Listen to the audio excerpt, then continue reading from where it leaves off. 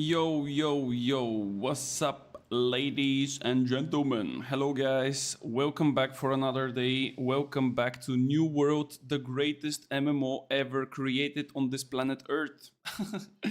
God damn, I'm having way too much copium, guys, but how can I not be excited? Tell me, how can I not be excited with the patch notes and the so many different things that are changing with the game coming this Monday, which is basically 2 days away from today, because the patch will be not in the early morning times, but it will be in the afternoon.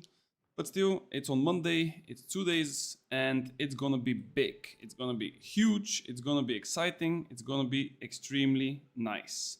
Now, today, as you probably saw the title, I have something special.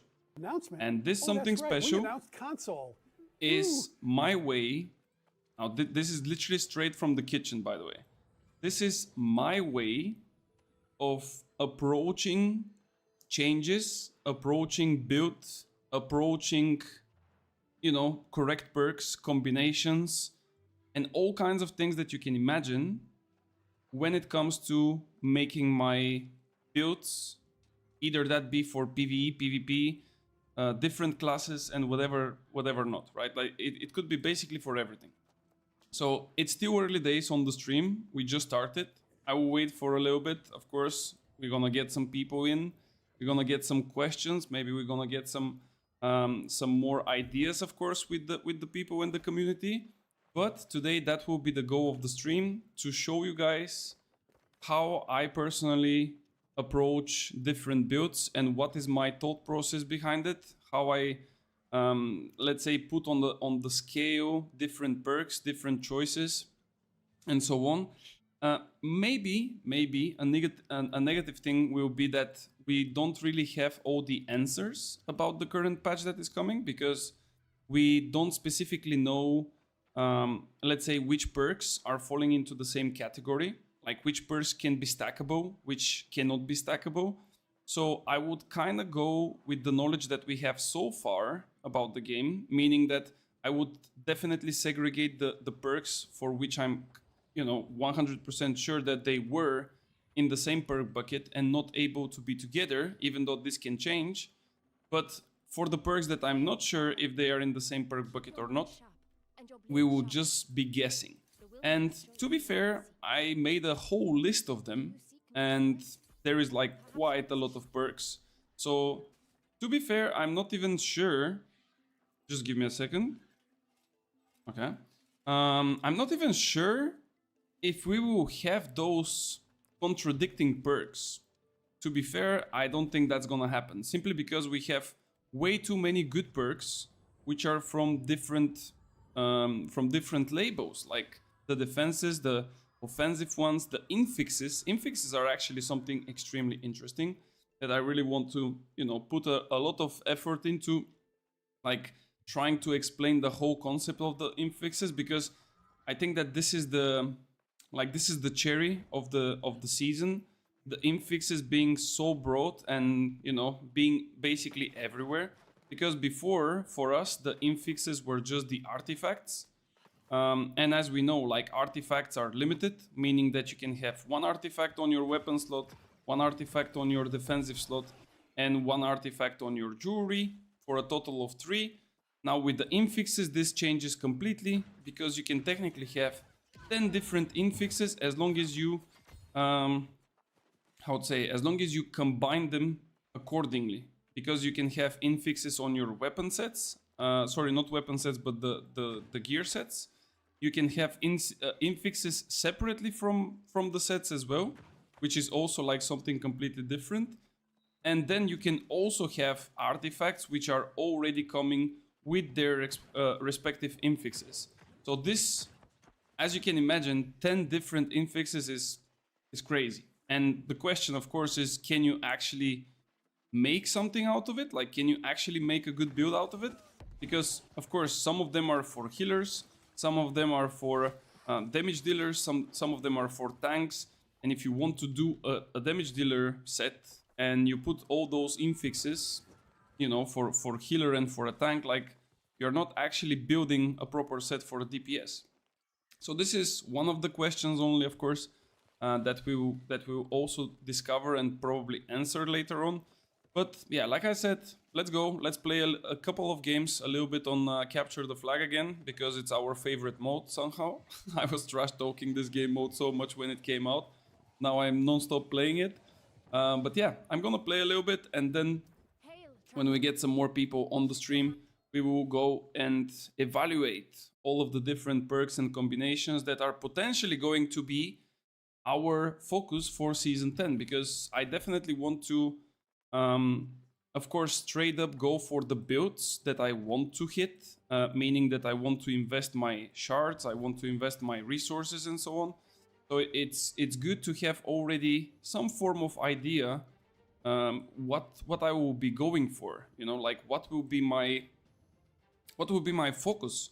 Because for example, currently in Season 9, if you come and ask me what would you choose for a best setup of a fire mage, I would definitely, without even thinking too much, I will tell you Ice Gauntlet as a secondary, and that's it. If you tell me, well, I don't really like ice because I like it more on the beach when it's 35 degrees and not like minus temperatures and winter times, then I will tell you, well, maybe you can go for Void Gauntlet, but that's basically it. I cannot go further than this. Like, those are probably the two best options for Fire Staff right now. But for Season 10, this technically changes probably like 100%. I'm not saying that, of course, Void Gauntlet and Ice Gauntlet would not be usable, but I'm saying that two other weapons are coming back from the dead, and those are the Rapier and the Great Axe, and yeah, I mean, it's just crazy. I will tell you about it later on, but yeah. Let's go and have some fun a little bit on the OPR. I mean, OPR, it's a small OPR. It's not really a big one, but yeah, ooh, quite a lot of Sword and Shield players. And we can just bait them so they chase us instead of our friends. This guy is using his defense stance, but nobody cares about this stance. I can just pop him from up here, and he's basically dead. Let's try to make a couple of wins. I'm not sure if the win ratio for today is open on the stream. Probably not yet, but we are not really paying attention too much on the wins. We are basically doing it for fun, just for a warm-up. Later on, we might even sign up for some PvE content, like Worm or something, if there is any. But I'm not entirely sure. I might actually die here. Yeah, I am dead. This guy is doing quite a lot of damage with the blunderbuss. I did a mistake to go Grey Bar, but as I said, we are just warming up, so everything is allowed. No hard feelings. Let's go and try to help our teammates to bring the flag. Looks like that... Is this our flag or their flag? I'm not entirely sure, but it seems like they have a couple of people here. Oh, this guy managed to bring it back. Okay. So they just brought it back. This guy is still running. I'm not gonna chase because probably he's a tanky one. We killed one more there. Nice. With the team effort. I think that both flags are basically returned, so we either have to go and steal theirs, or we have to just come and stop this guy from bringing it back to their base. Ooh! What the fuck? Bro, what was that? How come the... Bro, this is ridiculous.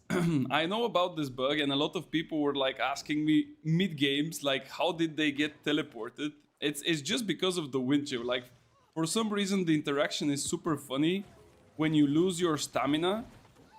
Like, if you are blocking and someone breaks your stamina, but that's not me with the wind chill, right? Because wind chill also has like a really hard stamina hit. But if I basically like still wind chill you, but someone else breaks your stamina, you just start flying away. And I don't even understand like why is this interaction even possible, but it is what it is. I guess we are having a good times with it. Okay. Typical tanks just pushing me and stunning me and doing nothing. That's pretty normal. Will be hard to get their flag from 7 people though, but... Is that the Bulgarian beast? Oh, bro, I'm an actual beast. I'm actually super excited for the next season and I cannot wait to be a beast on it. That's for sure gonna happen. Can I take it? I think I can take it now. Yeah. I took it, but they have too much damage. No, I need to leave it. Yeah, I even cannot drop it. Inferno and GA seems good.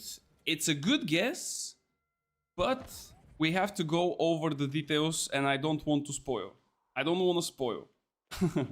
But definitely a really good guess. A really good guess. Remember that, like, I will just tell you this, like a tip, so you can also put a little bit, you know, thought process on it. Before, and when I say before, I mean like the game up until now, right? The game up until now was based on artifacts. Like, you have an artifact and you are building your stuff around the artifact. Now it's like having 10 artifacts. And the reason for that is because you have 10 infixes that you can potentially slot. So having 10 infixes makes it extremely crazy when it comes to combinations, you know? So that's why, like, think about it like this. Bro, what are those guys doing, man? Like, they are not leaving me even to breathe. Holy. Okay, let me try to do something cheeky here and take this. Okay, sick, bro, sick. I like it. Good damage though, good damage. Not bad. I need to run.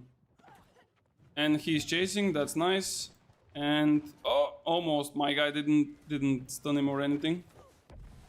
But maybe. Wait, why did my wind chill stop? I didn't have mana, okay. Bro, those guys are basically like bodyguards of Lionel Messi, man. They are not leaving this flag alone. Holy moly. Can I push them away from the map like I did with the other guys? Okay, there we go. I think we get them now. Yeah. Get him, bro. Get him. Beast. You are a beast. Woohoo! Run, baby, run. Run, motherfucker, run. No, no, no, no, no, no, no. Leave me alone. Leave me alone. We put slow here. Dodge, jump. Go. Okay. No, I'm gonna die if I stay like that. No, no, no, no, no. Okay, like this a little bit, just a little bit. Just the tip, just the tip. Just the tip, let's go. We do it. Nice. Okay, nice. I will do some Bulgarian split squats later for you. Ooh, that's a hard exercise, by the way. This is an exercise that at first I was like basically a professional volleyball player for like what, maybe 10 years, even more. And I never knew that they were calling those squats like Bulgarian squats. But this is one of the toughest like exercises for legs. Like it's a really tough one. There we go, we scored. Easy. Easy clap. Nice one, boys. Nice one. GG's. I think we can kind of hold the lead for this 3 minutes remaining. Yeah, we can kill this guy. Oh, I killed someone with my Ice Storm, I think. Yeah, season 10 tomorrow. What time? No, it's not tomorrow. It's coming on. It's coming on Monday. It's gonna be on Monday, and it's gonna be probably around 4 p.m. European time. So yeah, be ready. We're gonna be like literally. I will start the stream on Monday at around 3 or something. Like I will start just before the stream comes. Like let's say 30 to 40 minutes before that, and I will then stream it for probably the whole night. To be fair. Because I need like I need to rush, and I need to also make the new raid. Bro, why my team is not coming to stop this guy, man? He's carrying the flag, stop him. I need to stop him. There we go, nice. Good damage. Good damage. See! Push them away, push them away, push them away, push the healer away. Okay, that's a little bit too much damage. I think I'm gonna die here. Oh, if he doesn't have jump to stop me, he cannot do it. Oh, okay. Oh, shit, I got hit by the fucking blunderbuss. But yeah, Absurd ones and dips are also insanely hard. Yeah, that's why you just skip leg days, man. I had to do leg day yesterday. I skipped it. I had to do it today because I thought to myself, maybe I will do it tomorrow. And I skipped it as well. And tomorrow, you know what? I'm going and I'm making chest and biceps. Like, who cares about legs, man? Who cares about legs when you can do biceps and chest? Like, who literally cares about legs? Plus, when I'm gaming, my legs are under the table. I don't even see them. Like, what's the point of doing something for something that you don't even see? You know? Like, there is literally no point. This happened what we all did expect that this is... What? This happened what we all did expect that this will happen one day. Okay, and what is the thing that happened one day? Because I'm the only one who doesn't understand what you mean with this. No joke, I do chest, I feel good, I do legs, I feel miserable. Well, I know your thing, man. I know what you mean, because I was, like I told you, for all those years when I was like a professional player, it was literally like everyday legs, you know? Like, think about it like this. You just go in the gym and you are so fucking tired simply because the sport is like this, you know? Like, you just have to do thousands of jumps, man. You are a fucking monkey on a tree. Like, this is how many times you jump. And yeah. And at some point you are just tired, man. But it is what it is. It's actually funny because when you kind of work hard for it, doesn't matter which kind of like muscle, right? Like any muscle, if you work it good, you feel miserable literally right at the moment, but then you basically like feel way better, let's say an hour or two down the line, and it's an amazing feeling. I got banned for 1 month because of a bug abusing. What did you abuse? Did you abuse the OPR thingy that you showed me? Was this what you were like abusing or something else? OPR thingy? Well, I told you. I mean, I did it once with you because you showed it, but yeah, that was basically it. I didn't do anything more. So both of them. Was there another thing? Was there something else? 19 days left. Well, I guess you're gonna start the next season in the jail. I mean, take it in the good way, man. Like, some people play GTA, like GTA 5, and they want to be role players and they want to be like real bandits, and they go to jail and stuff. You are now in the new world jail, bro. Like, new season is coming out, new shiny things and stuff, and you are in the jail. You're gonna be watching some streams and you'll be like, damn, I wish I was out of this place.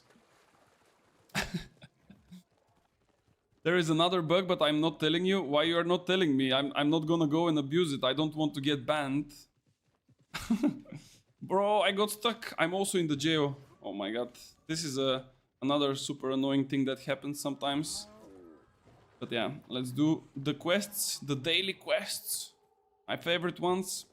I heard if you auto-lock for too long, you lose your eyesight.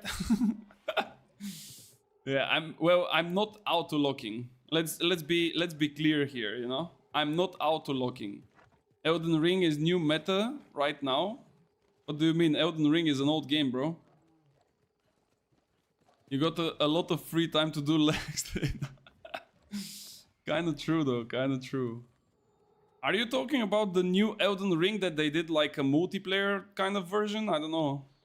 Because I played both, like the regular one and the expansion. Like, I don't even remember what was the expansion that I bought, but with Radan. And it was a really nice time, not gonna lie. Like, it was an amazing time playing this game, but I think that the new one, like the multiplayer one that they did, is nothing different than the regular game. Like, there is nothing new to it, I think. Salam alaikum. Alaikum salam. Is this how you answer? I don't know exactly, but... Hello. Let's say it like this. Wait, how was hello in Turkish, man? I knew that. Wait, let me think about it. I know like a couple of words on Turkish, but I don't know like all of them. You are right? Okay. All right. All right, let's go. One more capture the flag, guys, and we open the wildest spreadsheet you've ever seen. I actually put a lot of effort into it, so please no jokes after. If somebody makes jokes on my spreadsheet, I'm literally reporting you to AGS, so you also get into the jail same like Isabella. And it's not good for your health, neither for your game style. So don't make jokes. Spreadsheets, really good. Guy goes professional. I mean, it's not professional, but like, it's a bit more, how to say, like, it's easier to spot some things. Let's say it like this. I'm using like super old methods. After all, I'm a fan of the old school for some things, but I don't know. I don't like too much shiny things. I go with the basic stuff. Even though for some people, might be also shiny that my spreadsheet has some colors, but you know, everyone has its own. We'll see, we'll see. But yeah, technically I took away like all of the perks that are mentioned in the patch notes. I don't know if you read it like a couple of times, but because I did actually. This morning I was kind of reading it the second time, like with a fresh mind, after I got some hours of sleep, after I got my first coffee. So yeah. Neo, what's up, man? Good evening, welcome. And I did like a second read on it. I saw that, for example, they were mentioning perks from the past, which were reworked. And then they did like perks from the past, which were not reworked. And then we have the new perks, and then we have the infixes. But I will go over all of the different things after this game, so you will see what I'm talking about. By the way, I joined Mango, 0 VOD reviews, full build liberty, 0 control over me. Joined Para, first word, 3 hours VOD review on my game. Oh my god, with the Canva report on positioning, yeah, it is what it is, man. You know, some people work really hard, you know? Some people work really hard for it. But after all, for the people who don't know, Para and Mango, which full names Parabellum and Mango Loco, I think it was the full name of it, were basically the two best companies, considered the two best companies in the history of New World. For those of you who never heard of them or you don't know what is it about, those were the two best companies with the most stacked players in their rosters. Really wild times. People were going pretty crazy on it. So, you know, fun times. Can I survive this? Maybe? If I take this buff here... Wait, I took it and I didn't get any HP. What a scam. Oh, this guy wants me. How about no? I don't give myself that easily, bro. What do you mean? You think I'm an easy one? You come next to me and I suddenly die? Nah, that's not happening, bro. Let's see. Flag was taken. Potato. Bro, Mr. Potato is... Oof. Did he just took the flag in front of my burnout max range? Bro, this is the worst thing that you can do. Like, literally. Even if you think about, like, worse things than this, you probably will not find. Oh. Oh. No. Bro, he stopped my burnout in the last second, man. Wait, this is my secret? Oh, easy times. Wait, it's not my bro, this guy's trolling. He heals for 300 in a sacred? What the fuck is the sacred? This is the biggest bait ever, man. Even in Tinder, I didn't get baits like this. Holy shit, what the fuck? What did you cook for the new season build? It's a secret, bro.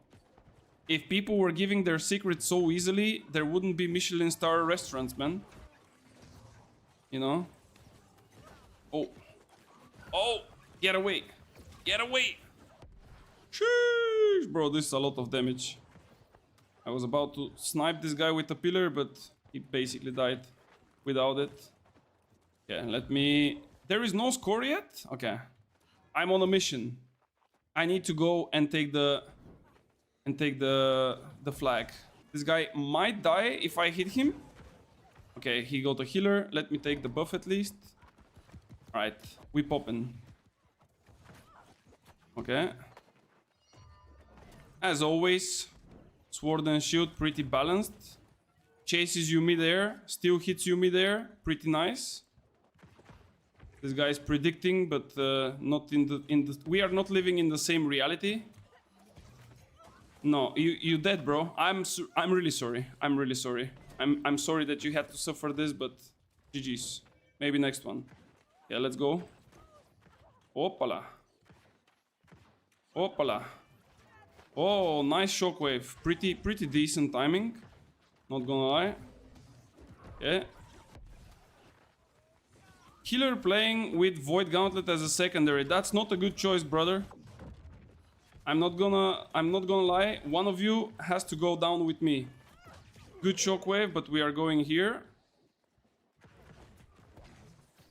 No. You don't take my buff, okay? Okay, thank you. Now let's help my teammate here. This guy doesn't have stamina, so we can finish him. Let's go up quickly. And we need to take this flag. Like, whatever happens, this flag is ours. Can I make a drift on top of this? Oof.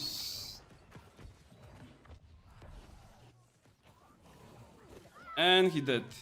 Recover, recover. GG. Okay, that was it. Easy peasy. Mission done. Mission complete. Let's get away from here. Give me the buff. Let's kill some people. The kill sound in this game is the most satisfying thing ever. Yeah, I actually was thinking in the past to make like a recording of it, but to make it like a little bit louder than usual. This was the best push from a burnout. Like, oh my god, this guy literally died from one single rotation of the ice, man. What the fuck? So I was really thinking to kind of record the Q sound and to make it like loud enough so I can use it for example, like a follow button or something like this. But there is just one problem with this, like the whole idea. Like, the idea is really good, but there is just one problem, and it's called laziness. Because I have like a lot of really good ideas, but I'm also like extremely lazy sometimes. And oh, I'm really sorry, bro. I'm sorry for your loss. This guy just decided to end his life in front of the audience. So yeah, I mean, maybe I will do it. Maybe. Maybe I will do it at some point, guys. It's just that, you know, some things are not so important and sometimes I just don't do them. So the next time... Where is Scott Lane? Yes. Oh! The age-old question. What's up, bitches? No! I almost got 4. What do you mean? So the next time you see a video of myself in YouTube, just know how lazy I am, and you see a whole video, not a single like sound. It's like a whole video. Insane. They will be easy for me. You're my friend. Where is my answer? Yeah, it's coming in around 5 minutes when we finish with this map. Because after this one we are going for... Bro, you don't have stamina. Where you cannot jump that. We are going to check the builds after this one, guys. I'm just waiting to finish. This guy probably wants to kill me, but I don't think he will have the chance. Let's go in there, backline straight up. I might take a... Oh. Almost. This guy is no stam. One down. Okay, this one is ours. Is it possible to get this build? This build, it's possible to get it if you go into my builds in the Discord or you check my YouTube channel and you will be able to find it somewhere.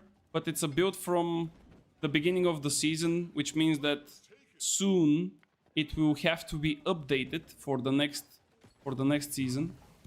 But yeah, this one is called Wind Chill, so you can find it there. Holy shit, this hits like a truck.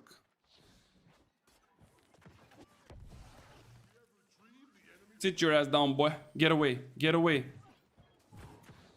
6 damage, but it's not enough. GG's, alright.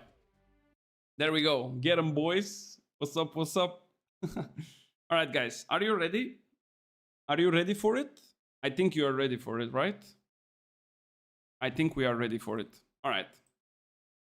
Let's hop on the spreadsheets. Let me just hide somewhere so I don't get killed or whatever. I will finish my daily quests maybe a little bit later. Let's do it like this. Just tell me, do you mind the music or I should remove it? For those of you who are watching on Twitch, because on YouTube we cannot really listen to music, unfortunately. I cannot really separate my like channels for music. But for those of you who are watching on Twitch, do you want me to keep the music or you want it to be removed? I'm giving you like a couple of seconds, minutes, whatever you need. Just tell me. Carty, you can put a exclamation mark builds or just scroll a little bit and then you will find the Discord link. And then when you enter the Discord, go into build section, like there will be like builds. And then on the builds, there is different threads. So when you go to the threads, you are looking for specific, of course, items and things like this. Like this one is called Fire Ice Wind Chill build. It's really hard to not find it, but if you still have some difficulties, just hit me up. No music, it's fine. Okay, let me help you. It's builds with an S, and then the bot is really quick. As you can see, it's Instapop. It's fine. All right, we keep it if it's fine. All right, guys. So first of all, the importance is this one. Like I said, they are adding, because the patch basically starts from here, where it says combat and AI, right? Like everything above was posted already from before. So it's nothing, wait, I'm not sharing you, my bad. Really sorry for that. There we go. So the patch basically starts from here. The important stuff is becoming a reality after this. And everything before was already posted, right? So what we are looking here are the different perks. And as I said, there is new perks, as a whole new perks. They are perks from the past which were reworked. They are old perks which were not reworked. And then we have the so-called infixes, which are still some form of perks, but you cannot freely put them wherever you want, because some of them are standout infixes. They are called like standout infixes because they can be alone. And then there are some infixes which are only obtainable if you have a set, like a set bonus of couple of items. All right. So the first thing is, here, of course, they are explaining like how it works and so on and so on. And then we get to the point where it says new fixed and slotable perks. So those are the ones that we either have from before but were reworked, and they can be slotted, which means that you pick if you want to use it or not. Then you have the set bonuses. Those are not really a choice. Like you have one choice, but I'm not entirely sure how exactly it would work. And then you have the infixes. So the first thing that we want to look at, I will actually skip the sets because this is a little bit more complicated topic. The first thing that we want to go for is the standalone infixes. Because like I told you, for example, we have currently, let me just see if I can find you a picture, just so I can speak also with like pictures, because that's the easier way for you to understand what I'm talking about. All of the artifacts in the past and also in the future, they technically have perks, right? But one of them is the so-called infix. And this infix is basically your builder of a playstyle. Now, currently we are looking at the Life Taker, right? So the Life Taker has a normal perk called Leeching. We know what it's doing. Then we have an empty skill slot, which we also know what will be. Like, for example, you're going to put Tether, you're going to put Scream, you're going to put whatever you want, right? And then you have two offensive perks, which are Attunement, and you have Disdain Infliction, right? Those are extremely normal perks that are capable to be everywhere. But the one thing that you cannot get on any other item apart from the Life Taker is the negative energy, which is the infix. Like, this is the dictator of your playstyle. So those infixes, up until the end of Season 9, were only possible to be used on artifacts. And that's why I'm saying that artifacts, as a limit of having 3, like 1 weapon, 1 jewelry, and 1 armor piece, were super restricted in the possibilities of how many different variations you can build, because you can only have 3, and then they can have 1 infix each, which is 3 infixes, right? But now we have infixes which are standalone ones, which means that you can put them everywhere. Okay, maybe not everywhere, because some of them are for armor, some of them are for weapons, some of them are for jewelries. But what I'm trying to say is that you can decide to put them on a completely normal item. And then this creates your playstyle. Like, this creates what you are aiming to get in the game, you know? And then you build around those infixes. And the best that you can do even further is to get those infixes and to combine them with the infixes of the sets. But this I'm going to talk about, like I said, in a second. So the first thing is standalone infixes. Now I took them all. As you can see here, I have all of the armor perks, all of the weapon and shield perks, and then we have all of the jewelry perks on the right side. Here at the bottom, we have all the standalone infixes. I think that here it's a bit more structured, it's a bit less text, and I also need to show that I did something, so you don't blame me that I'm not doing anything and I'm lazy. So the first thing that we're gonna check here, can I go just a little bit like this? Okay. So the first thing is, let's go one by one and see which ones are, let's say, good and which ones are bad. Maybe for the bad ones, we can just put a red color so we know it's a complete trash and we don't even look at it. The first one, Critical Storm. Every 0.5 seconds, when you critically hit something, you gain a stack.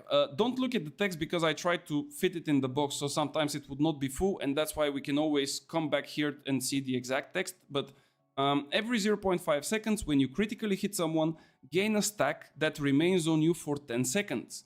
When you get at 6 stacks, your next ability will deal 100% weapon damage, lightning bolt, like the ability of a lightning bolt. Imagine the passive from the, what was the name of that bow? The Boltcaster. Like when you hit 3 times a same target with the Boltcaster, it creates like a lightning that falls from the sky. Like it's gonna be something like this, but you need to get to 6 stacks, so 6 critical hits, and then the next ability, like for example a fireball, will do 100% weapon damage additional to the fireball's damage. This is a really good one. I would say that's a really good one. Then we go for the next one. Thwarting Stun. Attacks versus grid targets or uninterruptible ones. If you don't know what is an uninterruptible target, imagine Berserk. Berserk is uninterruptible target. Will deal 5% base damage, more base damage, and it will give you a stack. The heavy attacks will give you 2 stacks. I think the light attacks will give you 1. And then when you get to 10 stacks, you will be able to make a heavy attack to apply 1 second stun. Now for me, this is a completely stupid infix, because let's take away that it takes a whole slot of an infix, like it's a whole slot. We don't really care about that. But in general, like, why would you want to build 10 stacks, which is 10 hits eventually, just to hit someone with a heavy attack so you can hit him with a stun for 1 second? I don't really see what's the point. I personally don't like it. I'm not a melee player after all, but I just don't think that this one is not that great. Then we go for the next one, Unstoppable. Gain a grit on melee heavy attacks. Let me actually stop the music because it's bothering me. I don't know if it's bothering you, but it's kind of bothering me at this point. Unstoppable. Gain grit on melee heavy attacks and the startup of melee light attacks. This is basically, if you remember what we have now with 300 constitution, like the perk, the node of 300 constitution, basically now becomes as an infix. And this infix, if I remember correctly, they said that they placed it on the ring. So if you want to have it, you can basically go with it. But there is a small addition to it, which we currently don't have in the live server. And this is, takes 5% increased base damage while your grit is active. So if you have the grit and someone is hitting you, you are basically taking 5% increased base damage. So it's a little bit of a trade-off. Then we go for the next one, which is pretty popular at this point because it's a pretty normal perk from the last patch. Alternating Enchantment. Hitting a basic attack will increase the base damage of your next ability, and then vice versa. Hitting an ability will increase the base damage of your next attack. Really good one, especially for weapons that have inner cooldowns that are lower. Spear is the greatest example. I think that Spear perfectly benefits from this infix, and I think that this is maybe a must-have. I'm not sure if it has to be on your weapon. I'm not sure if they will allow some of the infixes to be also slotted on your gear, because that would be even crazier. Because this one, for example, is for the ring, so it could be that this one is not only for the weapon but also for the gear. So this one, if I play melee spear, let's say, 100%. If I play a fire staff, most likely not, but it's a good one. And here it says hitting a basic attack. I'm not sure if it was also for melee basic attack, but here it says just basic attack, so I'm not sure if it's gonna be a melee or ranged. It could be also usable for ice and fire, but I'm not entirely sure how good it will be. Then we have another one, which is extremely interesting, at least for me, which is close quarters. Basic ranged attacks, like light and heavy, to up to 10 meters will deal 20% more damage, but you also take 5% more damage. So imagine you are playing a fire staff, just to show you how much is 10 meters, by the way. Let me just go back to the game really quickly. So I'm standing here, we ping there, so 10 meters is this much. So if you have a melee there and you are here, this is like 10 meters. This is the distance. If you are so good to keep this distance, you're gonna be doing crazy amounts of damage. But I don't know, it's still pretty close, and if I'm a ranged player, I would be kind of doubting. It's gonna be hard, you know. Then we go for the next one, Chain Lightning. Every 10 seconds, damaging an enemy with a magic ability will cause a chain lightning to hit up to 5 people for 50% weapon damage. But once you do this, you will also deal 30% to you. Now here the question comes, okay, let's imagine that I'm a stat padder and everything is fine.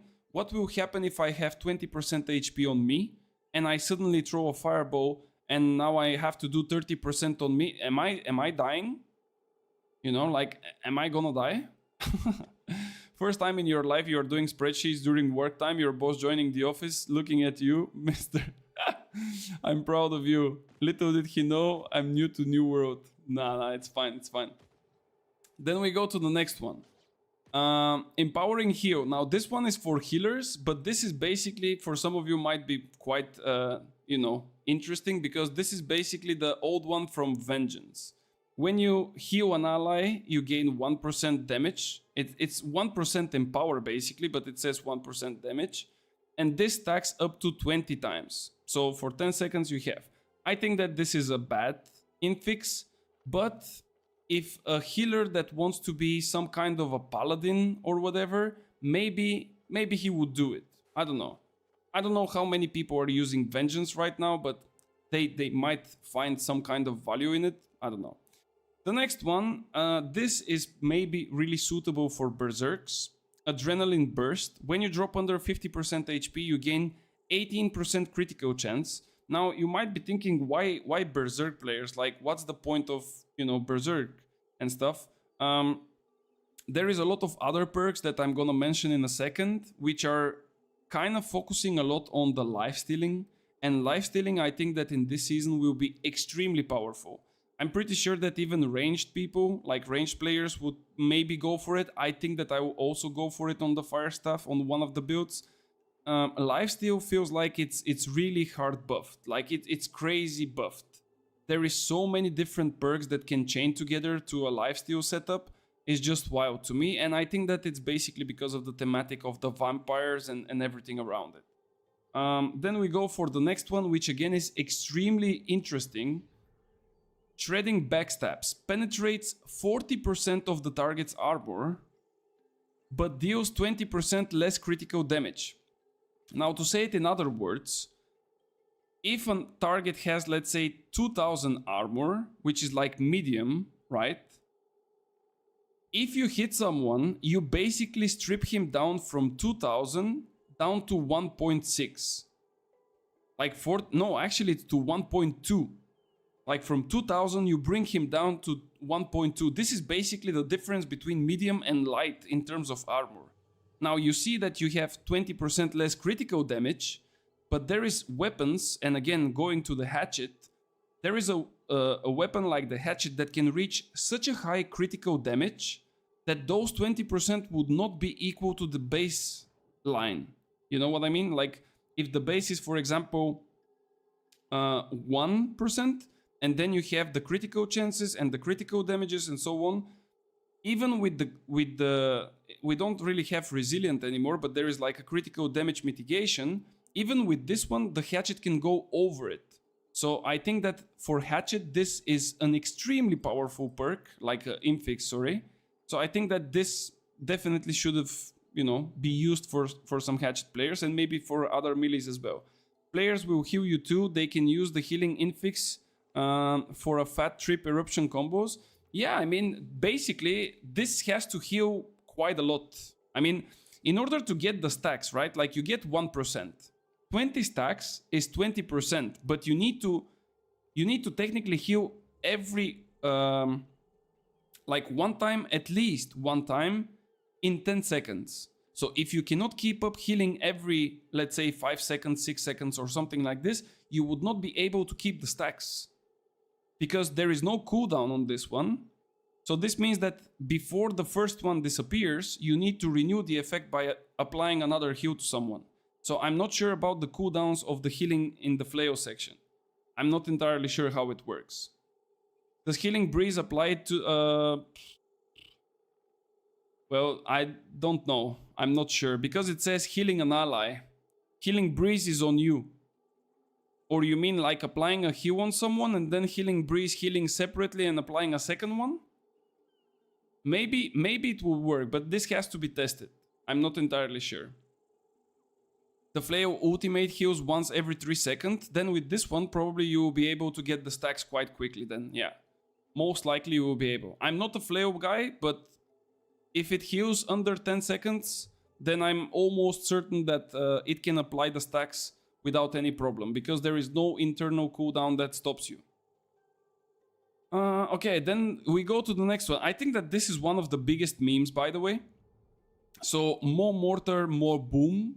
This basically means like, let me shoot more mortals, but they technically reduce the mortals, because currently you can shoot 3. And with this one, you can only shoot 1, which I don't really understand why. But it says mortal charge has 1 canister. It can bounce if it doesn't hit a direct like enemy, and then it will eventually, when it hits someone, it will deal 130% weapon damage in 5-meter AoE area. In my opinion, the damage is really low.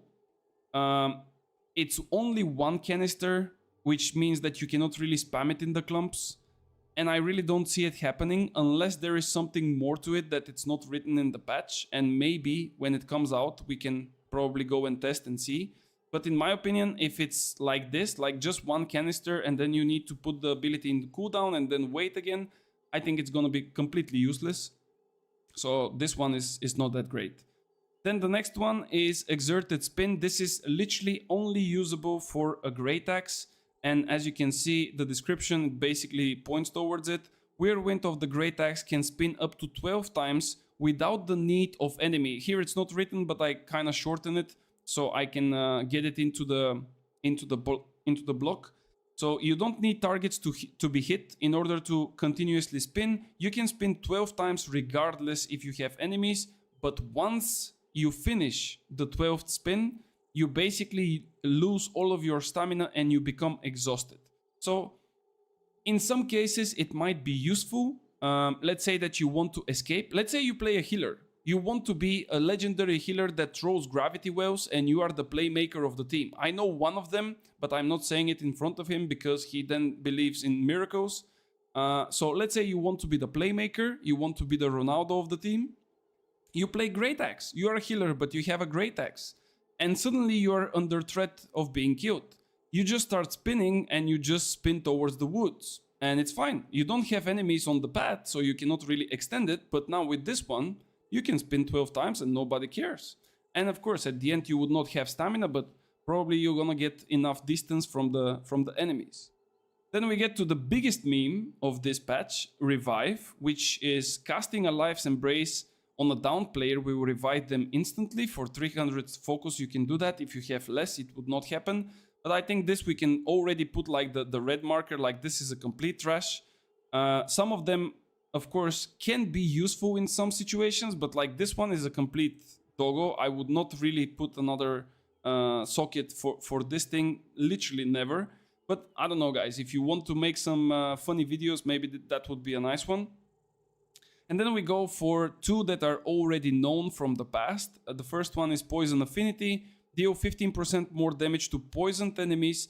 I think I put it in brackets here. That, I believe, is the passive of the Aconite Bow, which is basically currently an artifact. I'm not sure if they will change it from the artifact. Like, would they change it with something else? I don't know.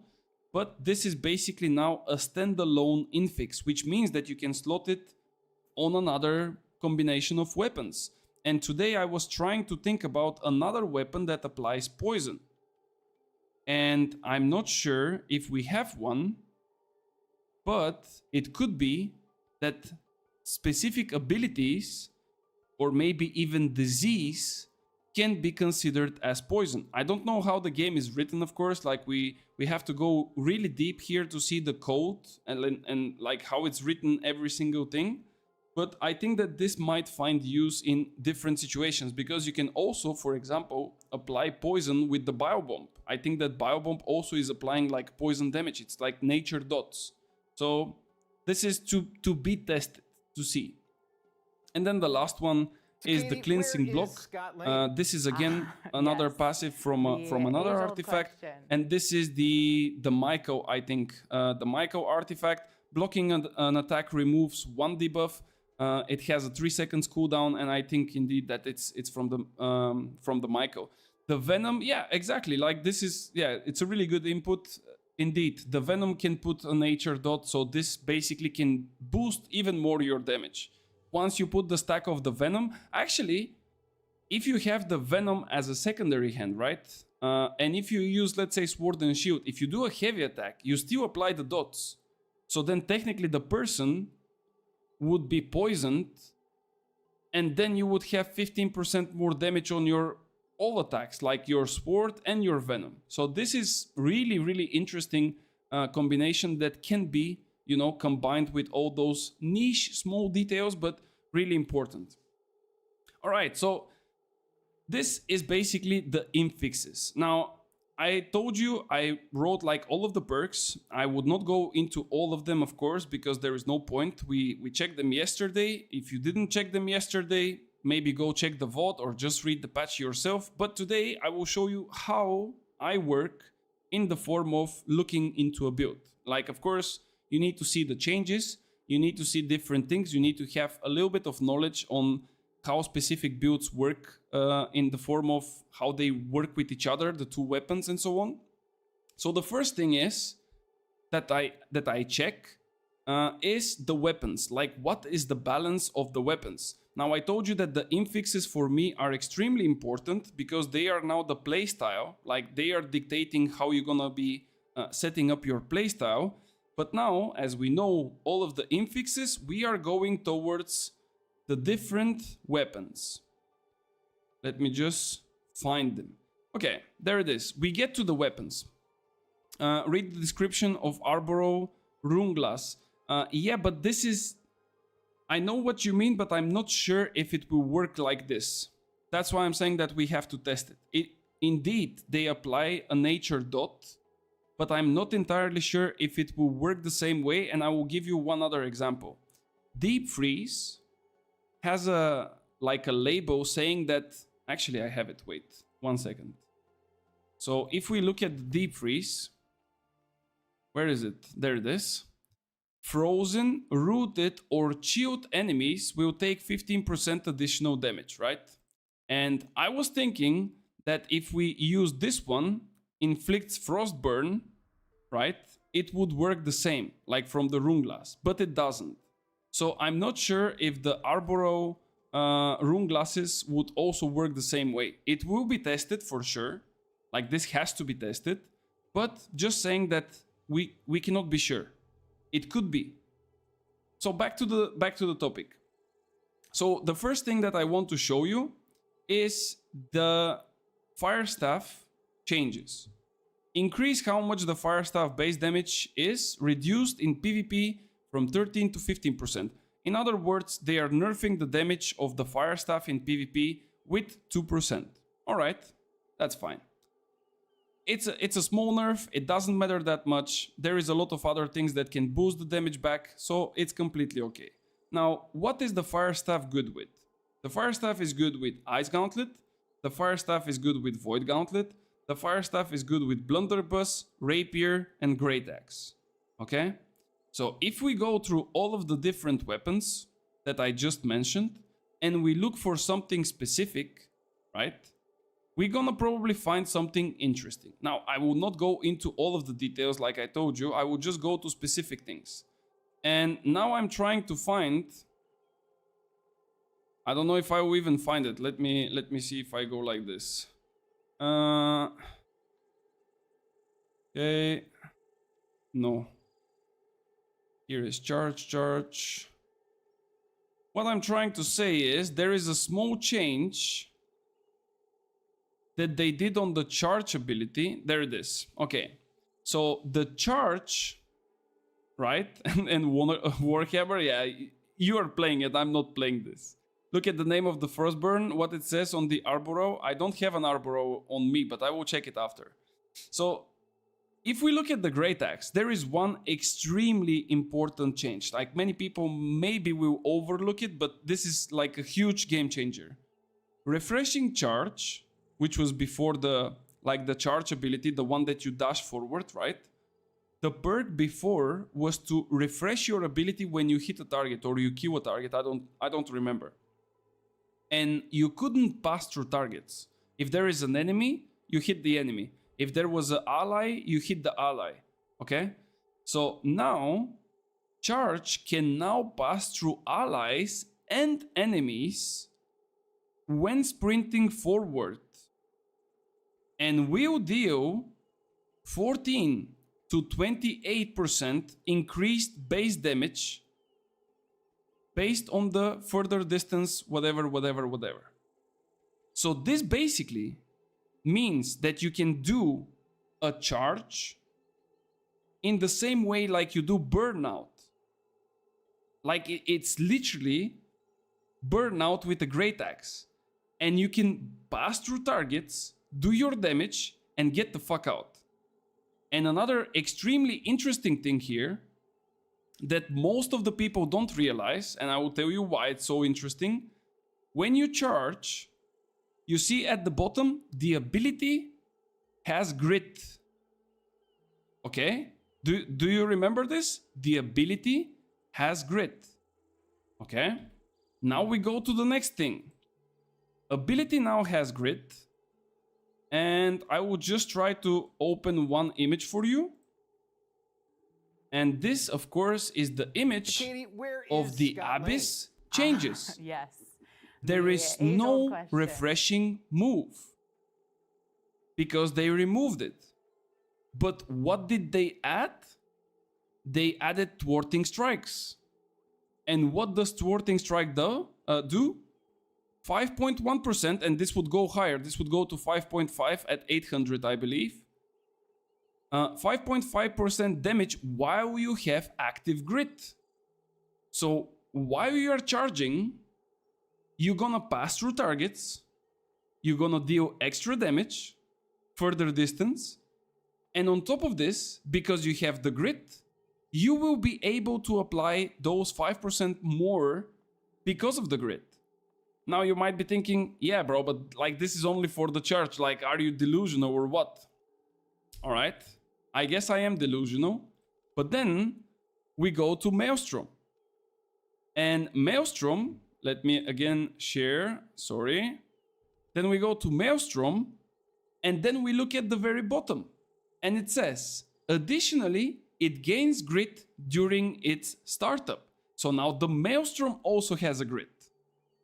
Now we have two abilities that are extremely important for the Great Axe and that are dealing insane amounts of damage because the charge, let's be honest, the charge is doing 120 at the moment. When you go to the latest one, it goes up to 165. And now it will have also the perk that will give up to 20% more based on the distance. And you're gonna have grit on this one. You're gonna have grit on the Maelstrom that does 110. And then it makes a second spin for another 110, which is 220. Okay? And if we look at the scaling of the Great Axe, like for example, this is the scaling of a Fire Staff with 440 intelligence, 1600. This is the scaling of a Great Axe with the same amount of intelligence. It's 400 more. It's wild. Like the 200% are based on this. Like this is the weapon damage. Okay? And then we go to the third last. Of course, some people might prefer to play with Graph. Some people might play with this one. Some people maybe even would, you know, meme with Execute. By the way, Execute also has grit. I'm just saying, you can go with Execute. You would also have grit, and you can also get the extra 5% damage. But I personally prefer the Reap, because the Reap can pull targets from even further distance. And Reap is really good for chasing people. Now, I'm not sure if the Reap has grit. I don't think you can even have it if you go further.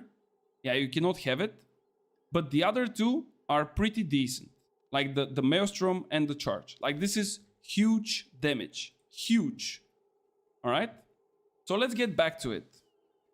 Wait, where was it? Okay, so this was with the Great Axe. Clumps in wars are gonna be funny. 10 people zooming out. Yeah, clumps will be pretty interesting, I'm not gonna lie. The body block trying use charge in OPR was so annoying. It's an amazing change. Indeed, I think it's a nice change, yes. Tenacity set will have a 3 seconds grid with a 6 seconds cooldown. Yeah, we're gonna get to that point as well. That's why I'm saying, like, all of the infixes are shaping up so many builds and so many different small interactions. It's wild. Can't you use also Reap as a finisher as well? I mean, you can use whatever you want. Like, you can, of course, choose your like ability dependent on what exactly you are wanting to do at the same moment. But yeah, yes. So this is with the Great Axe. And if I go, for example, to build a Fire Staff and a Great Axe, my idea from that point onwards will be to build around like this Great Axe. Like, let's say the Fire Staff, I already know it deals nice damage. I can go for elemental damage. I can go for something else, and so on. You have those infixes. You can choose, what do I want to take? Like, do I want to take something extremely towards damage focused, or I want to take something that is more towards the defense focus, you know? So you can choose for yourself and go with it. Now, if you don't find something that is extremely nice for you in the infixes, in the standalone infixes, then you can go to the sets. Now let me close this, and we go down. We go up to the sets. Now the sets are pretty straightforward. You have a couple of sets. I don't know how many they are. Let me see actually. 1, 2, 3, 4, 5, 6, 7, 8. I think it's 8 sets. 3, 4, 5, 6, 7, 8. Yeah, 8 sets. And each and every set has specific bonuses on 1, 3, 5, on 2 and 4, and so on. And then you have infixes for the set itself. Now, one thing that I cannot tell you, because I didn't really find the information, maybe you know it, but I don't know it, is can I choose my infix, or I have to farm consistently the set until I get the correct infix? This I'm not sure. But regardless, they have a couple of infixes which you can choose from. So for example, if I want to use this second wind set, and let's say I want to take the 4 pieces because I like the bonuses, I can have them, I can farm them, but then I want one of those infixes to be used for my set. As far as I know, you can only choose one. I don't think you can take all of them, because if you can take all of them, like this first set is a bit wild. Like, this is crazy. I don't think that would be legal to have all those things, you know? Like, this would be straight up, like, illegal. But I think it's only one. And if you cannot find a good infix on the standalone ones, like from those, you basically go to the sets, and then you look here what you need. So for example, if we play Fire Staff and Great Axe, right? Like, what can we do with it? And rage set, I don't think so. It doesn't really look that great. Second wind set, I don't think so. You know? And then you go forward and you see what you want. Now, one set that I really like, and it's more of a defensive one, is if I go for elementally charged set. Now, this one looks a little bit strange, but I think it's a really good one in the form of defense. After all, you want to survive, and you don't want to be like full glass cannon, especially when you're gonna be semi-melee. Because after all, you have a great axe. You will be melee, right? So if you go with this one, magical weapon abilities do 7% less damage, base damage. But they store a charge of that weapon's element for 20 seconds. Activating an ability of a non-magical weapon will consume the charge and add 10% base damage of that element for the next weapon attack. Now here the question is, if I play a Fire Staff and Abyss, is the Abyss considered as, you know, a magical weapon? Or it's considered as a great axe? And then vice versa, if I play Inferno with a regular great axe, you know, then I definitely don't have a magical weapon in the form of the great axe. What if we have to choose one infix on armor in general? None of the set infixes are better than the standalone infixes. Well, I guess that I don't have the answers to everything, but if it's a standalone infix, I think that you can have one of them on specific places of your armor. For one of them, I'm sure, because they mentioned it and they gave an example. It was... Where was it? This one, the Unstoppable. The Unstoppable, they said that it's a infix which is slotted on rings. This is only on ring. You cannot put it anywhere else. So if you want to have this one, you have to place it on a ring. And if your set, let's say the elemental set, has a piece which is a ring, then you have to choose, do I want to have the set or I want to have the infix? This is the only time that they will contradict each other. That's why I'm saying that for the moment we can kind of theory craft, but we cannot know with 100% certainty what exactly it will happen. You know, but you can kind of have the idea already in your head, and then on the fly you can change a couple of things. Set can have both or single piece of gear can just have an infix or just set bonus. At least that's what my impression from the dev statement. Okay, we'll see. Abyss is a normal weapon, not a magical one. Only IG, VG, Fire Staff and Life Staff are magical. That's an amazing news, because this means that we can utilize this bonus of 10% extra damage after we, you know, after we switch between the Fire Staff and the Great Axe. And you might be thinking, yeah, but is it really good to lose 7% base damage? And I will tell you yes, because 7% is the base damage. This is not your total damage. After empowers, 7% is pretty much nothing. Yo, Lydic, 13th of October, get discount on New World? I don't think so, brother. I don't think you're gonna get a discount, but I think that definitely you would get your worth of your money, so don't worry about it. Infixes looks like artifact perks. Yes, correct. So if sets have artifact perks, we might be limited to one infix on armor, jewelry, and weapon slot. You are limited to... I'm not 100% sure, but I think it's 99% sure. You are limited to one infix on a single item.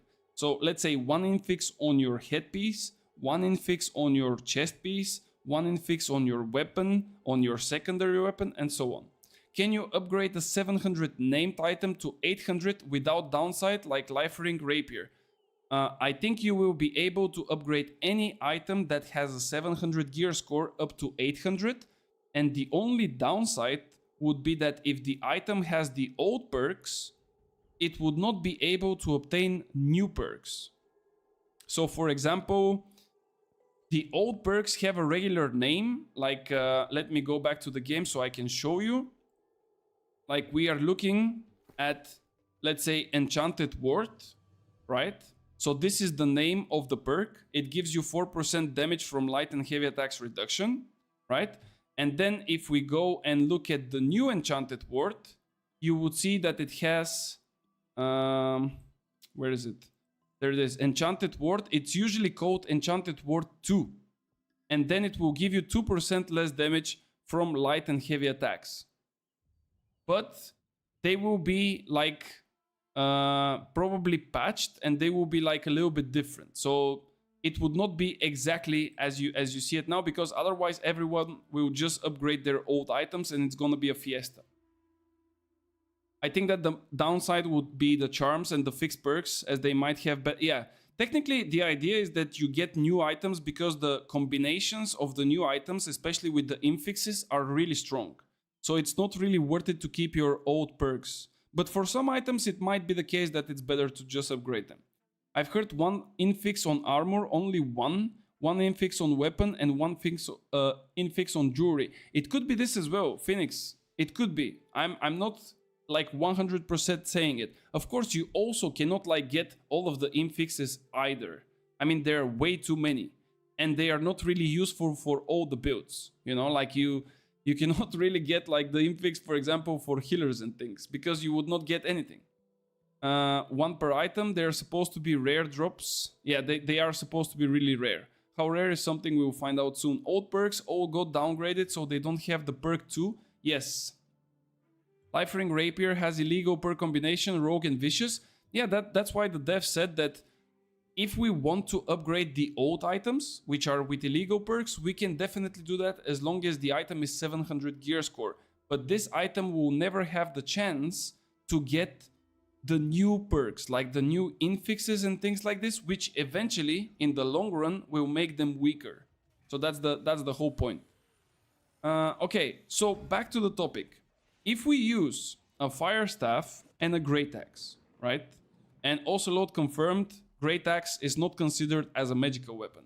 This means that every time, let's say I do a charge element on my Fire Staff, I change to Great Axe, next ability will basically consume my damage from the stack, and it will deal 10% more damage.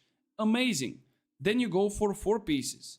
You can now store up to 2 charges of each element. While with 2 charges, gain 10% resistance to the damage of that type. Now this one is pretty interesting, again, because, okay, I have definitely 1 charge from the Fire Staff. But what if I split my Fire Staff between fire and ice? Do I get a second charge of the ice simply because I applied ice damage? Do I get a charge from Abyss, like from the Great Axe, in the form of Void, because it deals Void damage? So it's really interesting, because 10% resistance, you might think, oh, 10%, like what? It's nothing. No, it's not nothing, because first, they nerfed the gems. The gems are no longer 2.5 Oppos and 2.5 physical on the Onyx.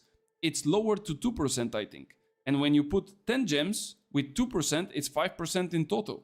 Then you have the amulets. The amulets were giving 15% protection. Now they're gonna give 10% protection. So having an additional 10% to one of the most common elemental types, which is the fire, and possibly having for ice or void or something else, it's extremely powerful. And then you also get to choose one of the infixes. So while we have no elemental charges, you take 5% less elemental damage. Pretty decent, but I don't think it's usable, because you would always have an elemental charge, simply because you're gonna be using the Fire Staff. So it's gonna be always there. For each stored elemental charge, gain 20% mana regeneration rate. Well, probably this is not the best one, because you don't want to have that much mana on your Abyss, right? Then you have, when consuming an elemental charge by using a non-magical weapon ability, gain 20% stamina regen. Okay, so this might be good. 20% stamina regen. You don't really have that in your Fire Staff or Great Axe kit, so having a bit more stamina to survive, definitely not bad. And then the last one, when consuming an elemental charge by using a non-magical weapon ability, gain 10% haste for 5 seconds. This also consumes 30 stamina. Now this is a horrible one. Of course, you don't want to lose 30 stamina, so, you know. But here, for example, all those, like, let's call them 4, one of them is complete trash, the other one is not really good for your one weapon, and then the other 2 are kinda, you know, like meh. You can definitely skip the infix, and use it for a better purpose by just going here, for example, and going on, let's say, Critical Storm, or going into alternating enchantment. Because like I said, alternating enchantment, I think, is changed. It says hitting a basic attack. It doesn't say melee basic attack. So there is so many possibilities. It's actually insane. Combine that with extra pull one chasing. Usually we have pre-download. This update is too good to rush it anyway. Yeah, for sure we cannot rush it. New World won't have a pre-download. I'm not sure. I don't know. I don't know if there is any information about this. I never remember. My ass will be working anyways. Well, I took a whole week off, so I'm gonna be wilding for sure. As the said part of a solo player, if you don't rush to get geared, you are also gated out of content. I don't think so. I don't think you will be gated out of the content if you don't rush for the gear. I think that they are going to the direction where they want to put people to be able to play all kinds of content depending on their brain cells and not their gear. Yes. The age-old And question. just to prove you this, if you go, for example, now and you want to do, I don't know, like let's say Gorgon or M3 or whatever, people will tell you, give me your gear score, right? Like give how much gear score you have. Give me your perks, right? First, if you go to gear score, they ask you because they want you to have specific attribute thresholds. They want you to have exact amount of points. This is changed. In the next season, as soon as you hit level 70, it doesn't matter what kind of gear score you have, all of your attributes are equal to every single one player at this same level. Level 70 is the cap of the level and the attribute points, which means that even if you have 800 gear score and I have 600, if we are both level 70, we have the same attributes. And then when it comes to gear, when it comes to perks, it depends, of course, what kind of perks you have, because if you are missing, you play spear and you don't have enfeebling skewer, like what are you doing there? You know? And then, of course, if you have a 700 spear, your skewer would probably, let's say, weaken for 30%. If you go to 800, it would be 35. But in general, the idea is that you have the access so you can participate even in the highest gear, in the highest content without too much of a gear. So I don't think there is anything like, oh, I'm not there on the first 1 week, I'm missing like super a lot. No, it's not like this. It's not gonna be like this, don't worry. Okay, so the next thing, guys. We said we are building a build, right? So this is what currently we know for building builds, right? Like we know that we have 10 pieces of equipment. This is 5 armor pieces, 2 weapons, and 3 jewelries. Of course, if you use a shield, it's 1 extra, but I don't play sword and shield. Probably you know, neither flail, so that's why we have those. The scaling of the gear this time around will change greatly the gear score. It will mostly change the amount of like percentages that you get on the perks. Like for example, if you have Enchanted Ward at 700 gear score, it will give you 1.5% protection, while at 800 it will be 2%. Like technically the perks are the ones that scale with the gear score, but it's also not a drastic change. Playing first week is important if you want to make coins on the market. Well, that's for sure. That's with everything like this. But yeah. Or if you want to make like crazy things that nobody is expecting as well. I've been running Abyss Fire Staff for a while now using Featherweight Artifact. What's your thoughts on the trade-off with the Featherweight? I think Featherweight is not worth it anymore. It's just not worth it. In my opinion. I don't know. Sorry, came late. Is it confirmed that we can have 10 infixes? I don't think we can have 10 infixes, but we can have infixes from the standalone ones, and we can probably have infixes for specific slots. Like you can have infix, for example, this one that I showed earlier, like Unstoppable. This is technically the, like, let me actually show you in-game as well, so you can see. Oh, wait, this is the wrong window. So if we look at in-game, on 300 Constitution, gain grit when charging and performing a melee heavy attack, and during the startup of a light attack, right? and now we go to the infix, it's literally the same thing, the unstoppable infix, but there is a small trade-off at the end where if you have an active grid, you take 5% more base damage. But they said that this infix is only applicable on a ring. So if you want to have it, you need to put it on a ring. Like, we will have those restrictions about the infixes where they can be placed.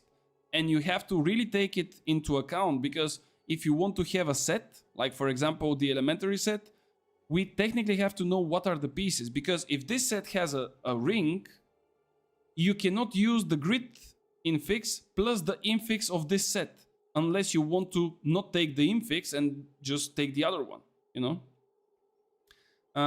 Can we have that spreadsheet? No, not possible.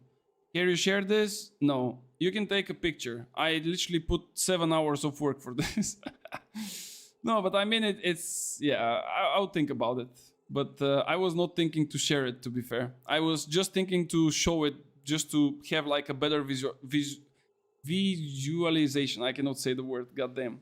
Do you think alternating enchantment is bis infix for a fire staff? Let me go back and read what exactly does it say, because if it's like an infix for an attack and it's not mentioned like a melee attack or anything, I think it's gonna be pretty much a really good one. I cannot say that it's gonna be the best, but it's gonna be a really good one. Wait, it should be standalone infixes, alternating enchantment. Hitting with basic attack.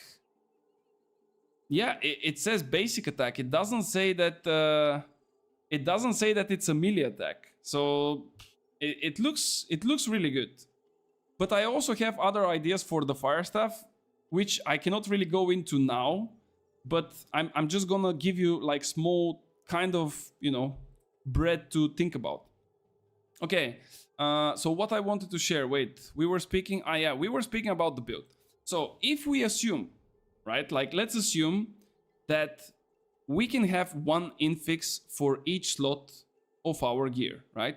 The second thing that we have to think, because if we go and put the infixes now, it's gonna be really stupid from our side, simply because there are two factors. The first one is we don't know what is the location of all the infixes. Like I told you, the one with the grid is for ring, but we don't know what is the location for all the other infixes.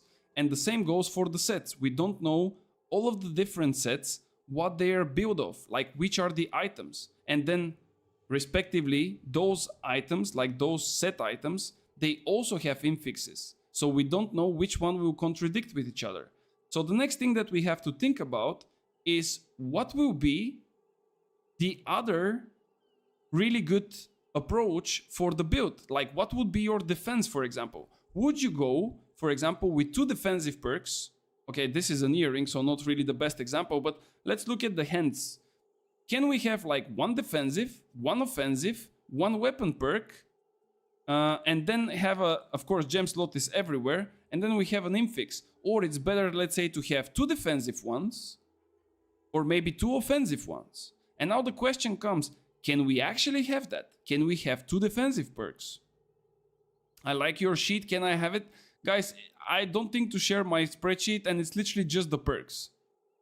I just want something easy to read. Oh my god. Okay, I will think about it. There is a very detailed Google Sheet circulating in Discord. Yeah, probably you can take this one then. I don't know. Like, I don't know who is sending it, but you can take it. Not mine, but the one that is circulating. If you have one, give it to me. I'll give it to everyone else. I will buy the spreadsheet out of you. Okay. It's not for sale, but thank you guys for appreciating my work. All right, let's go back to the topic. So, like I said, we kind of exclude now the infixes. We know that they are super nice, but we don't know where we can place them. So that's why I think that we can kind of stop it here, because afterwards it's just a guessing game. And guessing game is not my favorite thing to do. After the whole time, I'm really excited. You should be, bro, you should be. So the thing is, can we have 2 defensive perks? What do you guys think? I have some pictures here, and I'm gonna try to explain it really clearly as far as I can. So this is a picture of an item which I believe is a light chess piece. Now, why do I think it's a light chess piece? I'm currently checking in the game. No, it's not a light chest piece. It has a weight of 2.6 kilograms. I think you see it on the bottom where it says 2.6 kilograms, right? Now I'm checking all of the gear pieces, and the light headpiece has a 1.5 weight. The light chest piece has 3.5 weight. Some of them have 2.9 as well. Then we have gloves at 1.5, pants at 2, and boots at 1.5 as well. Now this one is stating 2.6. So medium boots are 2.1. Medium pants are 2.9. Medium chest is 6.2. So I'm really not sure where does this one fall with those 2.6. But it's somewhere.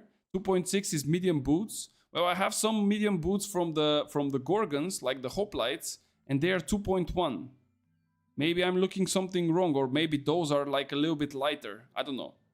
But it's somewhere there, like medium, light, somewhere there. But this is not the most important thing. The other important thing here is the perks. So this one is from the focused set. This is the healer set, right? And if you look at the perks, we have Enchanted Ward, which is a defensive perk. We have Grit Ward, which is another defensive perk. And what is even crazier is in the current game, like in the current meta, in the current patch, those two are in the same perk bucket, which means that you technically cannot have them together if you want to create this item, if you want to craft it, if you want to, let's say you have an item with Enchanted Ward and you go to the Gypsum Kiln and you want to add a Grit Ward. You cannot do that because they are in the same perk bucket. But here, it's quite clear that they are together. And then we have hardcore parkour, which I don't even know in which kind of perk bucket it is, even though I made a video about the perks and their perk buckets, because this is quite useless perk. And then we have Flame Conditioning, which is another defensive perk. It's not in the same perk bucket with those, but it's a third defensive perk. So it turns out, and we have an empty gem slot. I didn't count this one, but we have an empty gem slot. So it turns out that this armor piece has 3 defensive perks, 1, let's say, utility or whatever, and then we have a gem slot. So is this enough for us to think that we can slot 3 defensive perks, even if they are not illegal combinations? We can already create 3 defensive perks that are not illegal in the current system. We can put, for example, Enchanted Ward, we can put Conditioning, we can put Shirking Heals, or we can even put 2 conditionings. But is this a confirmation for us that we can put 3 defensive perks? And then we can go for another image. This is from another set. This is the Stifling set. Here it's not really clear, but this is a weapon, I believe. And it has to be maybe a greatsword because it has Relentless Freedom.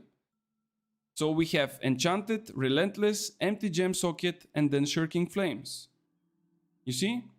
And then we have another image of another weapon, but this one is crafted. Or no, this one was not crafted, this one is crafted, because the crafted ones can be traded, but the ones from dungeons, I don't know if you know this, guys, but from dungeons, you cannot trade the drops. This is a drop from a dungeon, like from M3, they said the best drops, right? Like this is a drop. This one is fixed perk. This one is not a fixed perk because as you can see, there is like a small circle on it. So you can replace this. And then you have technically 4 slottable, like changeable, whatever you want to call them, slots. And if we look at this one, it actually looks pretty crazy, right? Because it has 1 fixed perk, which is an offense, and then we have 2 skill slots. What does that mean? A weapon with 2 skill slots. There is no gem in it. This one doesn't have a gem.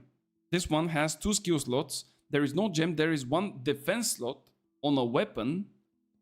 And then we have another skilled enchantment, which is technically an offensive perk. So Going over to the hammer, it's pretty much crazy as well. Like we have sturdy, which is a stupid perk, but it's kind of a defensive one. We have desperate empower, which is an offensive one as it gives you damage.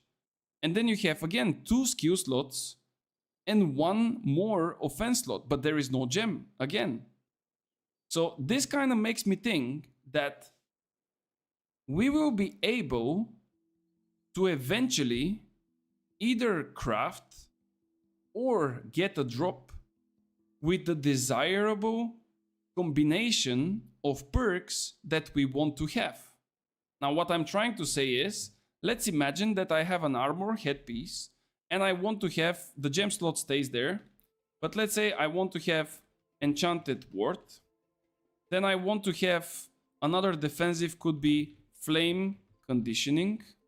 Then I want to have, for example, slash conditioning, which is currently like possible and available.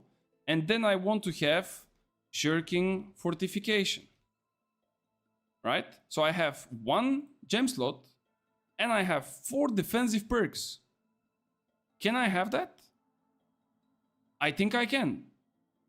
But in order to get this, I either need to craft an armor piece and I need to get lucky with a row of 4 defensive perks and a gem slot, or I need to go to M3 and then I need to pray for such a drop.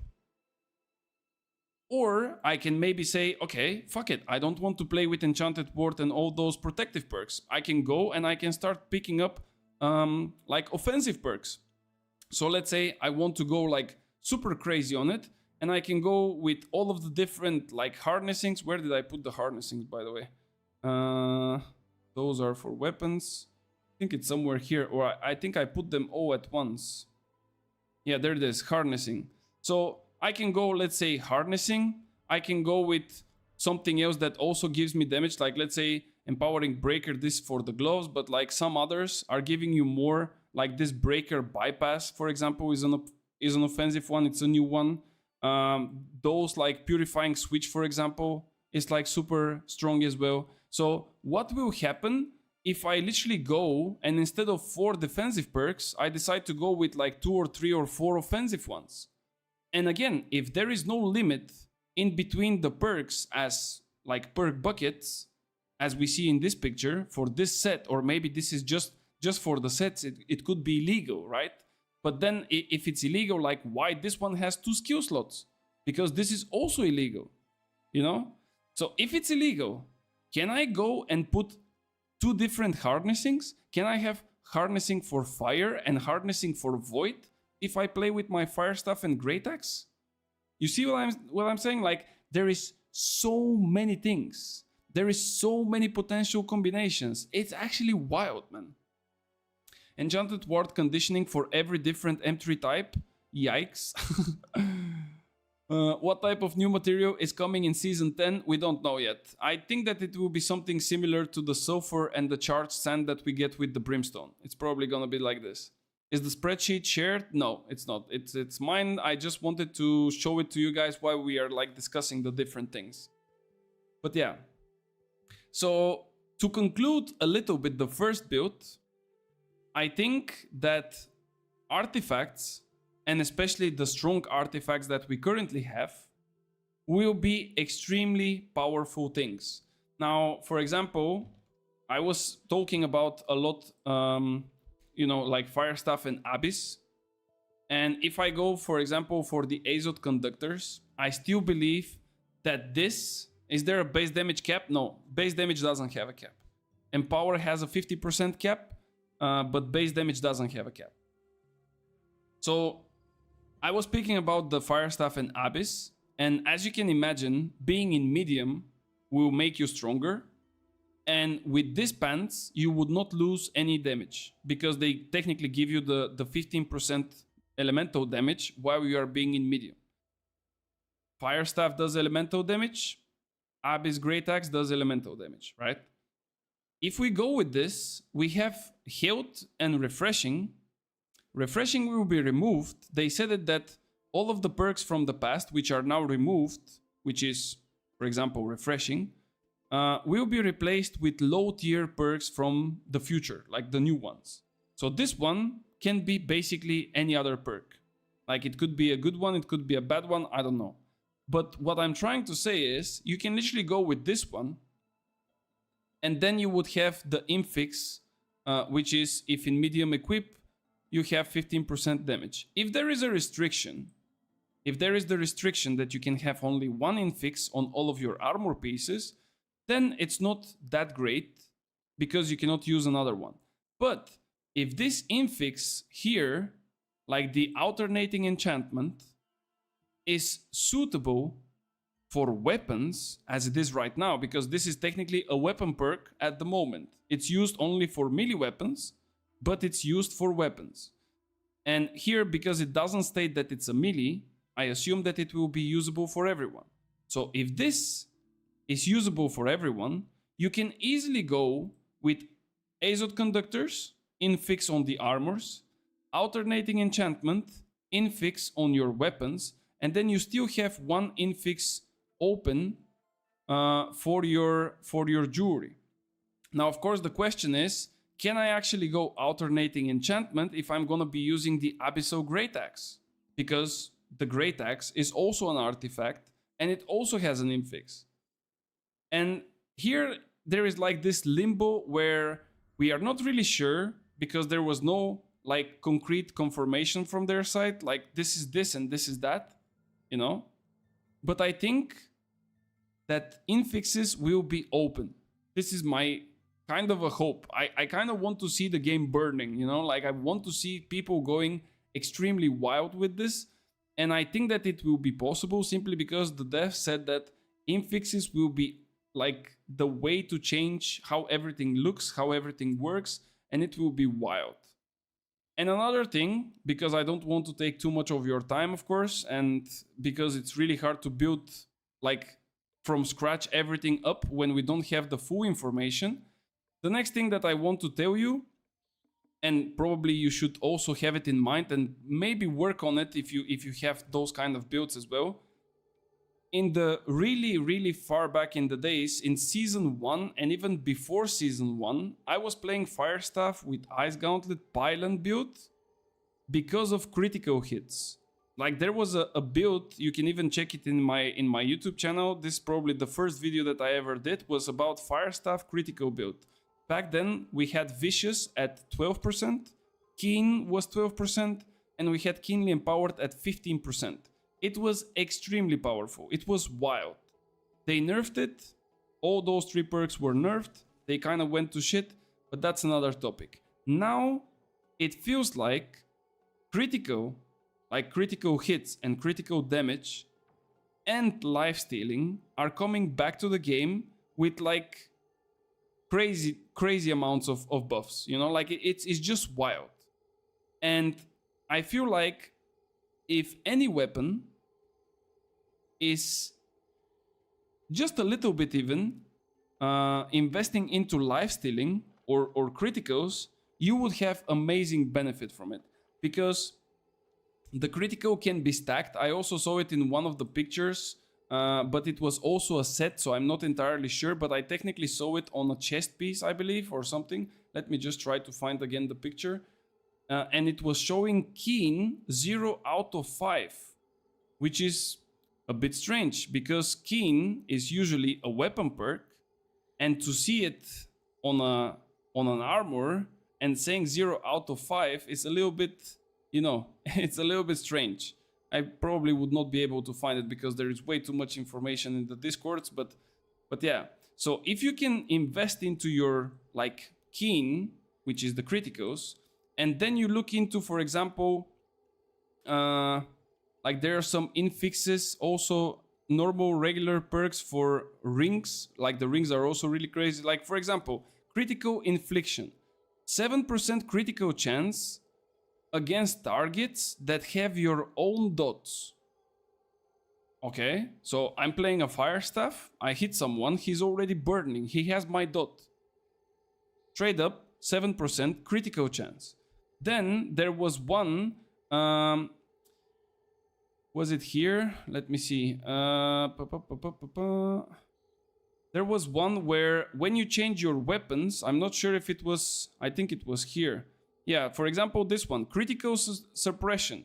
Magical light and heavy attacks reduce enemies' chances by critical, this is for enemies crit. But there was one where if you change your weapons, you have critical chance for the next 3 seconds. So if I change between my, let's say, Fire Staff and Great Axe, or Fire Staff and Ice Gauntlet, I also have critical chance. And then the Keen gives me critical chance. And if it's stackable, it's even more. And then if you have, for example, oh, there it is, the one that you switch. Keen switch. On weapon swap, increase critical chance by 9% for 3 seconds, or the first hit that will happen in those 3 seconds. Like, this is also extremely powerful. So I think that critical is kind of coming back to the game. And even more is coming the lifesteal. Like, the lifesteal is just wild. Warm shirt with Keen. I'm not introducing too many of the old items because we don't know how they will reshape them. The warm shirt with the Keen was illegal. And I'm not sure if they will introduce Keen to be usable on gear as well. Because the picture that I saw was not the warm shirt, it was like a regular item. And just to give you a little bit of an insight about the lifestealing, right? So first of all, we are not really looking at the old perks here, even though we have them. But I'm going one by one because, of course, I don't know each and every where it stands. So we have this one, Lifestealer's Draw. 15% lifesteal and 15% potency of lifesteals if you didn't drink a potion, like a survival potion, not a mana potion, for the last 13 seconds. So 15% lifesteal, and this lifesteal is buffed with another 15%, so it's like 15% out of the 15%. I don't know how much it is. I didn't go to school that many times, guys, so I don't really know, but you get the meaning of that, right? And then you might be thinking, yeah, but like 15 is not that much, right? And then you can look for, let's say, lifestealing. Let me see here on the weapons. So we have lifestealing on the weapon gives you 5.5% of your damage as HP. And this is stackable. And then we have Mortal Aggression, which is basically a combination of all perks from before, like Mortal Empower, Mortal Energy, Mortal, I don't know, like Lifesteal. They combined all those perks and they put them into one. So now you have Mortal Aggression. Hits will have 2% Lifesteal, and on Q you get 10% max HP, 10 stamina, 12 fortify, and 10% empower. Now, of course, on Q it's not something that you can achieve that easily, but you can get the 2% lifesteal. And then you can kind of go here, and I will show you one really nice detail. I'm not sure if you watched it like really closely, of course. Some people might see it, some people might not.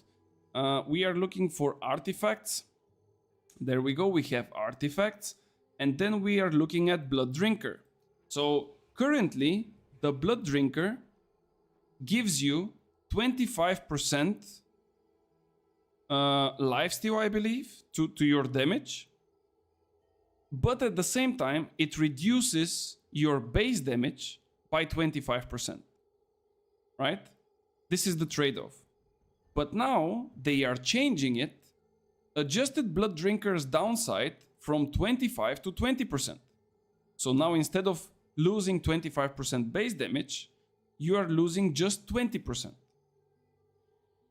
And added a benefit of a lesser decrease in damage if the target is diseased.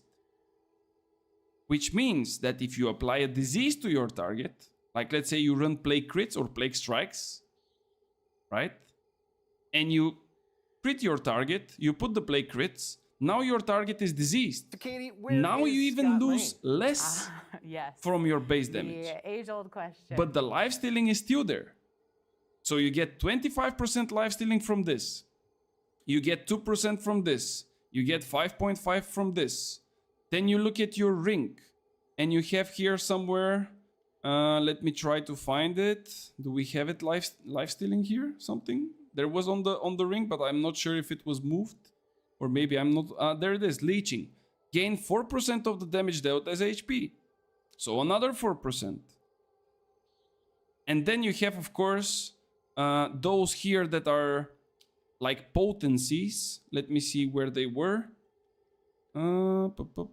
Vital, serve the energy. Where was it, man? What was the name of that? Kind of forgot. But you know what I mean. There is like a... there it is. Potency, vivacity. This was for energized. It's not this one. There was one. Yeah, there it is. Anointed lifesteal. So this one, anointed lifesteal, gives you 7% increased lifesteal. And this one is stackable as well. I don't know if it's gonna be increased to 5 times, but it's gonna be at least to 3 maybe, because this is what we have currently. The white color on this sheet is burning my eyes. Sorry, I didn't have too many colors for everything. Otherwise, it would have been like a kindergarten. But yeah. So the thing that I'm trying to explain is that if you send it like in a build, any build, right? Night Mon or nothing. Okay, next time, I promise. But if you want to send it in one direction, like you want to build, let's say, lifesteal, and you go extremely heavy into this specific build, I think you're gonna be gaining a lot. If you want to go into critical, you're gonna get extremely high values. If you want to get into, like I was talking about earlier, for the fire stuff and the great axe, and you go around the magical stuff, and then you go around the bonuses from grit and so on, then you also, you know, get extremely high value if you go the full distance. And what I really like, at least on the first glance, because again, we don't have full details, we don't know exactly all of the things. We're gonna know on Monday, or maybe even by the end of next week, but the devs, in my opinion, are trying to go in a way that you are investing into something and you are getting the benefit if you reach the end. Right now, we have really good builds, but most of them have the same core. They have the same perks, they have the same playstyle, they technically have almost the same baseline, and then just the end is like, oh, but I'm using the same items on my spear rapier, now I'm using the same items on my sword and shield and venom, for example, right? Now I think it's gonna be a completely different thing. Now it's gonna be, I want to do extra damage with my fire staff and great axe, I will be doing this and I will get it, and I will be doing lightning damage, for example. Or the other person might say, well, you can do the same with the same items, but I will be doing lifesteal, you know? And this will basically shake up everything. And I think that until we test all of the different possibilities, it will take probably a month or two, because there is a lot of things. And by then you will be seeing new builds coming non-stop from different people, and everyone, of course, will be claiming that that their build is the best. But at the end of the day, it's gonna be exciting, it's gonna be new, and it's gonna be super nice. What do you think about Vampire's Vestment for added lifesteal? Yeah, this is another potential entry, you know? Like, you can go with Vampire's Vestment. I even think that one of the sets, that's why I'm going back to here, I think one of the sets also had like some kind of lifesteal, but I'm not entirely sure. Let me go and see it. One of them was kind of crazy. This was the silence one, the overcharged. What was this? Each attack, damage resistance. Not this stamina regen. I think one of the sets was also kind of giving some kind of lifesteal. Was it the first one? Like the enraged ones? Increased base damage. Yeah, there it is. While enraged, all attacks gain 20% lifesteal while below 70% HP. And this on top of the other lifesteal that we were talking about. Like, you can technically reach close to 100% even. I'm saying close because I cannot really calculate all of the different perks all together. But you know what I mean. Like, the numbers can go extremely wild. Start a donation, we donate for dark mode. Yeah, you don't need to donate for dark modes, guys. But yeah. Alright. Is there anything else, guys, that you want me to cover while we are looking at this lovely spreadsheet that I would not share with anyone? But I can definitely maybe try for the next one. Nimbo versus Old Crown. You mean Nimbo like Nimbo Code or the Nimbo perk?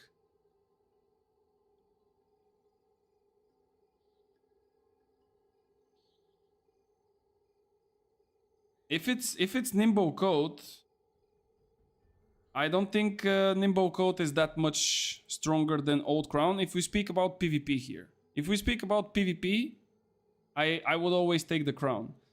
Is there a cap of lifesteal? I don't think so. I don't think there is a cap on lifesteal. There is only a cap on debuffs and buffs, like buffs like Empower, like Fortify, like things like this, like Haste. And then, of course, the contrary to that is like the debuffs. For example, Rend, Disease, and stuff like this. I have a question. Can we get the link of the spreadsheet? No. By the way, because you mentioned something, I kind of remember. There is 2 perks that are giga busted. I don't even need to play them to tell you that they are giga busted, okay? The first one, I will start first with the one on the amulet. You pretty much probably saw those perks already because we have them in the game, but they will be combined, right? Currently, we have a perk. Here it's called Shirking Cleanse. We have it, I think, in the same name, but we have it for light gear and we have it for medium gear. What's your opinion on attuned leather pants in Season 10 for light players? Now the featherweight gets a small nerf. For PvP, I'm not entirely sure if the pants will be better than the crown. For PvE, it most likely will be, again, really good item. And when it comes to the featherweight, I think that the featherweight kind of lost its charm. But this is just my opinion. I don't know. So, those 2 perks. Currently on the amulet, you can have Shirking Cleanse dot, I think it's called, where if you are in light equip load and you dodge through an attack, you would lose 1 dot from yourself. So if you have, for example, burn or poison or bleed, if you dodge through an attack, one of those debuffs, one of those dots, sorry, will be gone. We have literally the same perk, but for medium, that will work the same way, but it will remove 1 debuff, and then the debuffs can be Rend, Disease, Slow, and so on. No, actually, Slow is for freedom, so Rend, Disease, and Weaken. So one of those 3, right? And it was 1 debuff, and it was based on your equip load.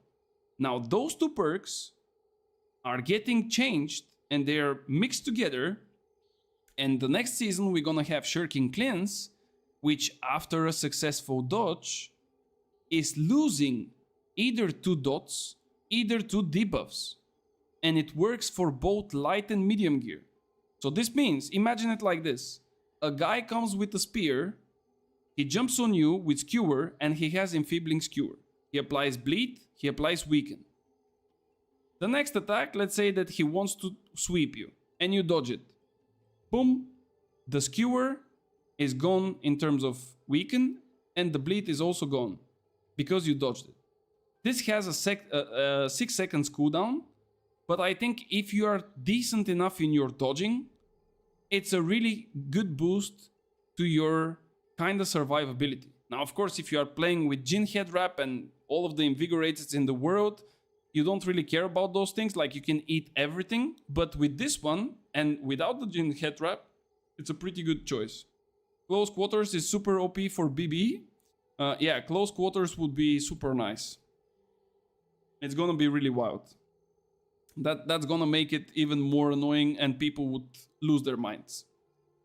Why the crown is so good, I just don't get it. It gives you extra attributes. It gives you really good resistance, and resistance is the best protection in this game. The perks are nothing compared to resistance.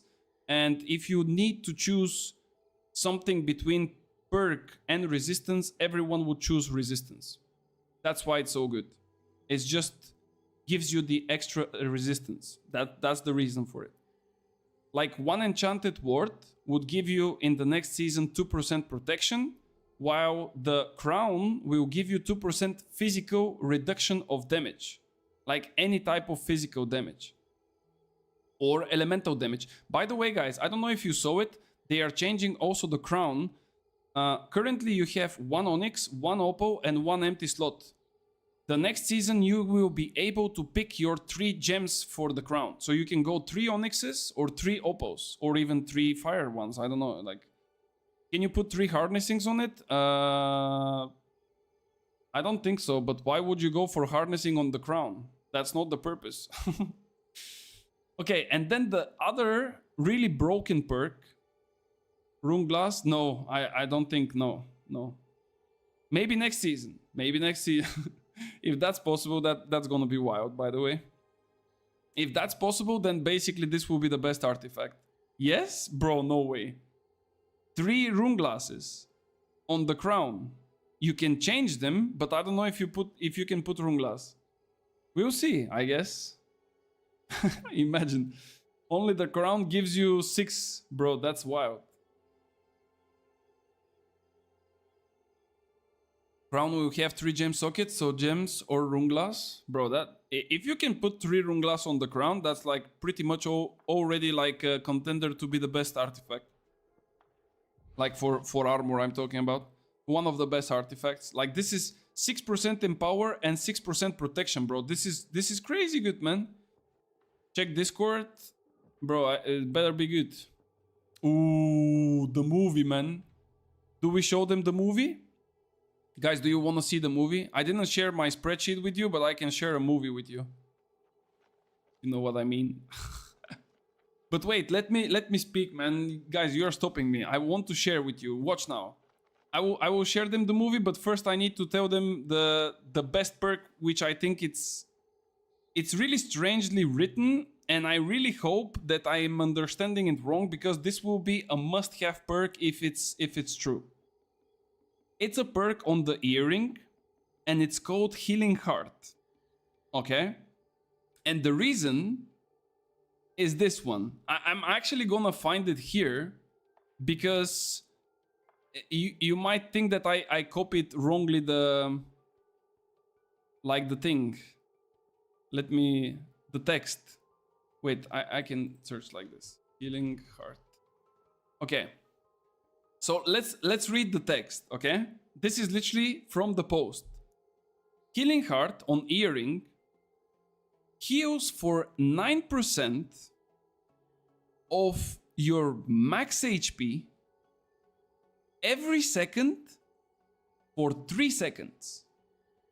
This is, like in the way that it's written, is 9% heal each second, and it's 3 seconds, but in New World, the things work like, if it says 3 seconds, it's 4, because you're gonna hit 0, then you're gonna hit 1, 2, 3. So that's like 4 times. 4 times 9%. How much is it? Let me check, calculate. 36%. So 36% of your max HP. Just because you used your heart rune. Like, what? And if you tell me that this is not like a must-have perk, I don't know. Like, bro, this is broken. This is literally broken. And you can extend it for an extra tick, maybe? No, but that's the extra tick. I don't know how you're gonna extend it though. But like, literally, it's gonna be 4 ticks. If it says for 3 seconds, it's gonna be 4 ticks. It's crazy. Healing Heart plus the new blade. It's like a damaging stone form. Yeah, it's literally damaging stone form. It's supposed to start from 0, so it's 4 seconds. Exactly, yeah. So, in my opinion, if it's working like it is written, because, like I said, I hope that it's wrongly written, because this is broken. But if it works as it's stated here, this will be a mandatory thing to be placed on every earring. Like, I don't think you're gonna get anything better than this. And another perk that you should definitely check on, which probably many people already told you, is Shirking Fortification, guys. I don't know how funny Fortification sounds for you, but like this buff, it's almost a double buff. Check the video. We're gonna check it, bro. Don't worry. But Shirking Fortification currently gives you 5.3%. Now it gives 9%. Like, this is almost double. And you might be thinking, yeah, but like, what the fuck, bro? Like, fortification, it doesn't make any sense. There is a lot of fortification in this patch as well. The healers are getting more fortification when they heal. The frontliners are getting a lot of fortification when they do different things and so on. So I think it's just gonna be really, really good. And now it's time for the video. Are you ready, guys? Are we ready? Accept all cookies. By the way, I also accept cookies in real life. And if you don't know, this is my character there. Do you have your popcorns? I want to see you guys being ready for it. So please put a plus in the chat if you are ready to watch the movie. It's a pretty short movie, like 30 seconds, but it's just a teaser. Yo, Fat J, is this just a teaser or is the full movie, bro? Do we even have some noise? Should I put the volume on? Just got my food, perfect timing. It's just a oh, he's big, man. Sheesh. 30 seconds teaser. This movie probably is like 10 minutes or what? Are you ready, guys? I'm not seeing any pluses in the chat. Come on. Everyone is saying it's an armor, not an absorption, how it reads. Yeah, it is an armor. They changed it long time ago. With the fortification, they changed it long time ago. Before it was absorption, but now it's just like a increase of armor. But still, you can reach like really high numbers of fortify. That's why. All right, nobody puts a plus, but I wanna watch it, so let's see. There is no sound though. New World Eternum. Bro. Okay, I saw something strange, but it's okay. Bro, what? Bro, this cannot be real, man. Like, holy moly, man. Imagine.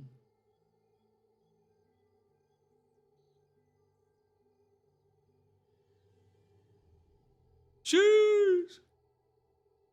Okay, okay. Yeah, here on the start, by the way, like this eye is kind of closed for a little bit longer, but I think that this is not really something that we care about too much. But like, bro, it's really good, man. Oh my god. It's really good. It's really good. You gonna smash? Bro, what you gonna smash, man? This is my character. You're not smashing my character. GG's, man, GG's. Really nice one. Really good one. Took me 6 hours. Oh my lord. Oh my lord. I feel bad.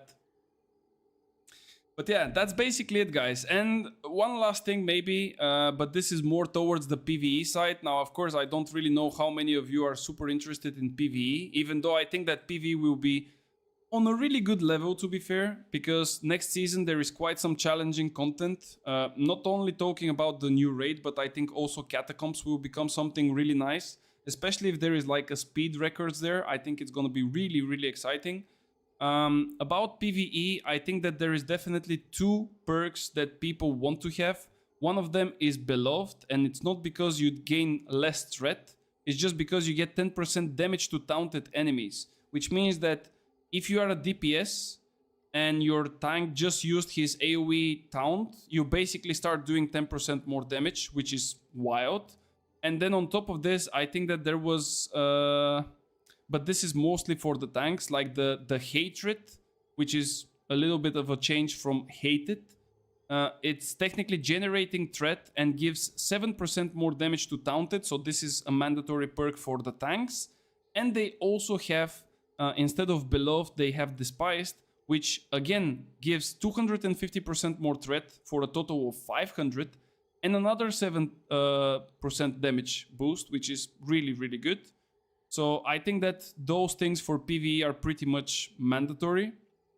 And then again, if we go back to all of the different perks, there is just too many combinations, guys. Like, I'm literally kind of imagining at least 3 or 4 sets of like potential good builds, and I really cannot wait to see like how it will work. I know that Fat J will start memeing now about my samurai build, but how can I not mention the samurai, bro? Like, just look at this. Let me show you something. Just look at this, bro. Leeching Flurry, right? Like, Leeching Flurry currently gives us 0.5 seconds invulnerability, right? And you're like, yeah, it's nice, not bad. Like, it gives you a little bit of lifesteal back, but it's nothing more, right? Now it's getting changed.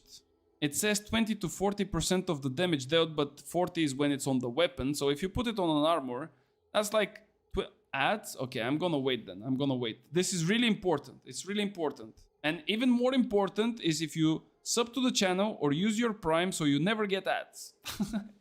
Never gonna work. It is what it is. Bro, you are a hater. What do you mean it's not gonna work?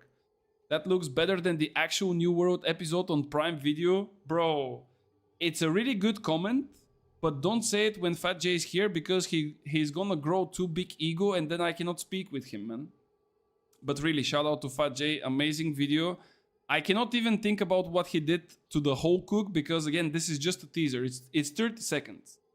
But all the good comments after he leaves or before he comes, so he doesn't read them. Otherwise, he's gonna grow too big and then we cannot speak with him. True. All right, I hope that Bramos is already outside of the ads, but let's see. So what I wanted to say, guys, is that Leeching Flurry currently has a lifesteal on the damage that you do. So you basically perform 5 quick hits, which is a decent amount of damage, and you get a decent amount of HP. But if you put it on an armor piece, you're gonna get 20% of the damage dealt into like life, right? In HP. But the thing that they are changing is gain 15 to 30%, and again, armor to weapon dependent, damage reduction for 4 seconds. So this means like damage reduction, if we go really quickly to the game, you would see that damage reduction is not the same as fortify. Damage reduction is the same as defensive formation of the sword and shield. And damage reduction is a straight reduction from the damage taken. It's not a calculation of, oh, I have 30% fortify, oh, I have 1000 physical protection and 1000 elemental, so 30% fortify is 300, and now I need to calculate the incoming damage with 1300 armor. No, it's a straight up 30% reduction. So if I receive a hit of a 1000, I am getting a hit for 700 instead of a 1000 because 30% would be 300. So I think that this small change that they are doing to the flurry will basically make it an extremely viable tool for not only for melee players, but maybe even for healers to get back into the rapier, maybe even for users like Firestaff, for example, because now also Firestaff scales with Dex. So you're not gonna get like way too much from it, but you still kind of get a little bit of points, and Firestaff is actually hungry for more points, so you can do more damage. So I definitely think that Firestaff Rapier would be a viable choice. Firestaff Great Axe would be a viable choice. I'm not entirely sure about Firestaff and Blunderbuss, but definitely Blunderbuss with something else as well, like Ice Gauntlet or something, would be extremely strong, especially with the close quarters that we mentioned earlier. So there's like, it's way too like vast. It's so many things, man. So many things. It's just gonna be wild. But yeah, all right. I think we can kind of close it up here. There is, I mean, we can definitely like speak about it even more, but in general, you get the idea. I think that we just need a little bit more information, or let's say confirmation, about the potential infixes, like where we can use them, what we can put with them. Can I use an infix and an artifact together? Like not on the artifact, but if there is a limit of 1 infix on your weapons, does that mean that I cannot use an artifact? Or, you know, how exactly does it work? So all those things are pretty unknown yet. Like we don't know the definitive answer. And I really hope, I know that it might break the game, but I really hope that we can get 10 infixes. Again, I don't think it's gonna be viable, simply because some of them are just not suitable, let's say, for DPS, and you don't even need them for a DPS. But it's gonna be extremely wild and interesting if we manage to get like 10 infixes, and basically from there on we can make the craziest playstyle ever that you can imagine. And, you know, like just leave your opponents wondering, like, what am I supposed to do against this guy, man? This guy feels like Exodia. You know, of course, people would lose their minds. There will be definitely something completely broken. But at the end of the day, if they work properly, in a matter of a month or two, they might, you know, go nerf some things, go buff some other things, make even more infixes, like why not? and then it will kind of stabilize. So I don't know. I'm really with like a really good wishful thinking for the next season. I believe that it's gonna be extremely interesting. My prediction is that at least 2 to 3 weeks will be full of content. And when I say full of content, I don't necessarily mean like there will be a video every single day in YouTube. Yeah, that's for sure gonna happen. We did see that even in the past. Like, people are capable of doing videos even if there is nothing to speak about. But just the game will provide way too many things. And also, like, if we even exclude the PvP, there is so many things in PvE. There is so many things in the open world, because the devs themselves said that there will be like a lot of things hidden, like hidden games, hidden chests, hidden rooms, secrets, maybe something with the lore. Katie, where is There will be Scott just Lane? too much, man. Like, it feels Yes. like completely... The age-old And they were question. probably right about it. It's a completely different game. Like, believe it or not, New World became a completely different game. I mean, we have to be true to it. Right, Fat J? Can you say true one more time? But alright, time to play some games. Let's go kill some people. We did a nice explanation, I believe. If you guys still have some questions, it would be nice if you ask them, of course. We'll try to give you some more details, or at least what I believe. How can you say that? How can I say what? That New World is a nice game now? I mean, do you not agree? Make the fighting. Oh, you are making the fighting, okay. We all know that, as you said, after 2 to 3 weeks, everything is gonna be the same. No, I mean, I don't think it's gonna be the same. I'm just saying that it will take at least 2 to 3 weeks for the people to find out, like, what are the best builds for a specific class. Like, for example, if you come and ask me, like, what would be the best build for a fire staff, I definitely cannot tell you right now. But in 2 to 3 weeks, when I test like a couple of things, I might be able to tell you, you know? The same goes for any other class, basically. So this will take like a little bit of time. But of course, like, there will be a meta established. If you think that you're gonna play a game nowadays, like, it doesn't matter which game. If you think that you can play a game without meta, like, you're lying to yourself. Because every game has a meta, and at some point people are finding out about it and they are just playing it. Oh, this guy has the same skin as me on the fire stuff. So yeah, we will get to that point, that's for sure. But that's also an interesting part, because if you see a meta shaping, maybe you can also create a build that is against the meta. Like, this is something that I, for example, did when I had like the wind chill popping. Like, this build that I'm currently playing is literally a meta counter to all the melees. Like, I wish you really a good luck if you come with a melee and you try to fight me with this. Like, there is no chance, literally no chance. I want to ask, Void Blade is doing basic attack or ability attack? It's a basic attack. As far as I remember, we've been testing it, and it's a basic attack. Ooh, this guy is behind me, bro. Wants to smack me. Nobody talks about meta. I'm talking about how I played 7k hours and I didn't play last 2 years at all. I trusted this game a lot. Well, I mean, you literally said it in the first one. You played 7k hours. Tell me another game that you played 7k hours and you didn't get bored. I mean, I also played like a lot of hours. I have even more. I have like close to 11 maybe. But like, think about it. You play something for 11,000 hours or 7 or 6 or whatever the number is, right? And then you expect this thing to keep on going? I mean, it's a bit of a wild statement to say, right? Like, for that many... There are games, like literally a game that you would pick for 100 euros on Steam. You're gonna play it probably 100 to 200 hours, and you will be probably at the end of the game definitely did everything in it, like everything possible, and you would be bored as well. But you know, like, you should not look at it like this, I think. I'm dead. Yeah, I'm dead. I went gray bar. No. Fuck. Donkey, I think it's a basic attack. I think the Void Blade itself, it's a basic attack. It could be both as well, but I didn't really test this to that extent to know.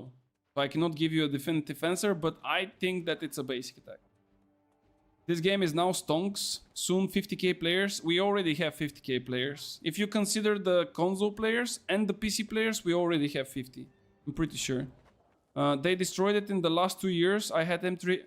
Bro, if you think that in the last 2 years this game went downhill instead of uphill, I think that you are really talking about a different game. Or you didn't really play the game at all, really for a long time. Because right now, the game is in its better, in the best, not the better, it's in the best state that it has ever been. Like literally the best. It never had been better than this. Already on the making of my arena healer build, it will be unkillable now. Yeah, there is some things that are pretty much looking as really powerful. I don't know if there will be something unkillable for sure, but there is quite a lot of things that are really powerful. And I'm really curious to see them. Hopefully I'm gonna get you in my games instead of the enemies. Spamming Gorgon once per week to get this item? No, not necessarily. I mean, you can kind of go for Gorgons, you can kind of play PvP, you can kind of go and just buy it from the shop if you know what you're looking for. There is quite a lot of options. Yes, I agree, there is always something to ask more. But in the moment and with the changes of the next season, I think that the game is really in a really good state. Like really good state. Especially with the changes that are coming next season. Oh, no, I would not survive this. Oh, 2 dodges. Nah, I died from burn. Damn. So Katie, where is Scott Lane? I would go Yes. for M3, but it got age-old destroyed. question. How the M3 got destroyed when they are basically implementing something that basically will give the people incentive to do M3s over and over and over again, because you will be able to obtain one of the best set of items from there in terms of like of charms or perks, whatever you want to call them, and it will be only obtainable from M3. Plus you have more content like the catacombs, which technically doesn't have an end, and you also have the new raid, and you also have some open world things. That's in Season 10, yes. The changes to the M3 is coming to Season 10. Like in 2 days, basically. On Monday afternoon it will come. So, I don't know. I don't know, man. Like, if we compare the game from now and, let's say, 2 years ago, I can definitely say that the game now is way better. Like, literally, it's way better. I played the game for the whole period. I literally stopped for 2 months or 3 months, and I stopped due to Dune Awakening. Like, I played Dune Awakening in that time, and believe me, New World now compared to any time from the past is way better. And I can vouch or vote or whatever is the word with my both hands. Which jump heart rune did you pick? I picked the one that recovers HP, because ideally I want to use it when I'm getting pressured by a couple of melees, and if I hit all of them with it, I'm pretty much almost to full HP again, which is really nice. And it also deals a lot of damage to everyone around me, so it's a pretty good one. It doesn't do stagger, but it's still pretty nice. Okay, let's go through the cities and get our goat. I actually think I need to go and get my coconut as well. I didn't do it this week. M3s only drop extra socket items. Sets don't drop there. No, I didn't say it correctly. I'm not talking about the sets. I'm talking about the items that are droppable from there, because they would have like... wait, let me share you again. So the M3 items, like this is an item from M3. You would see an item that has sockets, empty ones. Then you would see a fixed perk, like this is a fixed perk. It's already there. You cannot change that. But this one is changeable. Like there is a circle on it, you know? So this one, if you don't like it, maybe you get lucky and you get a good one. But if you don't like it, you can change it to another one. And only those items will be obtainable from M3, because they technically give you the best chance of creating something powerful. Because imagine you get a nice drop of a fixed perk, and then you have 4 sockets that you can choose for yourself what you want to put.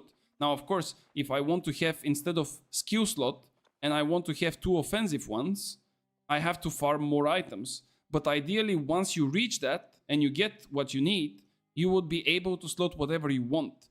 While if you go on open world, if you go to, I don't know, like, let's say the raids, you would have 2, I think, or even 3 that are already there.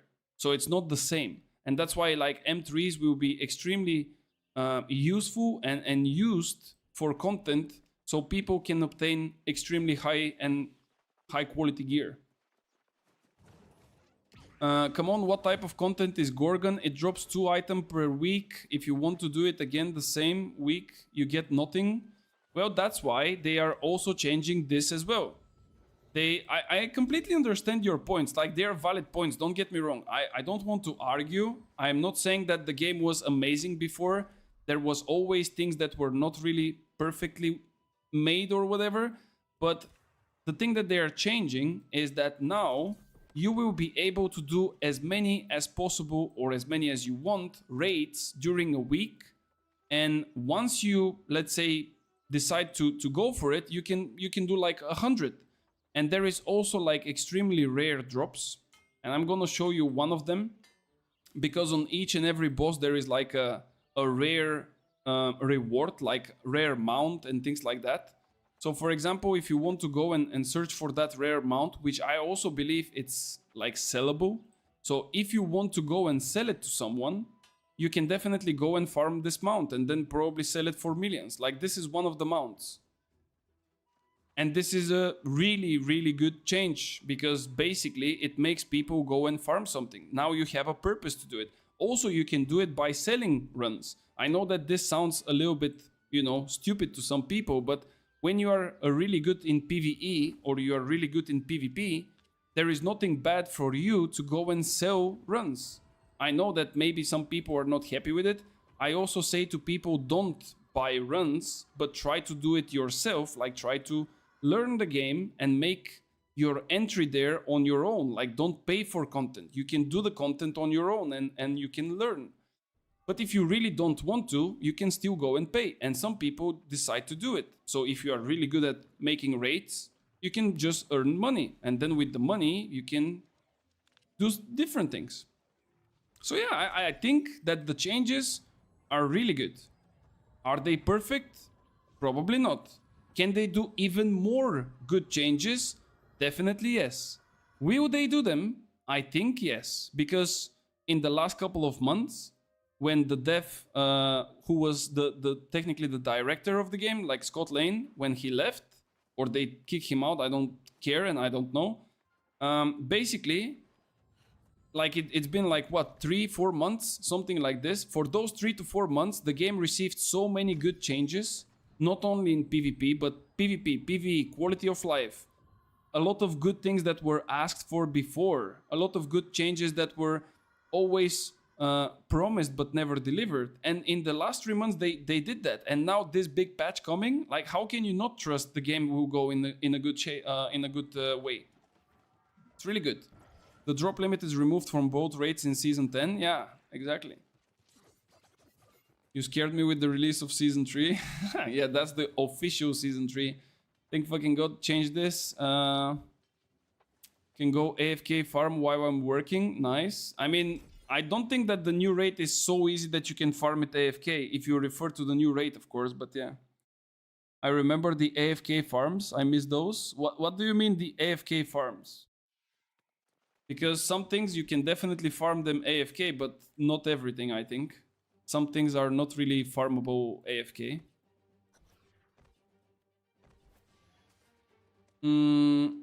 Will I be able to earn money with M3s? I refer to the mount. Yeah, but if you go to the raid and you farm it, you have to play. Or you refer just to be in the same thing as AFK. I don't know. Yo, Dallas, what's up, man? We good, man, we good. I think you can earn gold from M3, and why not even real money? Because let's be honest, guys, like they said that the mounts, like there is 3 mounts. I think that there is 3 mounts basically on each and every boss. Like the raid will have 3 bosses, same like Gorgons, and each boss has a rare mount drop from it. They said that the chance is 0.5%, and if you get the mount and it's tradable, you can literally sell it for in-game gold or real money. I'm pretty sure this would be definitely a case. And if you sell it, like, you can definitely make also a living out of it, because in the start, like, a lot of people might just, you know, sell the I will be completely honest with you. If I get the mount in the first week, I'm not gonna like use the mount for myself. Like, literally, why would I use it for myself when I can just sell it? Bro, leave me alone, man. I cannot move. This guy teabags me with this guy. He didn't even hit me once. When I said money, I meant gold. Yeah. I mean, gold is also real money, so mounts will be tradable. I don't know if it's confirmed, but if you say so, I kind of believe it, so we'll see. If you get rare tradable drops from PvE stuff, you can print gold. Yeah. Especially in the start, it's like literally printable. This guy wants to go up. We don't let him go up. Oh, but he's smart. He was blocking. Damn, son. Oh. Okay, this doesn't work.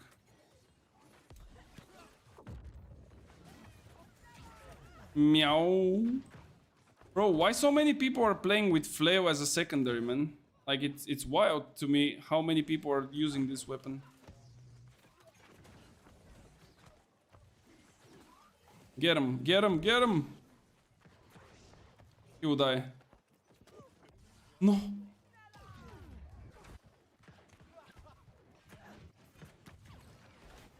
Woo! Wait, did he hit me with the execute like midair?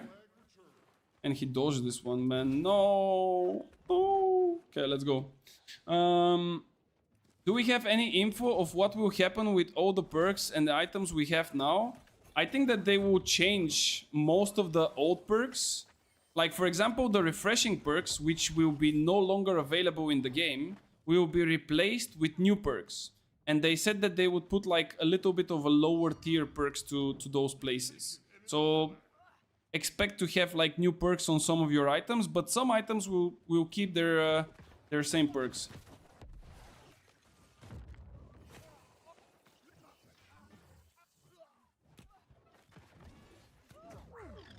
Yeah, bro.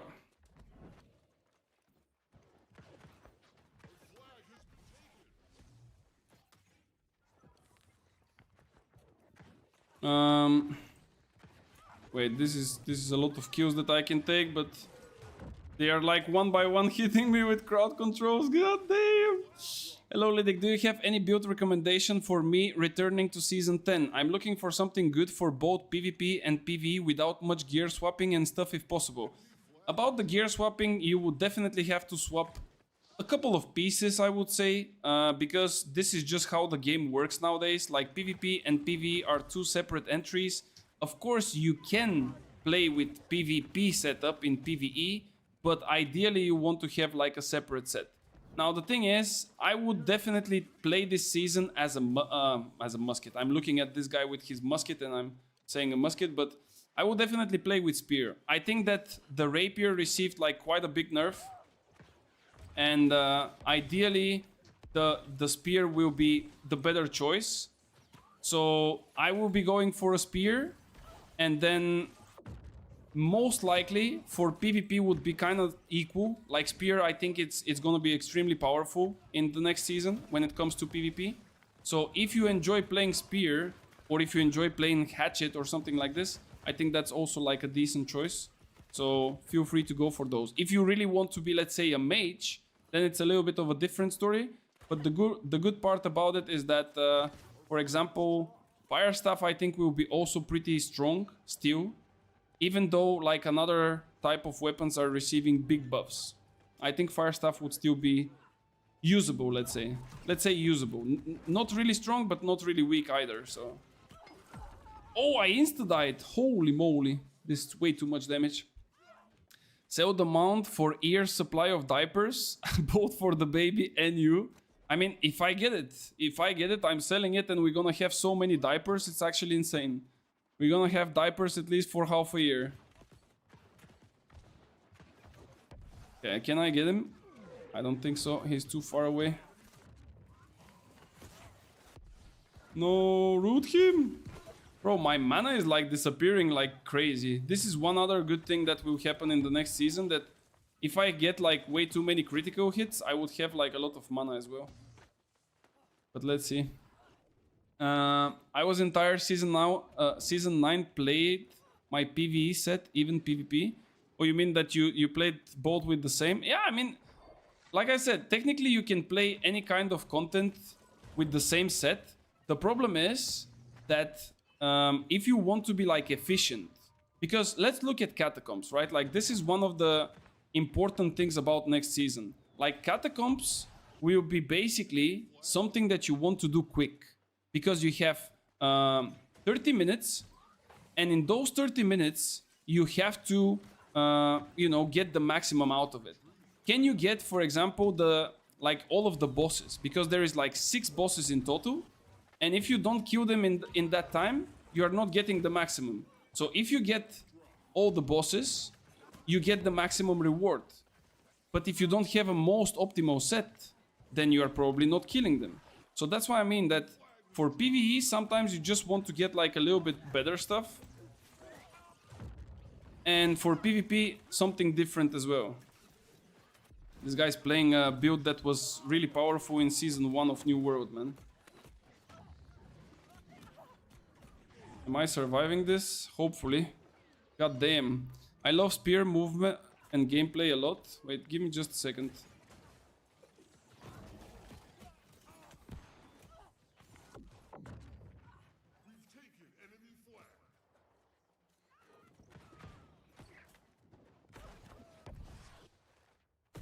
No. Okay. I love the spear movement and gameplay a lot. What about the second weapon? I was curious about BB. I will be playing spear with rapier most likely. Like this would be my choice. No, there is like extra minutes now. Woo! I need to leave. Nah, dead, bro, dead. Fuck. I was too cheap to change it when I know what will happen in Season 10. Yeah, for sure. I mean, if you were expecting the changes and you knew that, for example, there is no need to push for like better sets, because let's be honest, like currently in Season 9, if you don't want to like do records, and by records I mean like in PvE, like speedruns and stuff, like there is literally no reason for you to invest into a perfect build for PvE. Like there is literally no reason. But if you are like a speedrunner or something like that, then you definitely want to play with like a good set for it, right?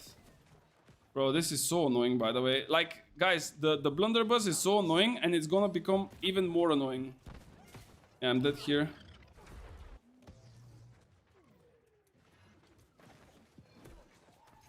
Yeah. Like, literally, never missing a hit, never skipping a beat.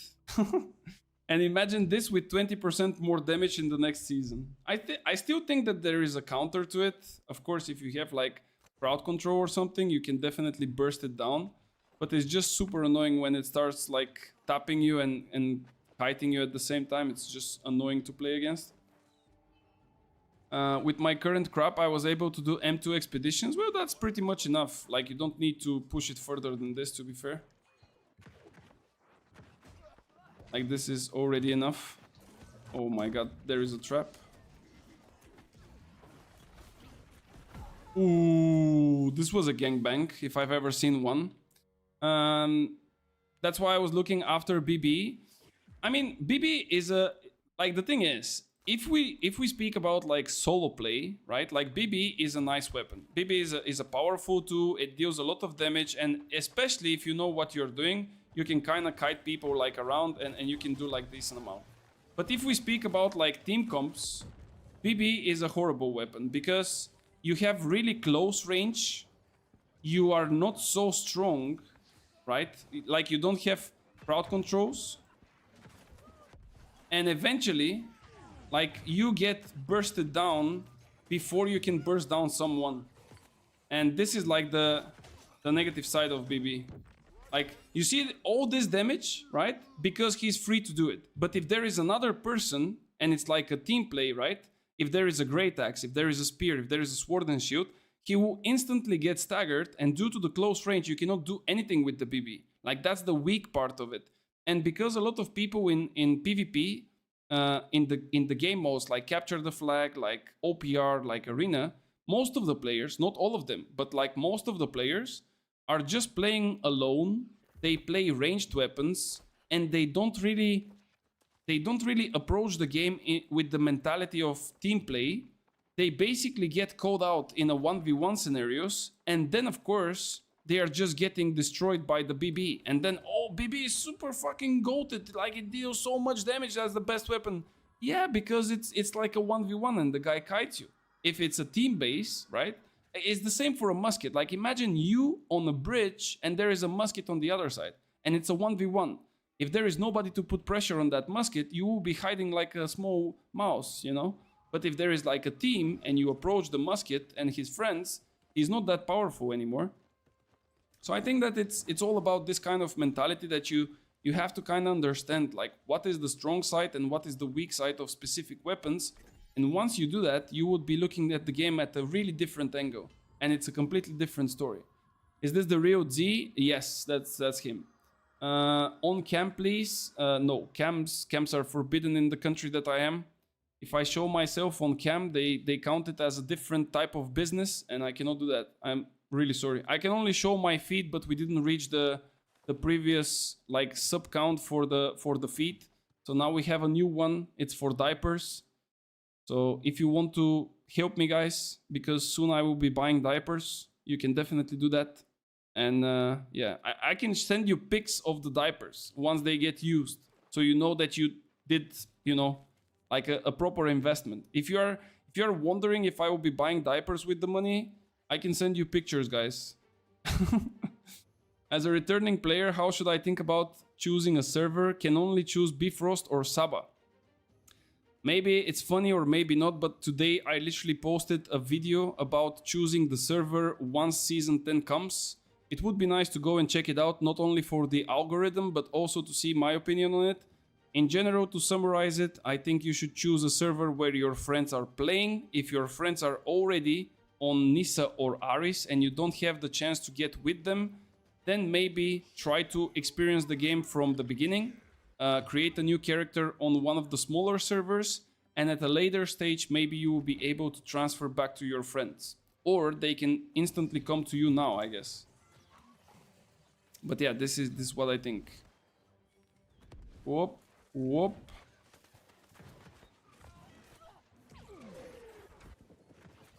Oh, this guy is so smart. Super smart. Why this guy is trying to hit me with like only heavy attacks, man? No.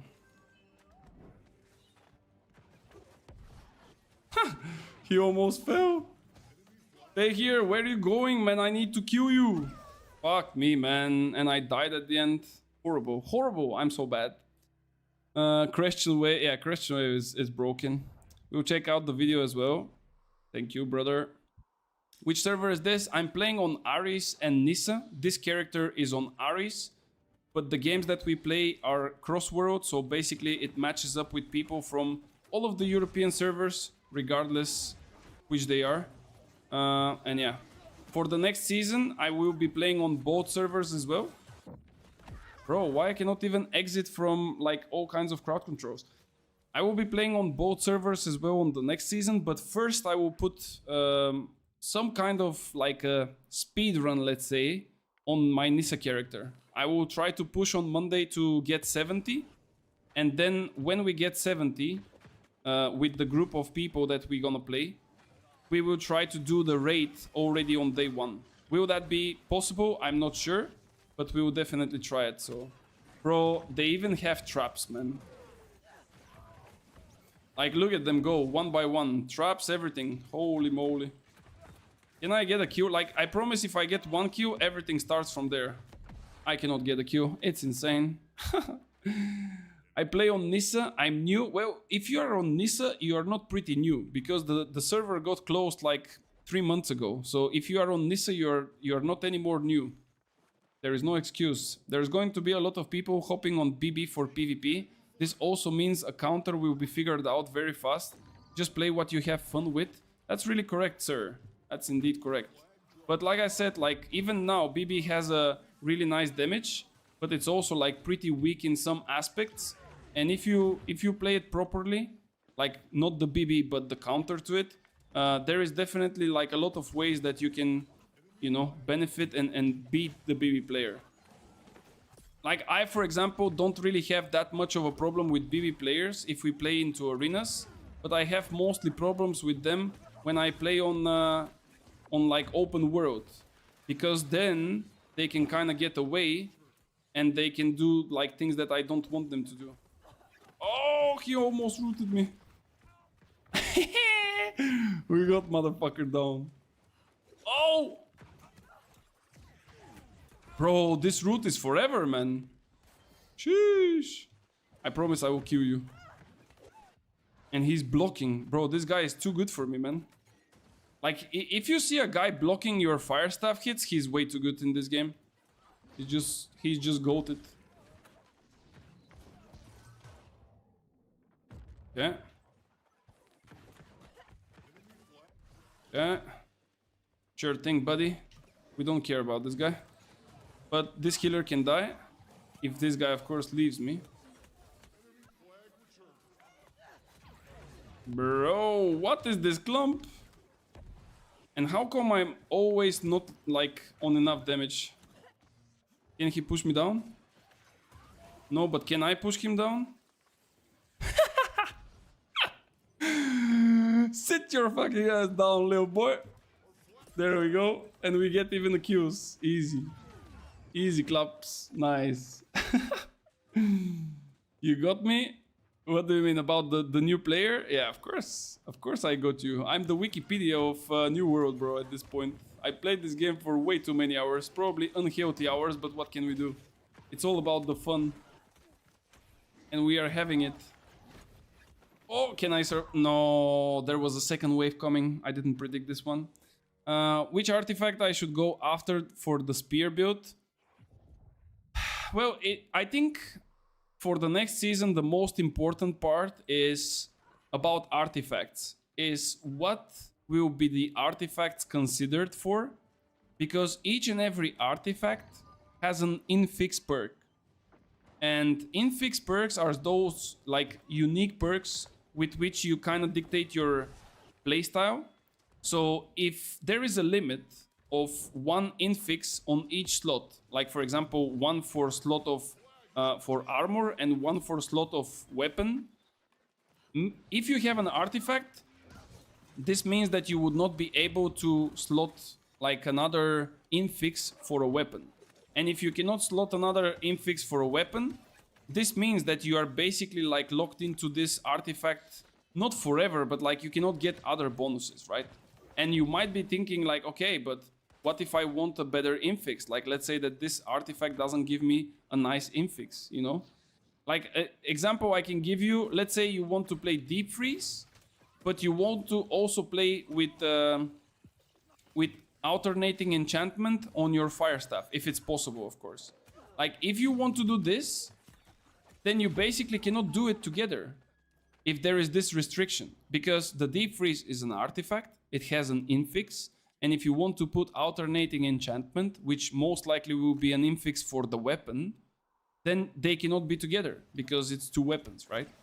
So that's why I don't really know what we should go for in terms of artifacts. Of course, the already good artifacts will most likely remain good artifacts for the next season as well. Maybe not featherweight, because featherweight is getting like a really nasty like debuff. But in general, like all the others are pretty good. I think that, for example, Azot Conductors would still remain one of the best artifacts for mediums. Tumbler Feet Wraps, by the way, are also getting nerfed. I think that Blood Drinker will be extremely powerful artifact. Like, it's gonna be way too crazy. I'm actually considering to play a full life staff build. Like, I'm sharing this with you guys, but I would not go into like all the details about it. But I think that I will be playing a full life steel build with fire staff and rapier. I think that I will definitely send it into this one, you know. But like I said, in order to give you details, I need to know exactly how it would work. It's just like there is a lot of information, but it's still not concrete. Like, it's not 100% information. If there is a scale to 100%, we have something around 75% or something like this in terms of details about the game. There is a lot of questions. Can we stack defenses, like defensive perks together? Is there a restriction for the perks, like perk buckets? How many infixes? What is the limit of the infixes? You know, like there is way too many questions. Blood Drinker comes from Amrine. It's a mix between Amrine and Starstone. It has to be a mutated version of Starstone. It's a mix between the two dungeons. But yes, it's coming from technically the last boss of Amrine. But at the same time, it's like in a Starstone dungeon, like mutated one. You can technically take it from M1. Is it actually in the circle? Let me see. What is the circle this week? Lazarus, Depths, and Barnacles. No, it's not in this rotation. But hopefully you get lucky on the next week. And yeah, by the way, if you have things for upgrades, like for example artifacts that you have on 700, I would suggest you to not upgrade anything right now. Like, don't touch anything. Don't touch your artifacts. Don't touch your normal gear. Don't touch anything. Like, just let it be. On Monday, when the patch comes, most of the artifacts would have changed perks. Like, some of the perks will be the same, but some of the perks will be changed. See what the changes are, and then if you want to upgrade the artifacts, you don't need to go to the Gypsum Kiln anymore, because the Umbro shards can upgrade items from 700 and above. So if you didn't upgrade your artifact before, and now you want to do it, you can upgrade it from 700 technically with Umbro shards. There is another question, of course. If you upgrade it this way, how can you choose the last perk? Right? But, you know, this you can technically do it at a later stage as well. So don't rush. Don't do anything. Should we discard any gear below 700? Well, if it's a regular gear, like let's say it's a gear like... Okay, let's imagine that this is 690. Let's say that it's not 725, but it's 690. If it's a regular gear that you cannot put to 700 in any way, you would not have any benefit from it. But if it's a named item that has here like named, right? Like let's say this is a 625 or 670, but it's a named one and I can make it 700 in the Gypsum Kiln, then it's a good idea to maybe keep it and see if you can maybe put it to 700 in the Gypsum Kiln, and from there on you can push it to 800. Like such example is for example the Frigid Down piece. Like this piece, you take it on, what is it? I think it's like a super low gear score, but basically you can make it to 700 and then get the illegal perk combination and put it to 800 even if you want. Like this will be one of the really good ones as well. But if they remove the illegal combinations, like the restriction, I think it's gonna be pretty fine to like drop it as well. Okay, can we kill some people? Yo, Sakic, what's up, man? How you doing, man? Didn't see you for a while. Are you coming back as well? Guys, come on. I want to hear like everyone is coming back, please. Tell me that people are coming back. Bro, they are breaking my entomb like it's nothing, man. Why they are so aggressive towards my entomb, bro? Oh, this guy is playing Spear Void Gauntlet. Sick. Yeah, let me go and fight. Do you keep the matrices or you sell them? I literally, at this point, I'm not touching anything. Like, I don't want to sell or buy things simply because I don't know what will happen with the market. And I'm just leaving everything as I have it. I of course bought some materials, but they are like basic materials. Like for example, like what should I say? Like infused leather. Like it's not the highest tier material, but it's like a basic that I would definitely have it in use. Like it would definitely fall into some recipes. So that's why I bought it. And also, for example, like orichalcum ingots, star metal ingots, things like that. This guy's so dead. Sick. Bro, how is this guy healing so much? Does he have me with his like, did he hit me with like essence? Like essence river? Oh, he's behind me. Yeah, and this annoying scream. Oh my god, and they put ice there.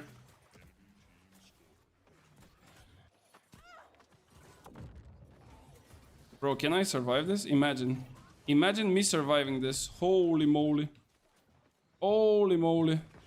And there are even more. Oh no, I grey Bart. That was my mistake here. They still let me live. I cannot believe. Bro, this is insane. How did they let me live this? This guy can die if I don't die before him. Oh, so close. For sure. Nice. Do you still need Matrix to go up to 800? I'm not sure. I don't think you're gonna need it. As far as I know, you will basically upgrade stuff above 700 with Umbro shards. The question is, do you want to, let's say, upgrade your item on the Gypsum Kiln to 725 with Matrix, like the old recipe, and from there you pick it up with Umbros, or you want straight up? Like, that's the question, but yeah. Some named 725 stuff will be okay for OPR capture the flag. Yeah, because most of the gear will be scaling to 775, so it's gonna be pretty nice. Maybe they will change the perks on the artifacts. Some perks will be changed, but not all of them. Like, for example, they are changing the refreshing move on the Abyssal artifact. They are changing it with thwarting strikes, which is really good as well. I think it's a really nice change. Can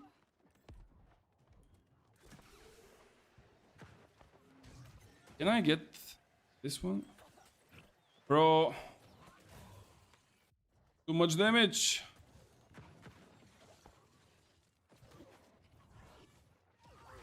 Bro, they are putting this ice so annoying. Nah, it's too many people. I cannot fight them like that.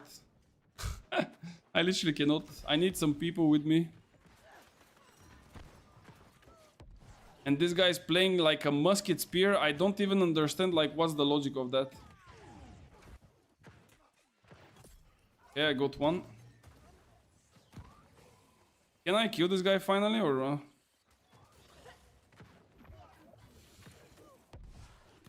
Okay. Okay. The ice was not expired. I think I can kill this one though. No, I'm again knocked out. Bro, how many knockdowns, man? Sheesh. I'm literally fighting like, look at the amount of people that are literally on my head. What is my team doing at the meanwhile? I fucked this up for sure because I went back into the ice, but like it's kind of ridiculous, like the amount of people that are fighting me. And as soon as I die, like they are starting to come into our side. Bro, you dead. And you are out of stam now? Yeah, nice repost. I like it. I hope you like my ice cream as well. This is literally my favorite thing, man. Someone being 1 HP, I bursting him with the ice cream, and then he puts a repost. Like, this is my favorite. Literally. Because they don't know that the repost doesn't trigger the... like the wind chill. I mean, the opposite. The wind chill doesn't trigger the repost. Okay. No, yeah, it's way too much damage. That's way too many people.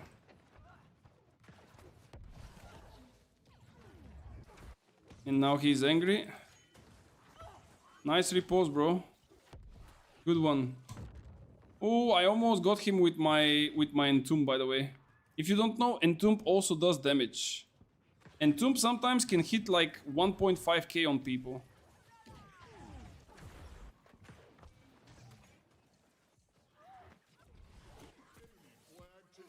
No, I cannot survive. There is way too many people. I don't know where's my team. I wanna buy a team. Double trap musket scorpion is forever CC. Yeah, I mean, the thing is, like, you can do a lot of CC, but the question is, can you actually kill people? Because I'm pretty sure if we fight with this guy, like the guy with the musket and the spear, because he's playing in medium, which is kind of strange. If we play like in a 1v1 scenario or some sort of like an open fight where there is not that many enemies, I really wonder like where his damage will be coming from, because it's indeed like nice CC and all that, but eventually you have to have like a damage of some sort to kill me. And if you don't have the damage, like, how are you gonna kill me? This wild healer is like pumping me here with his heals. Come on, bro, come. Yeah, and they're even scoring a point. Like, there is 5 people on their side here, and they are still scoring a point. I don't understand. Okay, I need to help my wife, guys. Give me a minute. Be right back.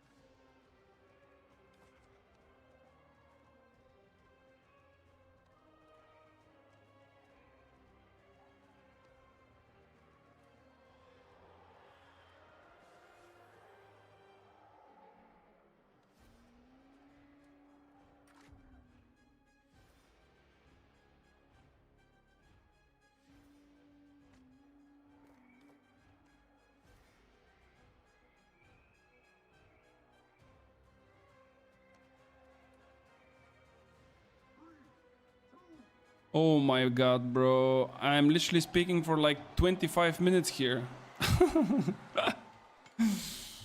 Thank you guys for telling me, but I'm really sorry. I forgot to unmute. Okay, let me start over again. Oh, move. Okay, I got debated here.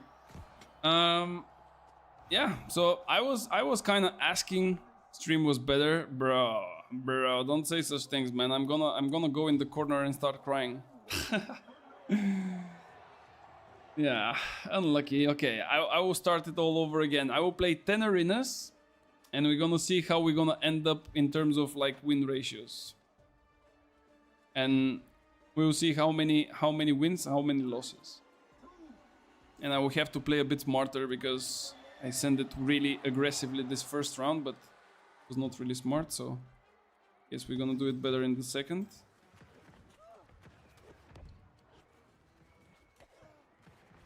Pretty decent sword, isn't it?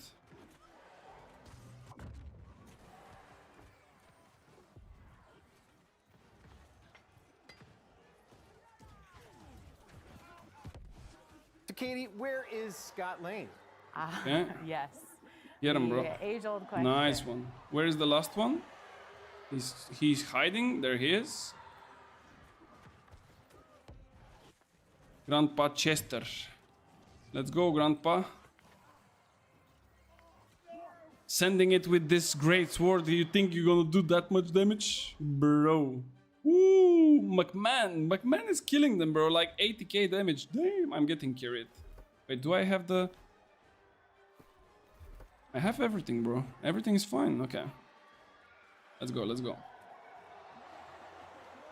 Let's take Arcane. This sword was doing Arcane, right?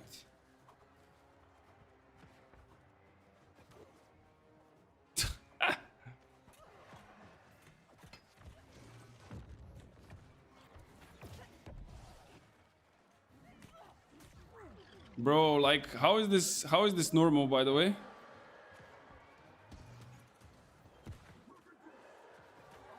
How is this normal, by the way?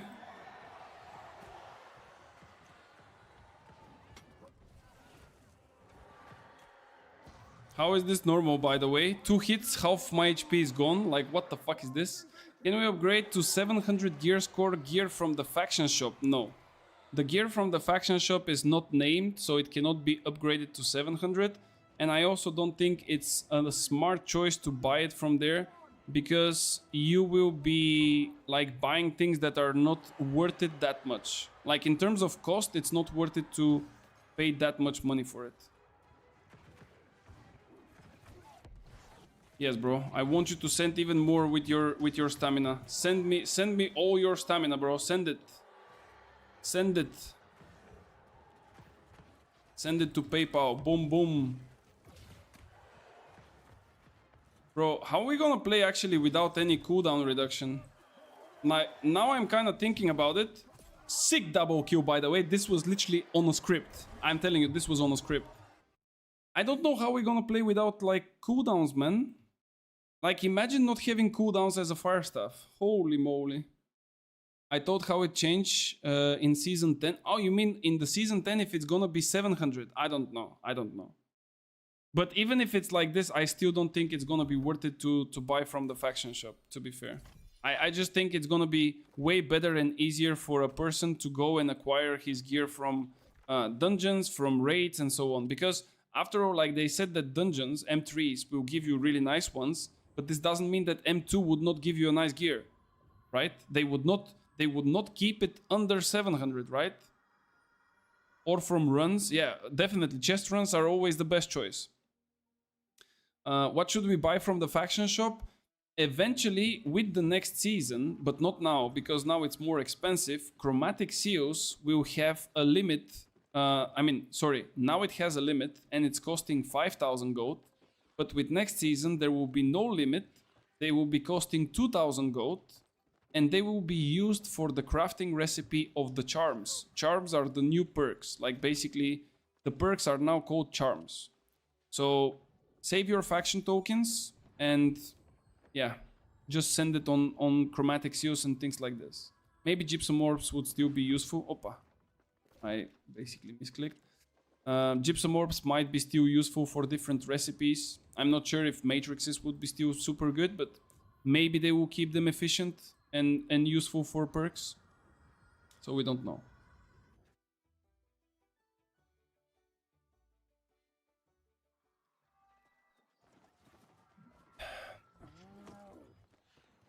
What else is in the faction shop? I'm actually curious. There is one thing, I don't know if you know it, it's called Chizo. They were saying actually that they will fix the price of it. Like there is this Chizo here. Of course the Grand Runes also. Like this one, Shard of Pride. There is one lower tier, which is the Chizo for the orbs of the dungeons. Where is it actually? I don't know where this. I cannot even search it by name, but it should be somewhere here, man. Oh, there it is. Star Metal Chizo. So this one is like 150 gold, 2000 tokens. I mean faction tokens. And it's used for recipes for Siren orbs or let's say the Ziggurat and so on. But this one is the Shard of Pride is from PvP. It costs 15,000 gold, which is ridiculous price. Like nobody's gonna pay this price. But this one, if you don't know what it's doing, it's like used for a recipe for craft. But the funniest thing is that it's not even a guaranteed 725 at the moment. It's a 1 per craft, which means... What? Where is my Q, bro? I pressed F1 and the Q disappeared? What? Bro, the game is doing some things. So yeah, I'm actually curious, like, are they gonna make this item to some extent, like, worth it and be usable at all? Like, what is happening with this one? It was the map change. What do you mean the map change? Happens to me too. So if I press the map, I get kicked from what? From the arena? Or what? Is it like a bug or something? Or because of the influence thingy? Ah, the arena map changed. Yeah, but I mean it's 907, bro. It's not even on a exact circle hour. Like it's not 900. I don't know. It's actually really strange. That's literally the first time it happened to me. I don't know. Or is my like clock further with 7 minutes? Holy moly. But yeah, anyway though. Back in the queue. At least we get like really quick queues. That's the good part.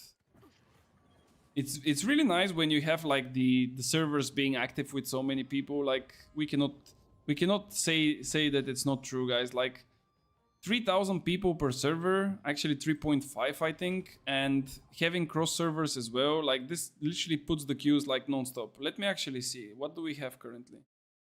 Yeah, server status, all 3 servers are pretty much full, like they are on high, and even Saba is already on medium population. Like I don't know if you've been watching Saba, if you are like following it. I transferred one of my characters there, but it's gonna be only for wars probably, which means that I will technically neglect it for a month, and maybe at a later stage I will try to do something with it, but we'll see. So even Saba now is on medium, and maybe by the end of tomorrow it can go even to high if a lot of other people come back to the game. Can definitely hit high, I guess.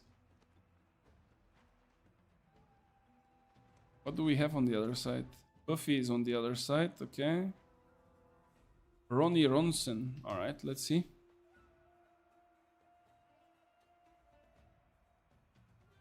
Where is Ispet? I don't know, where is he? Maybe he's working. Let me check. If he is not online on Discord, he is probably working. Yeah, he's not online on Discord, so he's working. But he's also wild, man. He probably got like 10 million gold at this point, or maybe more. I don't know. I don't know how he makes that much gold, like it's insane to me. You were the same when you were playing. I really don't understand. Like those flips on the markets is just not my thing, I guess. I'm here for the fight, not for the flips. I don't make flips.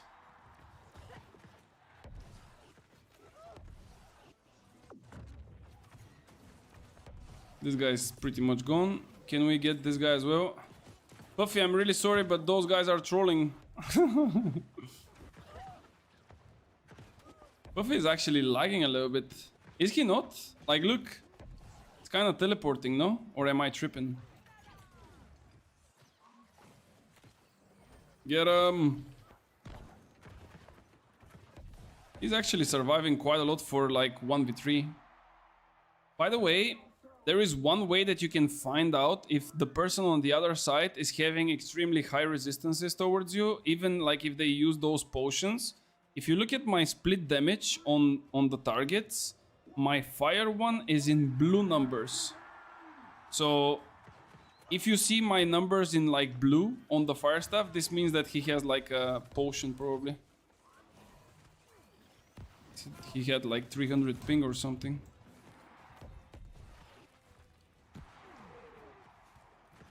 Whoa. Oh. Oh, nice trace. GG. What did he say? It feels like 300 ping. Yeah, I don't know. I also see you like kind of teleporting around the map. I don't know. It feels strange. I did 200k by buying a Hearty Sacred Breeze ring, 692 gear score on day 2 of Angry Earth expansion. Hold it at 1k. Imagine. Like, I don't know, man. It's just like wild to me. Like, the problem is, and I think that this is just my problem, of course, but the problem is that I know the value of specific items, and for me it's unthinkable that someone will buy something that is worth, let's say, 1000 gold, and he will buy it on like 20,000, right? But you guys, for some reason, are able to guess those things like pretty good, and you are getting the money out of it. It was worth 200k. Yeah, I mean, it is worth 200k, but the thing is, like, who's gonna pay 200k? It's not worth 200k. Like, it's not worth 200k, bro. You can technically craft it for less than 200k. Like, even if you make a perfect craft from the Gorgons, it will be less. That's what I'm saying. Like, it's not that much. But many people just don't realize. And they pay for items, regardless if it's a weapon or an armor, way too much. Day 2, you are not going Gorgons? Yeah, but you can buy a 2-perker.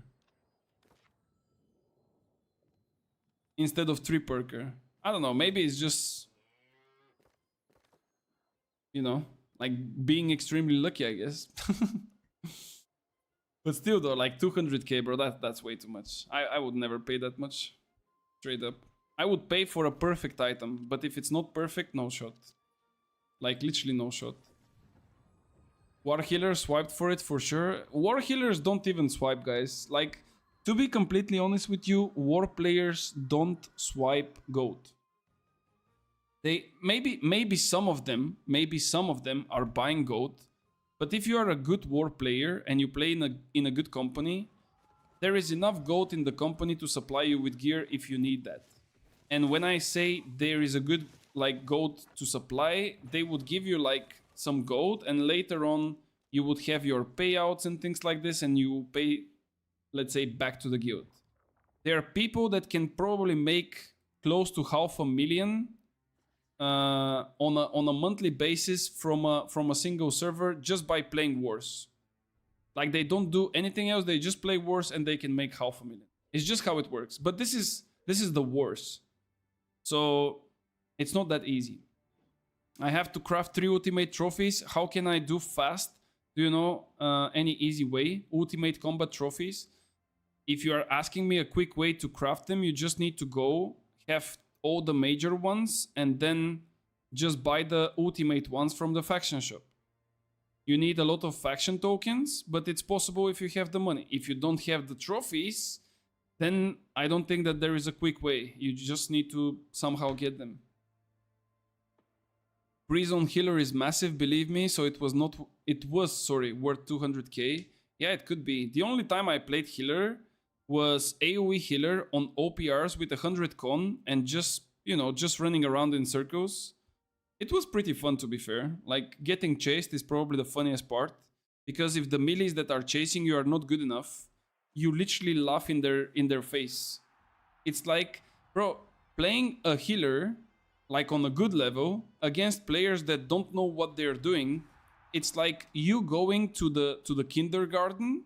You have a whole hand of lollipops, and you are handing them to the kids. But as soon as they reach out to get them, you are like pulling them out, and you're like, haha, I got you. Like, it literally feels like this, bro. It's literally like this. It's it's ridiculously funny. Crazy. Major trophies, almost 30k each. Yes. I think it's pretty normal that it's 30k each because there is a new patch coming. Dungeons will be extremely viable, all kinds of dungeons, so you need all types of damages. The new raid also presents Lost. There is corruption and ancient in the catacombs. So as you can imagine, any type of like combat trophy, it's extremely valuable, and that's why they are going a little bit up in price. I don't think it will go forever, like it would not hit 50k for example. But another thing that you can do is to go and farm them kind of AFK. I am doing this actually. Like in the early hours when I'm kind of staying at home and not doing anything, I'm pretty much like staying on a spot like free and just farming trophies. Every 5 minutes or so you just get your like loot. Pretty nice. Frenzy? Nice. Golden Dusty. Let's go, Dusty. Think you're a bit rusty, Dusty? Can I name one of my characters Rusty Dusty? Would that be a nice name, guys? What do you think? I think it's a nice name. There we go. On the floor. Let's go. Let's make it 10. They have a blunder. I will go with like oak flesh here. Like, fuck it. I didn't see if they have like the Crescent wave. Oh, this guy is going angry at me, man. Frenzy should be dead.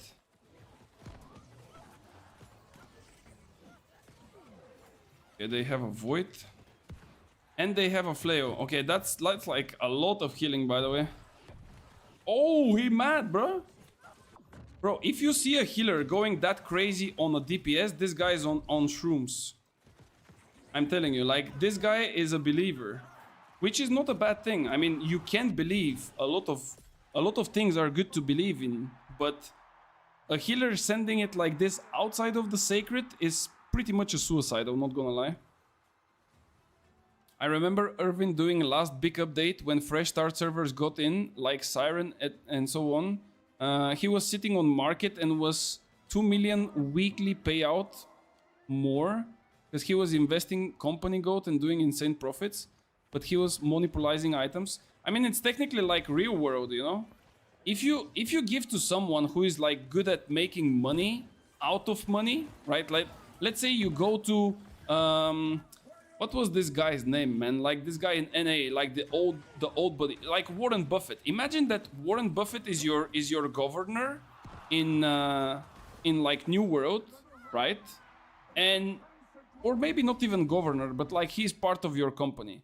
And you tell him, Warren, bro, like, can you please come and check the market here? We kind of need like a little bit of money.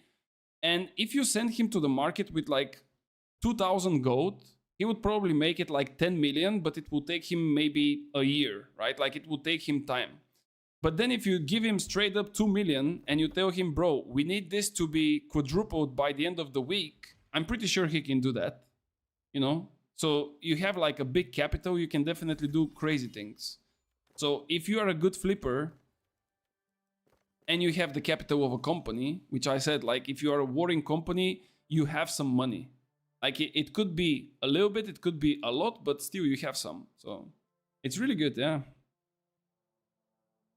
If you have a lot of money, you do more money. That's basically how capitalism works. And we are living in it, so indeed.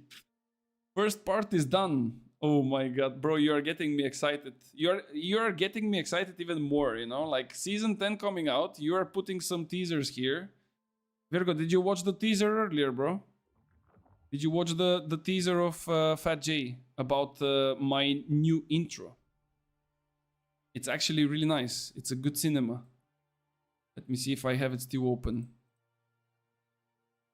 Wait, where was it? No, I closed it, fuck. Okay, wait. Let's put it here. I can upload it again. No. We just put the teasers, bro. We don't put the real one. The real one has to be still a, a secret. The real one, we keep it for the day of the release. Now we just put the teaser. The teaser is a pretty good standard to show, like to put your point out there, you know, to know the quality is good. It shows people that the quality is high, and we are working here on S tier. On everything that you think about the stream, S tier. Builds, S tier. Knowledge about the game, S tier. Intro, S tier. Highest damage in the game, without a doubt. By the way, if you are wondering why we still don't have a DPS meter, I will be completely honest with you guys. I've never said this on stream before, not even to my closest friends in the game. Already in season 1, when I was doing like speedruns, the devs, I don't really remember the name of the dev, but he contacted me on Discord. Like he wrote me on Discord, and he asked me if I would have like too much issues if I don't receive a DPS meter, because I really wanted to have like a DPS meter, but they didn't want to put it. And like he was thinking that I will leave the game, because I was saying like those things, that I will leave the game if we don't get a DPS meter. And he told me that they don't want to add the DPS meter because there is like a really big discrepancy in terms of damage between the players, and that I'm doing so high damage that they cannot really allow themselves to show the people and the players that I'm like double the damage of most of the people, you know. So that's why they are not introducing the DPS meter mechanic, guys, if you are wondering. And this guy, look at this, bro. Like, look at this. I'm just giving him a nice ice cream. He wants to knock me down. He still have to hit me, bro. Bro, can you actually hit me today? I kind of feel bad for this guy.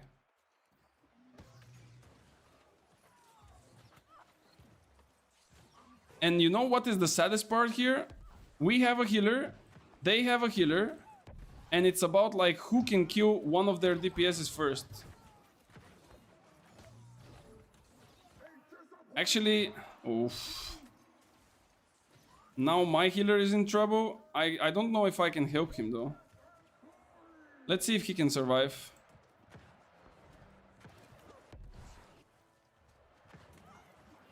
Nice, bro. You finally hit your trip, but you're too slow on the combo. Okay. Next one, we are going with Biobomb, because without it, I cannot do it.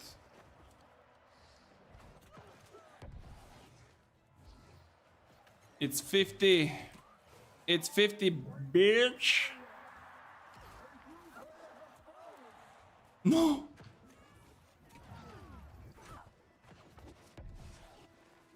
Please die. Bro, he still survived.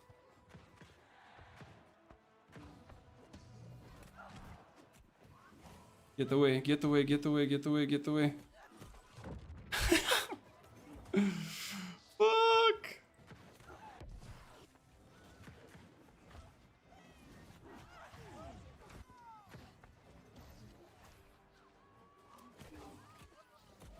No.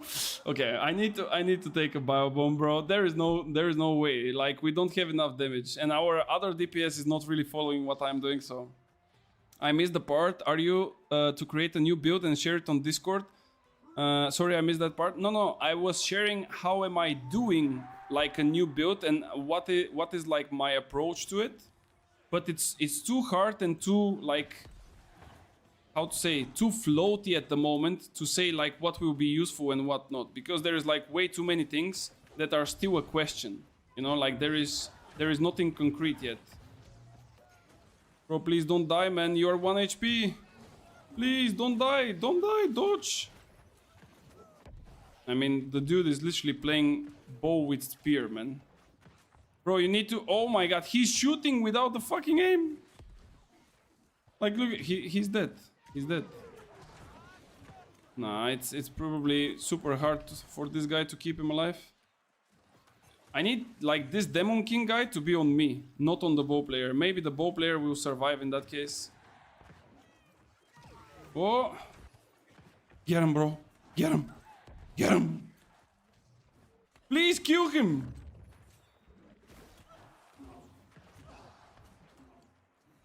I had to lose all of my fucking stamina and biobomb and this guy still didn't kill him, man.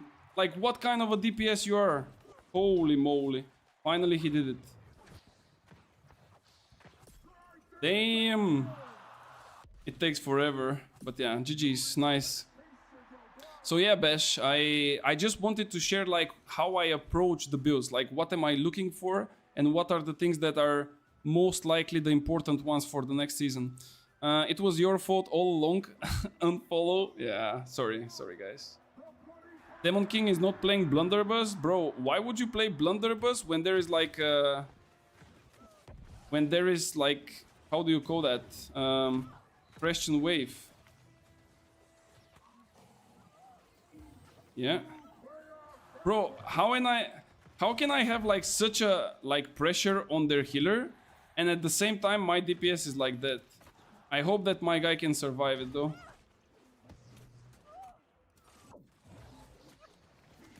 Yeah, sick build, bro. You are literally an amazing player, not gonna lie. Like 3 swings, your HP is gone. pretty much amazing. Nice. If my healer can survive, I can kill them eventually. But the question is, can my healer survive? Like that's the big question here. Sick, bro. Sick. Amazing.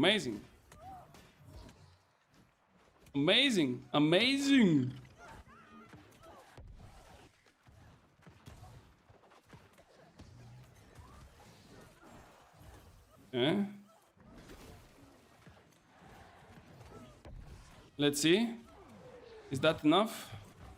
No, it's not enough. Okay, back to charging my heart rune.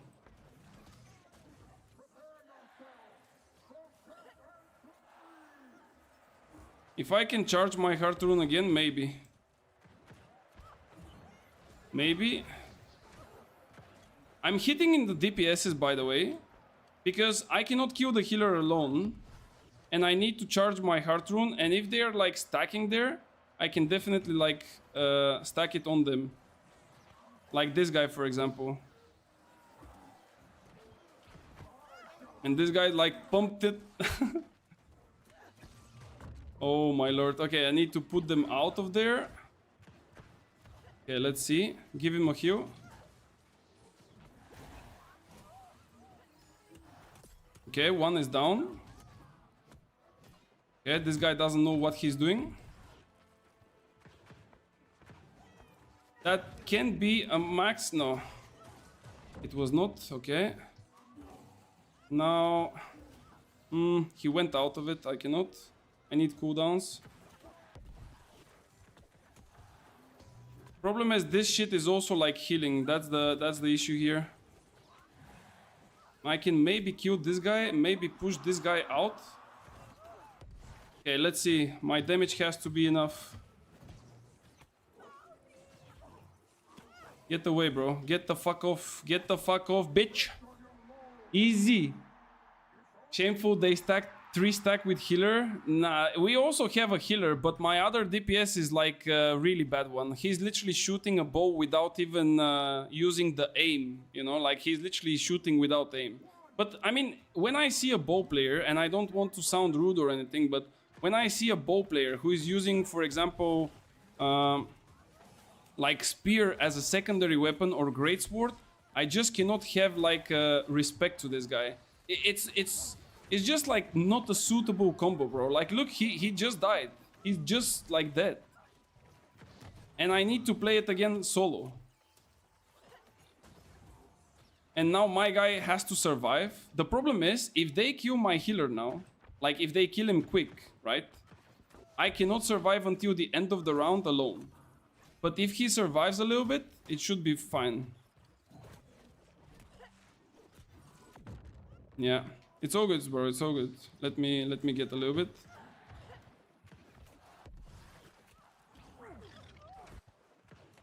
Maybe I can try to get a little bit damage on their healer. So, Katie, where is Scott Lane?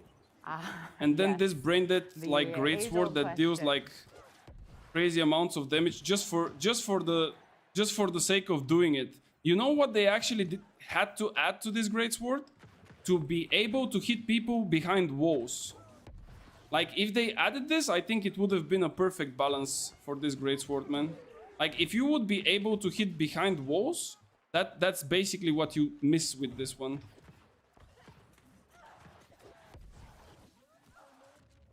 Yeah.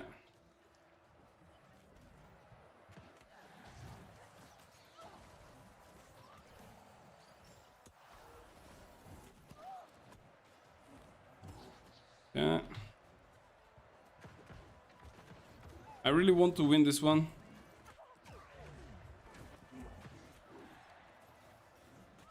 And he's like popping it non-stop. It's not like he's not using it non-stop though.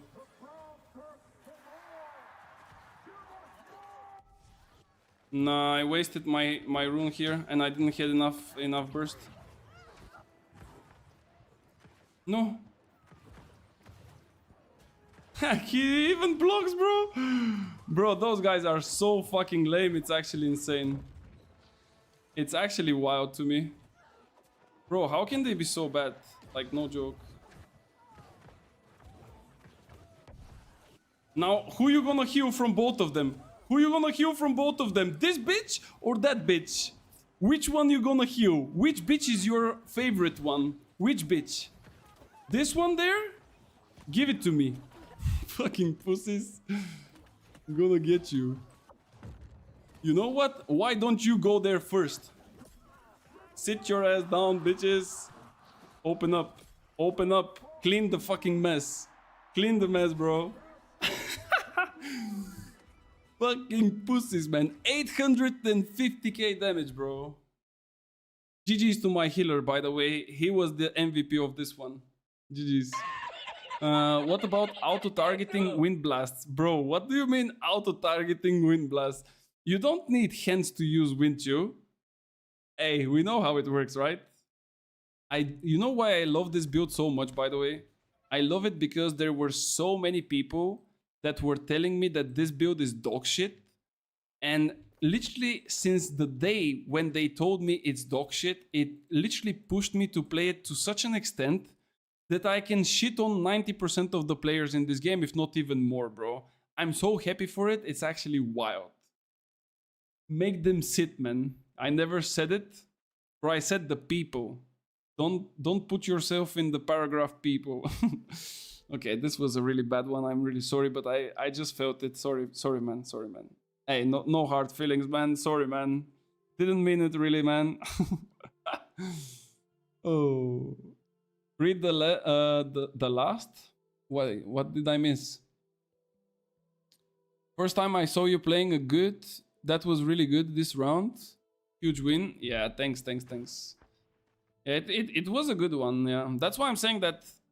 That's the only way when you have some kind of pressure as a fire staff on targets that have healer or they are the healer themselves. Like if you have a bio bomb, you need to kind of cheap down the person's HP, like probably around 30% of his HP. And if you manage to keep a good amount of stacks on him, like the burn, right? Because if you have 4 stacks, you are getting the maximum amount of damage that you can do with the pillar, which is like 20% extra. So ideally, if you get him to like 30% and you see that your cooldowns are coming up soon and he's not sitting on a sacred, if you manage to hit him with the bio bomb, you are applying 30% disease. If you have played crits, like I do, it's another 27%, which is pretty much the cap. Like 50% is the cap. And if you also manage to hit directly the biobomb, you put 30%, I think. Let me see, was it 30? Like exhausted. Yeah, inflicts exhaust on hit, reducing the stamina regeneration by 30%. So that's why I'm saying, like, you want to cheap him down a little bit so he can use like a couple of dodges. Of course, if he goes Grey Bard, it's even better. And then you just hit directly, put the disease, put the low recovery of stamina. He cannot even dodge that much anymore. And then it's just yours. Like, you just do a huge burst and it's easy peasy. But of course, it sounds nice, but in a match, it's way harder to do it. And especially against good healers, it's not even working. Like, I will be completely honest. As a mage, you are not supposed to kill a healer alone. It's just not possible. A good healer. If it's a good healer, he should be able to survive 2 people, regardless of what they are playing. Like, they can be playing 2 melees, they can be playing range and melee, they can be playing whatever. A good healer should survive 2 people. On 3, he should be dead, but on 2, if he is a really good one, he should be able to survive. Alright, let's see. Enough talking, let's see the actions. Let's get ready, let's go in. So far it's going good. Let's hope it will remain. What do we have on the other side?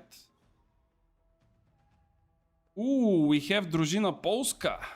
Do you guys know what is Drużyna Polska? We have Polska Gurum probably on the other side, but under another name. Bobr kurwa, yeah, Bobr kurwa, yeah. Exactly. Bro, Twitch, like in general, is restricting so many messages, it's actually insane. I literally have to give permission to like 75% of the kinda tricky messages. Like it even catches it on different languages. Imagine, this AI shit is going to another level, man. Okay, what do I have, by the way? We have a spear hatchet, probably in light, and we have... Is this a healer or it's a fire staff? This looks like a healer. No, it's a fire staff. Fire and ice. Potini Poviesh. I can probably say it close to what it is in reality, but I don't even know what it means.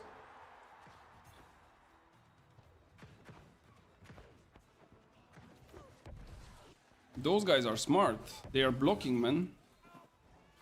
Okay, maybe not so smart, because the guy hit me with a stun and then he hit me with another one. Instead of like doing something as a combo. Oh no, this guy will get played out like a flute. Bro, I really feel bad for people that are coming next to you with a full tank set and he's charging a heavy attack. Like, how can you even imagine that this would ever hit me somehow, bro? Like, what do you think I'm gonna be doing? You're gonna be charging your heavy and I will be sitting there looking like, this probably won't hurt. What don't you say? The Kotitni Poviesh is what don't you say, or what? Are they 3 tanks? I mean, kinda looks like 6 shockwave. Rooted. And now it's time for ice cream. 1 ice cream delivered. No more ice cream for the other guy though. Sorry, bro. Maybe next round. There we go. Yeah, this one is kind of done. GG's. 5 wins, not bad. Avaloniac, you can put an exclamation mark in front of the builds, and then the really good bot that I have will send you a pretty quick link to the Discord that we are using with the community. And there you will be able to see all of the builds that I am using and I've tested, and they are pretty much proven to work. But they are for Season 9. And Season 10 is coming in just a couple of days. To be more specific, it's coming on Monday. So be aware of that. If you ask me, don't spend your items for upgrades yet. There will be quite a lot of things to be done in Season 10. And of course, I will also do my best to upgrade the builds as much as possible. Why I still have Biobomb, by the way? Didn't I change it? Imagine, I didn't even use a heart rune the whole round. I've been in Poland, by the way. I actually know a few things. Milomiecie Poznak. Okay, let's go. Dobre is like almost everywhere in every Slavic country. Like, Dobre means okay, and this is literally in every Slavic country, even maybe in Romania, but I'm not sure. Just the pronunciation is different. Like, for example, in Bulgarian is Dobre. It's like on the beginning. Like the hit thingy, I don't know how it's called. But yeah. We put this one back so we don't forget. Dziękuję. What is dziękuję? It's nice that you know those words, but do you know what they mean, bro? In Romania, it's bine. Oh, okay. I thought that they have it the same way as we do in Bulgaria, but I'm kind of wrong. Sorry.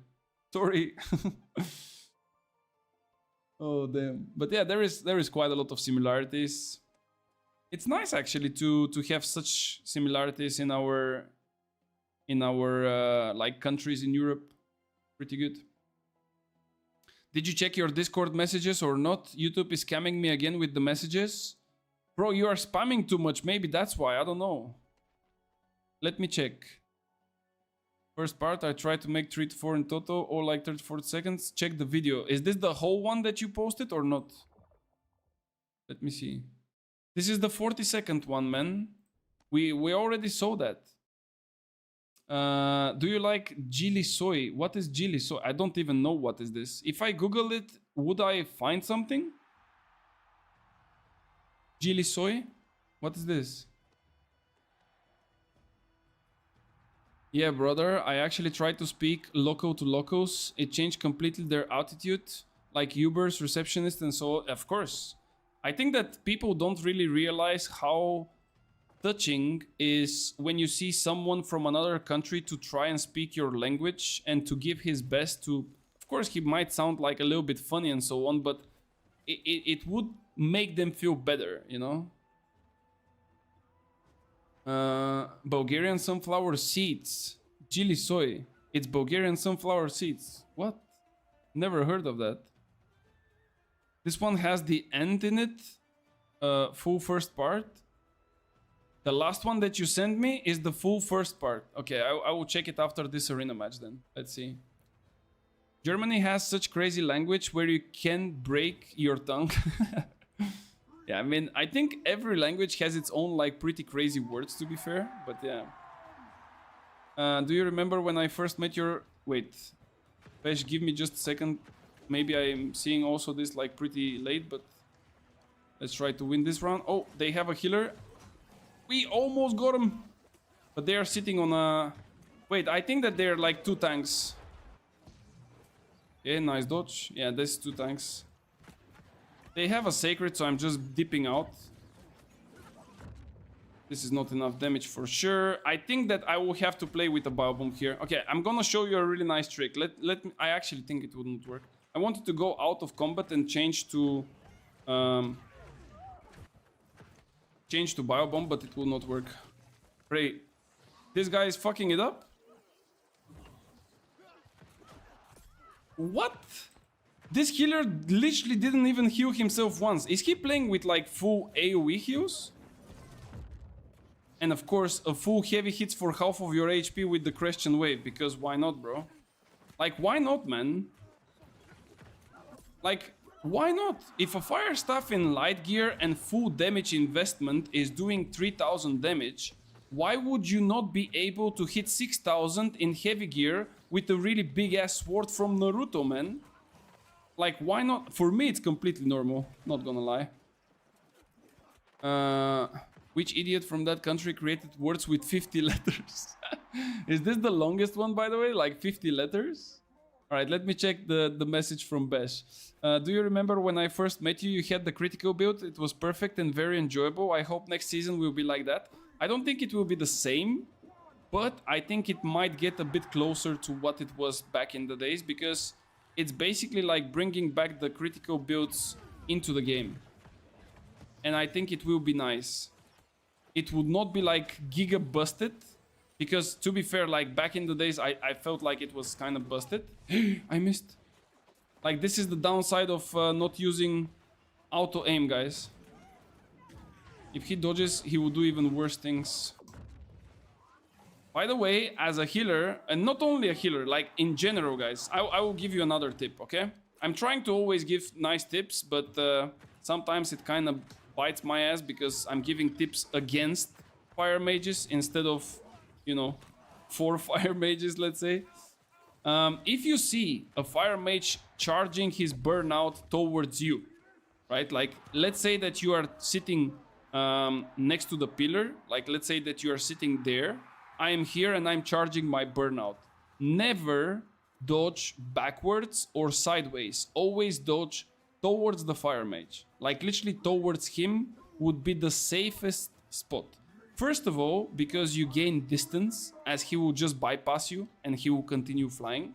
Second is because if you dodge backwards, you might miscalculate your positioning and you might end up in a spot where he would hit you double. Because the burnout does damage through passing targets, but it also does a damage of a small explosion at the end of the burnout. So if you miscalculate it for some reason, you will end up in the end of the burnout and then you're gonna receive even more damage. So don't do this. Try to always dodge towards the fire staff and not far away from him or whatever. All right, let me see the video from Fat J. He said that he has a really big one with the end in it. Let me copy the link. Where did I put it? Okay, there it is. Sorry guys. There we go. We watch.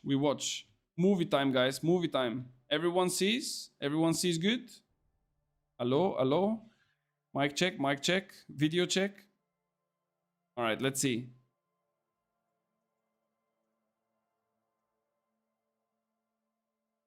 I need to add actually some music from the game, but I will do that later when we have it all done. So I need to see how long it will be. Wife materia. Yeah, bro. I mean that's pretty much my character, to be fair. Let's see. Takes the sword. You said that it's gonna be longer, so let's see what's the difference. Okay. Ooh. Damn. Get him. Oof. One shot. One tap, bro. All right. Nice. But no more tonight. That's enough spoilers. Because if they see the whole video, they would not come back to watch the full one. If we give them just a little bit, they would come back to watch the full one. All right, let's queue up for arena. Let's put the 5th one and we go. I will add music. No. You are not adding music, bro. We will add music from New World. We will not add music that is like randomly generated some shit, man. We will keep it to the real roots. We're gonna put music from New World, bro. It would not be from Night Heaven because it's too dark and I don't like it, but something like Windsward, First Light, Everfall, something like this. For sure. It started with rapier and turned into sword. No. Don't say such things, man. You are looking at something different. Oh my god. Music from New World, posted on YouTube, banned because of AGS striking it for copyrights. Actually, the music, I'm gonna be completely honest with you guys. The music on New World cannot be copyrighted because it's part of a game. When I'm talking about music, I'm talking about like in-game music. Like for example, if you go into the city, like let's say you go into Windsward, there is a theme song that is running in Windsward. If you go to Everfall, there is a different one. Each and every territory has a couple of songs, like either in the city or outside, dungeons as well. And this music can be used in different videos as a background simply because they are from the game. If this music was copyrighted, this would mean that if I stream the game with the music on, I would get copyrighted just because I'm playing it. So that's why it's not copyrighted. How do you think Christian Wave can be balanced? I think it can be balanced if the damage is lowered a little bit and that's it. I think that the damage is way too high and it doesn't make sense. Because the problem is the damage as a baseline, first of all, it's too high in terms of numbers. I think it was like 150%. Let me check. I don't even use this one, but it doesn't really say it though. I don't know like what is the number of the wave, like just the wave itself. But my idea here is that if we assume that it's 150%, right? This is already high, and then the Greatsword itself can hit Empower Cap almost immediately with just a couple of clicks, and then it gets even stronger. Like that's why it's so powerful. It's 165. I mean, why do we like, bro? Okay, it's like a weapon with double scaling. You get the double scaling, you have 165% of probably around 2000 base damage weapon, because every damage is scaled from this here. So if your greatsword has like 2000, you are hitting 165% of those 2000, and this is base. And when you put 30, 40 or 50% empower on it, because the greatsword can hit like really high empowers without any issues, I mean, that's why it's hitting for like 6k in heavy gear. It's just ridiculous. And the next season, by the way, I don't know if you watched it closely, but there is harnessings for physical damage as well. Not that the Christian wave does physical, but I'm just saying. There is harnessing for strike, there is harnessing for thrust and for slash damage. And there is also lightning attunement and arcane attunement. So they are probably adding new mutations as well. Many people don't see this, but I can probably guess that they will add new type of mutations. I think that there will be lightning and arcane mutations in the cycle of what we have now. Because attunements and conditionings with specific element only come from those type of mutations. That's why we didn't have lightning and arcane so far. I need screenshot from your character in Windsward at the market in white. Okay, I can make the same picture, but it has to be off stream. I'm not taking my clothes off on stream, bro. I'm not gonna take my clothes off on stream. That's not gonna happen. If we are role-playing, we are role-playing all the way. For every type of damage... Yeah, for every type of damage. But for example, before we had Flame attunement, Frost attunement, Nature attunement, and Abyssal attunement. Because those were the 4 types of mutations. And now we are getting Lightning and Arcane, which means that there has to be a new entry in the mutation cycle being with Lightning and Arcane. This is my guess. I'm not saying that it will happen 100%, but if I have to guess, if I have to put some money on a bet, I would definitely do it. And it will be logical because they want people to play M3s. So having M3s with bigger variety, because let's be honest, like we are playing those dungeons for such a long time now. Playing M3s with bigger variety of mutations, it's not a bad thing. I think it's completely fine.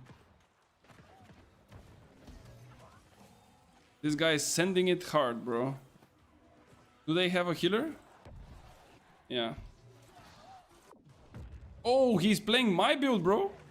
Sheesh.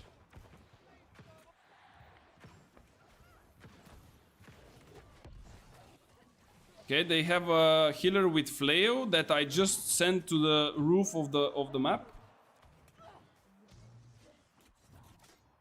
No, bro, you fucked up the combo, man. No. I really want to like giga respect this chat because he's literally playing with my build. Like this is my technically latest build that I did with the bleed and sword and shield, but unfortunately I know how to play against this. But my other guy probably doesn't know how to play against it. Bro, please be careful, you're gonna get one tap.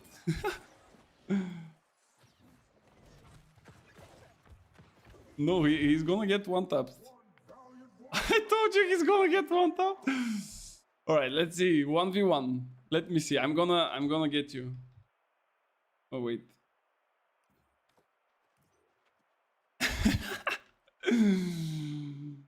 Oh my god. He's pretty much, I'm sure he doesn't know why he died in a one hit. I'm pretty sure. Let's see. Bro, come on, don't you have a pot? We good? Alright, let's go.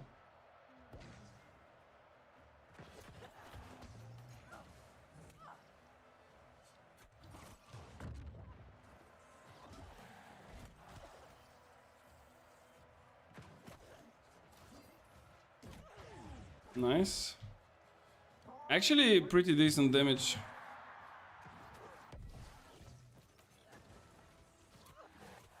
That's GG.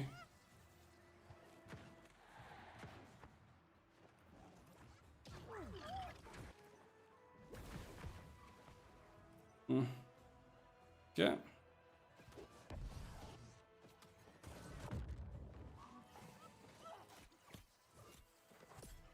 Yeah. GG. I mean, the thing is, like, he can kill me as well, but the chances are like pretty slim because I can block his damage, I can entomb his damage, I can push him back. Like, there is so many counters that I have currently against him. It's almost impossible for him unless I like completely misplay it and I'm like just sitting somewhere AFK. Then it's like possible, but like this mid-air, for example, root. But now they are sitting on a sacred, and my guy doesn't even understand that. Get him, get him, get him, get him. I rooted him. Second root, come on. Okay, the healer is dead. This is what I need basically. No. Nice. No. Okay, this one is dead as well. It's really hard to play this build, like with the bleed, against people with healer, by the way. It's really annoying because you need to chase the healer in order to kill him, so the others would not get heals and stuff. But if the healer is aware how to counter you, like how to get away, how to just run away, or maybe even block you, you are basically becoming completely useless. Like, it's really hard. And he called them noobs. They literally rage quit. They're like, go next. Bro, sometimes the arenas are just wild, man. Like, this guy's playing a healer, but not really. Yeah, GG's. The problem sometimes when you play a flail into a heal, right?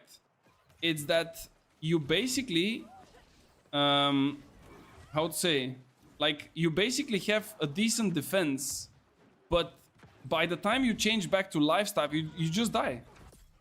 It's just too late, you know? For next season, I think about Venom or the new bow with the perk for poison affinity. You've been watching my stream too early today. Did you hear it here first? I just want to hear yes. Tell me, did you hear it here first?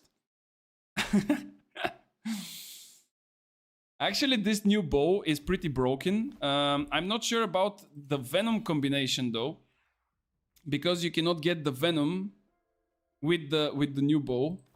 But the new bow has like something that kind of makes me think that they didn't think about it too much. What? Never mind. Then you don't know what I'm talking about.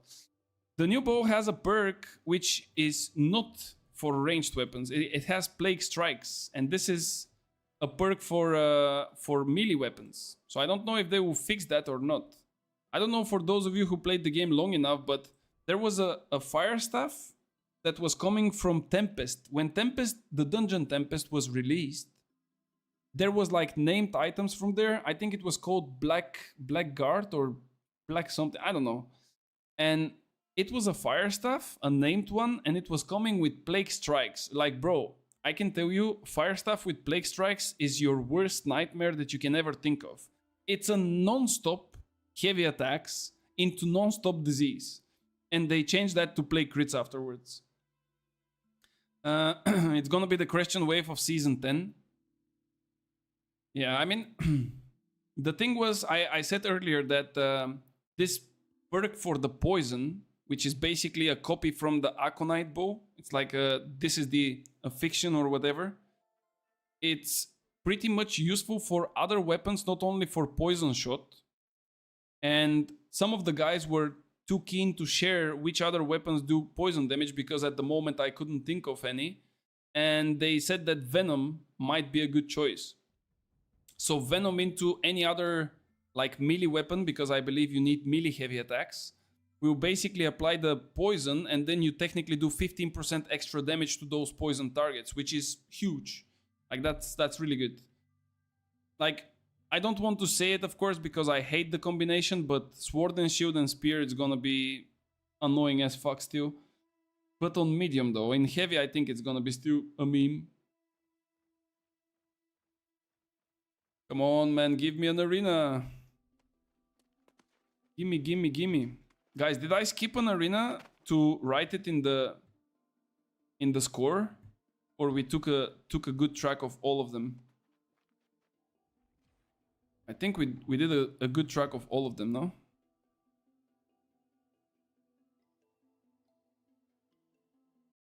Kinda want to be like 10-0. Can I actually make it? Your MMR is too high, no opponents at that level. Yeah, that's why you should log in, bro. That's why you should be logging in. Yeah. Ooh, we got the new arena ban. That's my favorite one, by the way. This is the most legendary arena ever, guys. No joke. The Brimstone one. Rengo, Korska, and Meltimate. I think this Korska guy was playing with the Greatsword, so I will just stay with the Arcane. Was the damage of the Crescent Wave Arcane, by the way? Do you remember, guys? Or not? I don't really remember well, but I think it was like Arcane. Like everyone is kind of running Arcane now.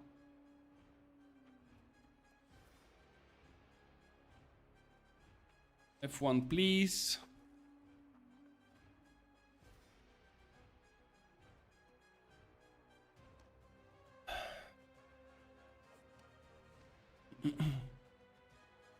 And everything is good.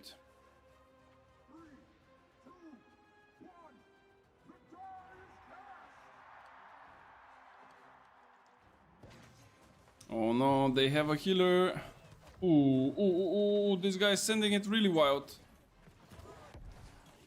But my guy is also sending it wild. Let me go and stop their healer, I guess.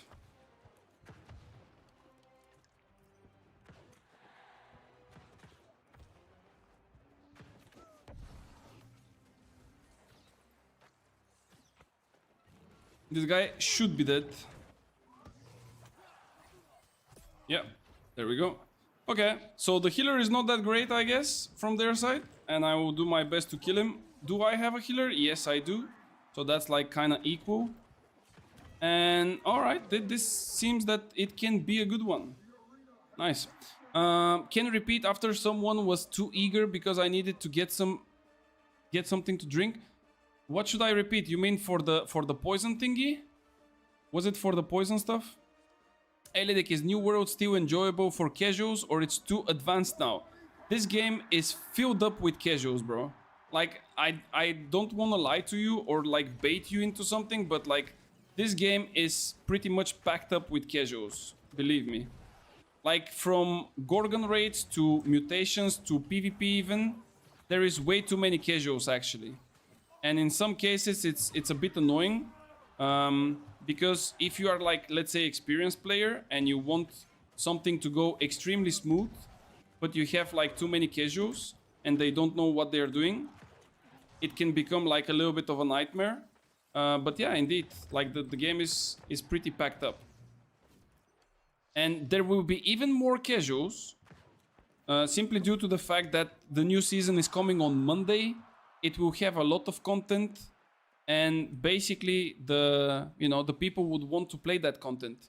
Ilt, I was talking about the poison because they took out the special infix perk from the Aconite bow. This with the poison that you're saying for 15% more damage to poison targets, and they added it as a separate perk, right?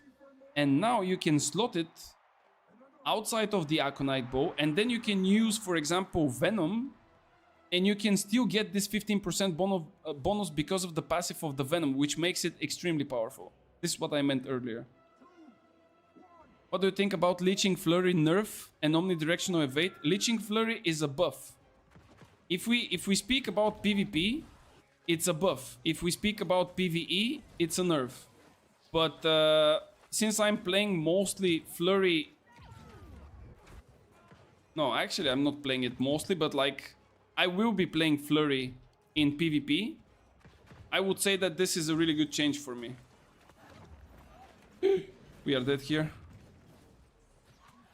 So yeah, because guys, for PvP, like this is actually crazy amounts of buff for the flurry. Like, you cannot imagine how much is 15% reduction of damage. Actually, we're gonna lose this round. The age-old question. We are literally losing this round.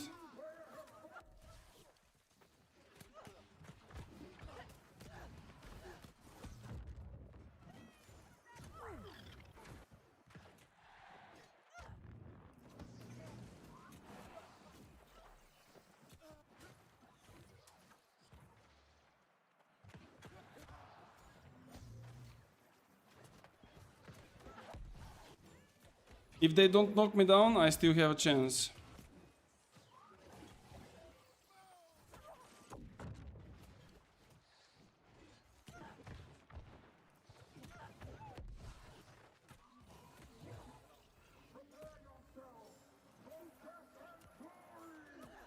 No! Fuck! Okay. Let's be a bit more serious in that case. Guys, can we kill the healer? So true, it's literally so frustrating when you have been playing this game for so long and new players come in and try to lecture you about content and mechanics.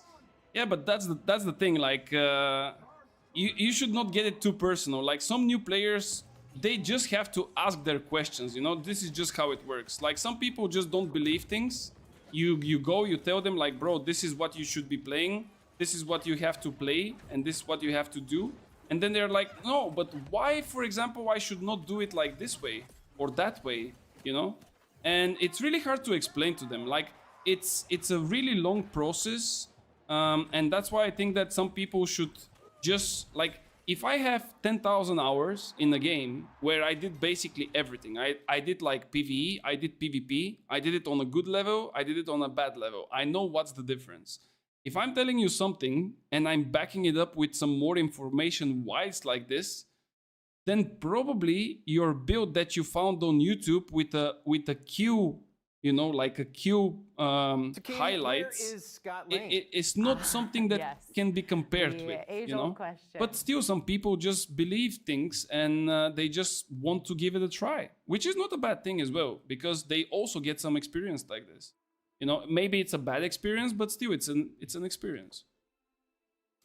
Okay, let me just see. I cannot get iframe on the leeching flurry in PvP anymore. Yes, but you get a lot of reduction of damage. I will go into details of that, but let me just see if I missed anything else. Gorgon seems to be gear locked. Maybe I need new friends. It's not that much gear locked. If you have the good perks and you know the correct people, it's not that gear locked, to be fair. Don't get baited by the Polish infix. Sorry guys, I'm not racist, nothing against Polish. I don't know why I said Polish. Poison infix, I'm 100% sure AGS put it in the list by mistake. They did same with the Michael's infix and the Endless Fury infix. Yeah, I saw them. That's why I was thinking that they take them out from the weapons and put them there. 0 chance they will give everyone 15% damage. You never know. I noticed in Gorgon pubs, it's impossible to find a smooth group where back then I could message a group and not a single person will type. We will clear it in 20 minutes.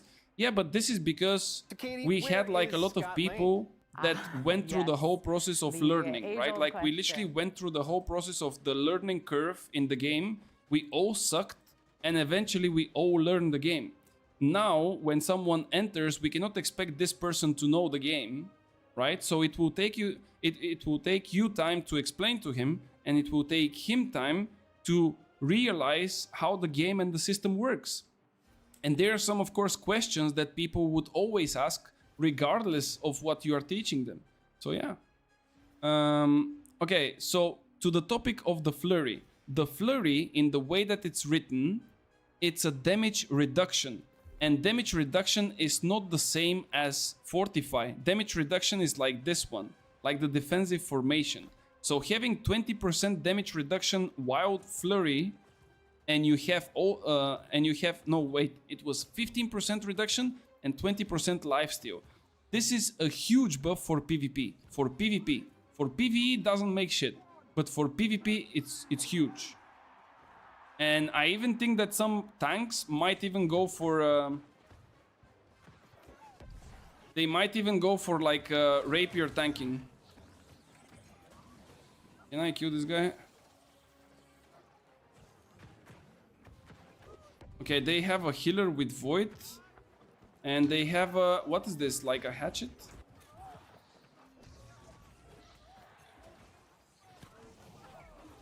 Classy Mimi. Mimi, get the fuck out.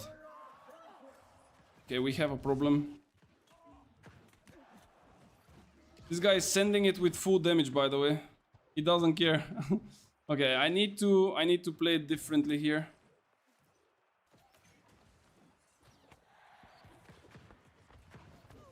Yeah, he's like literally full HP non-stop. Like one heal and he gets to full.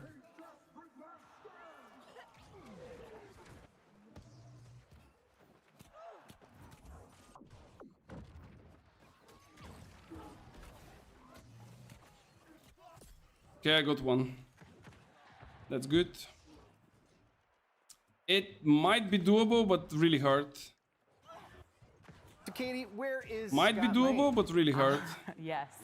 The age-old question. No, why the infected shit, man?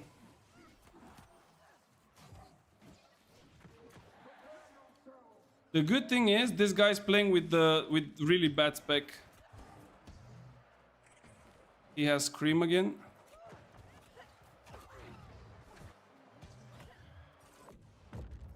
Yeah.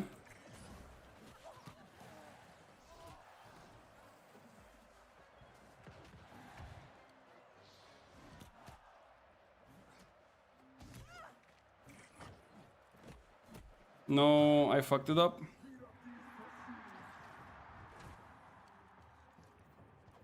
No. Okay, I will get Biobomb and it should work. I fucked it up once because I had probably close to the necessary damage but not enough to burst them, and then I went with the wrong skills. Let's go again. Will Fire Staff still be good after Pillar and 2% nerf? Bro, Fire Staff has been good in the hands of the good players. It doesn't matter what they do to it, it would still be good if you know what you're doing with it. Doesn't do shit.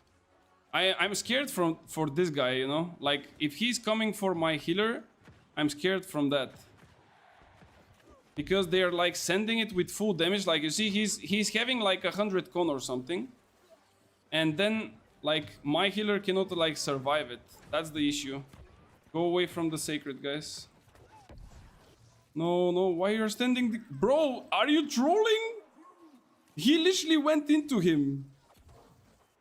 Yeah, like, what am I supposed to do here, bro? And they would not fuck it up second time. I mean, that's not gonna happen. Yeah.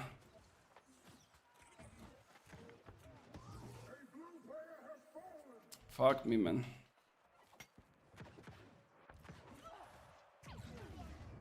Yeah.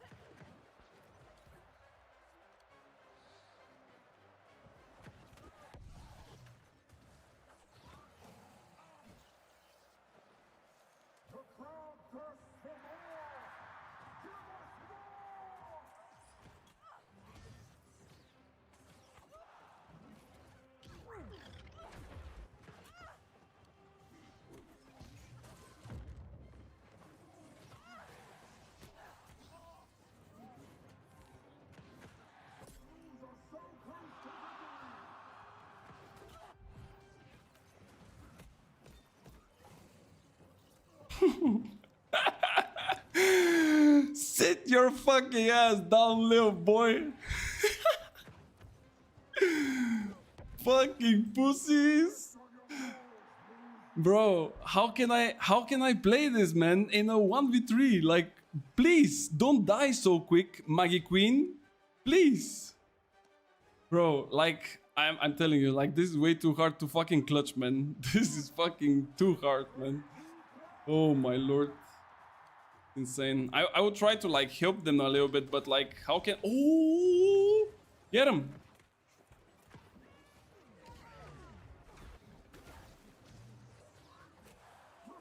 Nice. Nice one, nice one, nice one. Get him now, get him, get him, get him, get him. I need to stack my biobomb. Yeah. Dodge more, classy. Dodge more, classy. You cannot heal your buddy now, you know? Oh, you need to even force your sacred on me? Sick, bro. How about you take this fireball and then this pillar? Oof. Oof. And I fucked up my burst, but it's okay. Nice. Okay, one more. Let's go.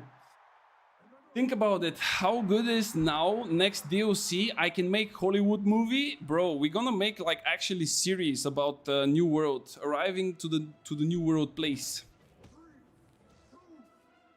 Bro is playing New World the Turtle 7-0. Good job.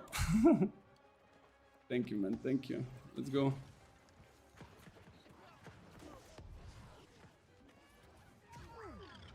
Yeah, we can kind of keep them there. But can this guy survive it? Gravy, come on, bro.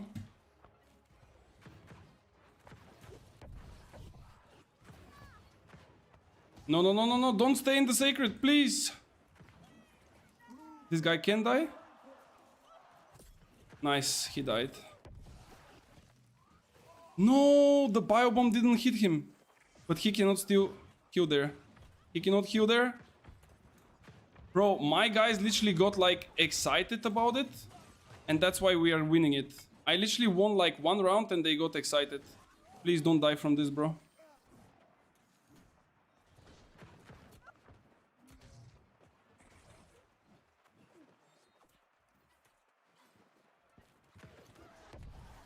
Bro, you cannot touch me, man. I'm a fucking Neo from the Matrix, bro. You cannot touch me, bro. You cannot...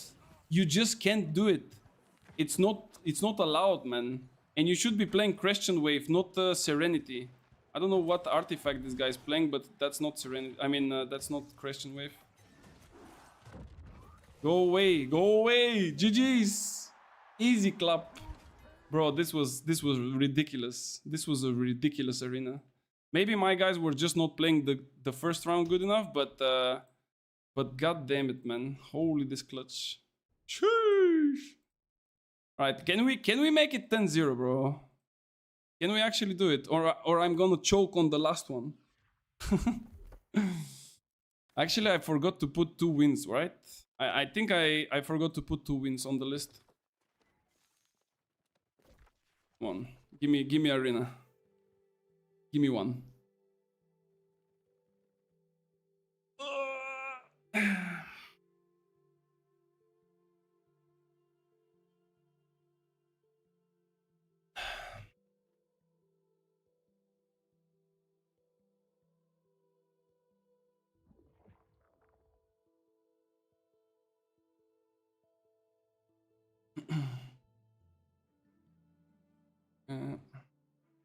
Just checking the spam in the Discord, guys. Sorry. There is way too many spammers, man. I mean, not you guys, but like in the different Discords, there's like signups for wars, for invasions, for pushes, for leaks, for stupid things. Like, holy moly, it's like non-stop blinking here. It's insane. Maybe I should mute like all of the channels. Okay. Let's go. You forgot to put from 5 to 6 once, I believe. It could be. But it's okay. I mean, we are playing it, so we'll see. 2 more to go, so let's see what will be the result. And we are playing on the favorite map, so I don't mind.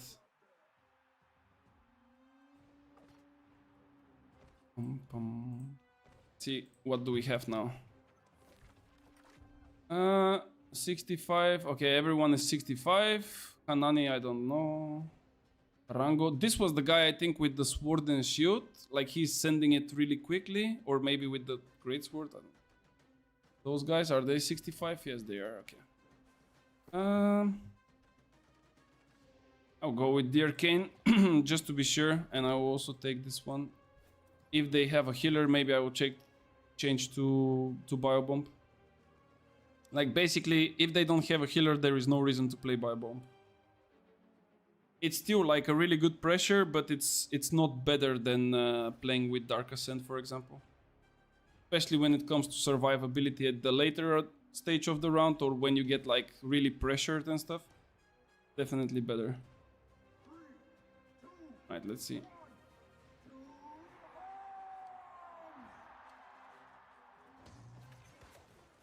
Oh my god. That's a musket, that's not good. No, man, how can you fail? I was just about to send it on him. Wait, what? How is he hitting me like mid-air? Nice burst, bro. You have a nice burst, but you know what? What? He survived it?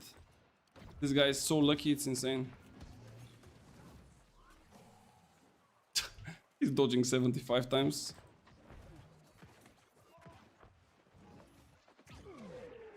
Bro.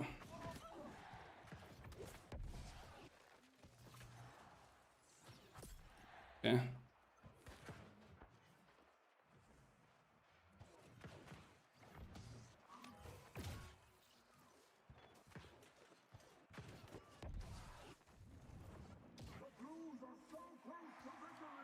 Come here.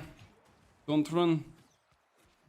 Bro, he's literally just running it down, man. Stop running, bro. God damn. If you're gonna hit, come and hit. Sheesh. Give me the Yoke Flesh. Those guys are hitting like a truck. I was blocking him up there and somehow he pushed me to fall down and he was hitting me mid-air with the Pharaoh Rush. Like, this is what I was super surprised about. I lost like half of my HP because of that, which was really annoying.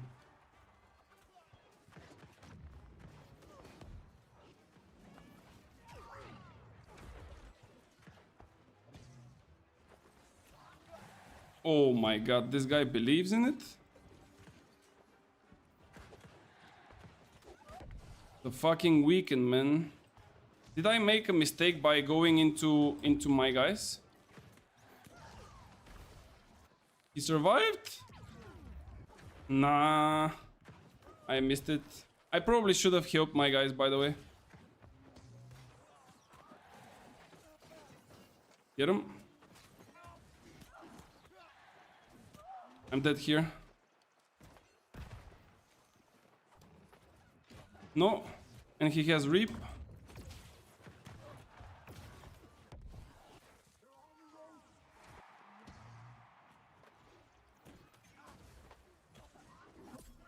Sit your ass down, bitch. Where is the musket? Oh, musket is dead. Nice. That's really good. This was really close. No.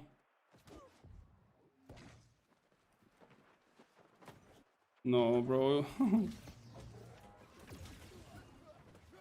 Yeah. Hit more. Ooh. I thought it was unwritten rule to not fight during PvP missions at Great Kree. No, there is no such thing. There is no such thing. A lot of people are going there just to do their like PvP track quicker than usual.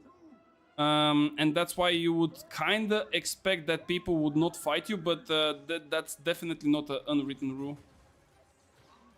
So don't expect that people would just watch and not do anything. Oh, this guy is so angry, he went to Void Blade, man.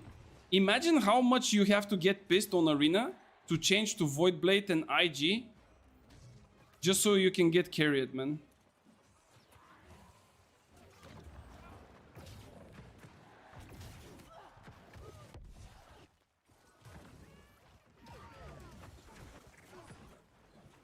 Can he actually carry himself with this? Oh, almost. Sick.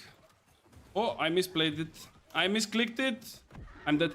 I didn't break my entomb, bro. I literally didn't break it. I went with a dodge out of it, man. I'm a fucking idiot. And this basically got me killed. Nah. Yo, Lidic, what's up? Are you hyped about season 10? Yes. Yes, I am. I really wish that everything will go smooth. And I wish that there would be no game-breaking bugs and stuff.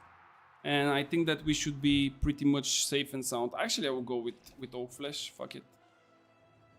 It was fine. There is a lot of potential builds. This is what I like pretty much the most.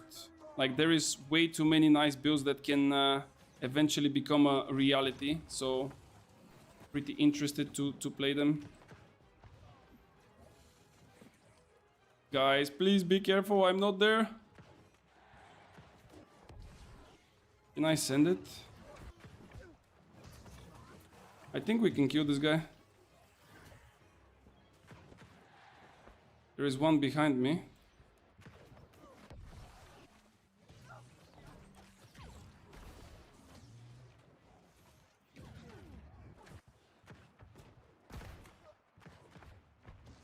Bro, this guy is like literally dodging 75 times. Like, how he has even stamina again, man? I really don't understand. Like, look at him, man. He has again stamina.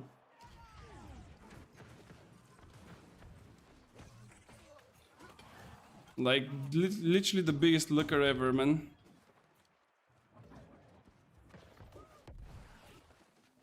Sick one, bro. Click the left mouse button. Click it, click it, click it. Click the left mouse button, I said. Click the left mouse button, bro.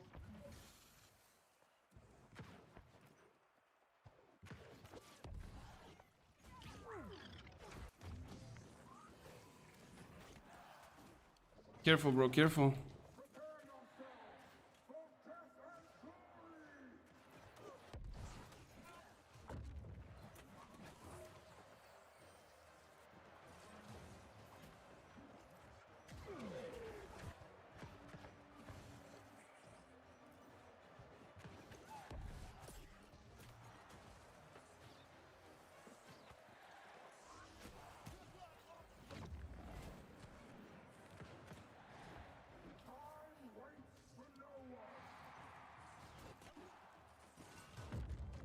Sit down, bitch.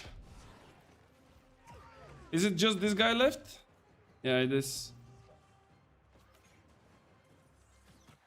Stay down there, bitch. GG's, nice. Bro, this was a really close one, but those guys, they got angry, bro. I can tell you, like, one of them changed to Christian Wave, the other one changing to Void Blade. Woo! Fucking bitches, man. God damn. I wanted to do some missions because I'm just level 27 on the PvP track. Yeah, I mean, listen, I will tell you something. I don't know if you're gonna like it, of course, but if you want to push quicker, funnier, and safer PvP track, I would suggest you... Oh, wait, kill the monkey, kill the monkey. The monkey will give us 250 gold. If you want to push your PvP track, I would suggest you to play Capture the Flags. I think Capture the Flag is a pretty casual mode. It's really fun.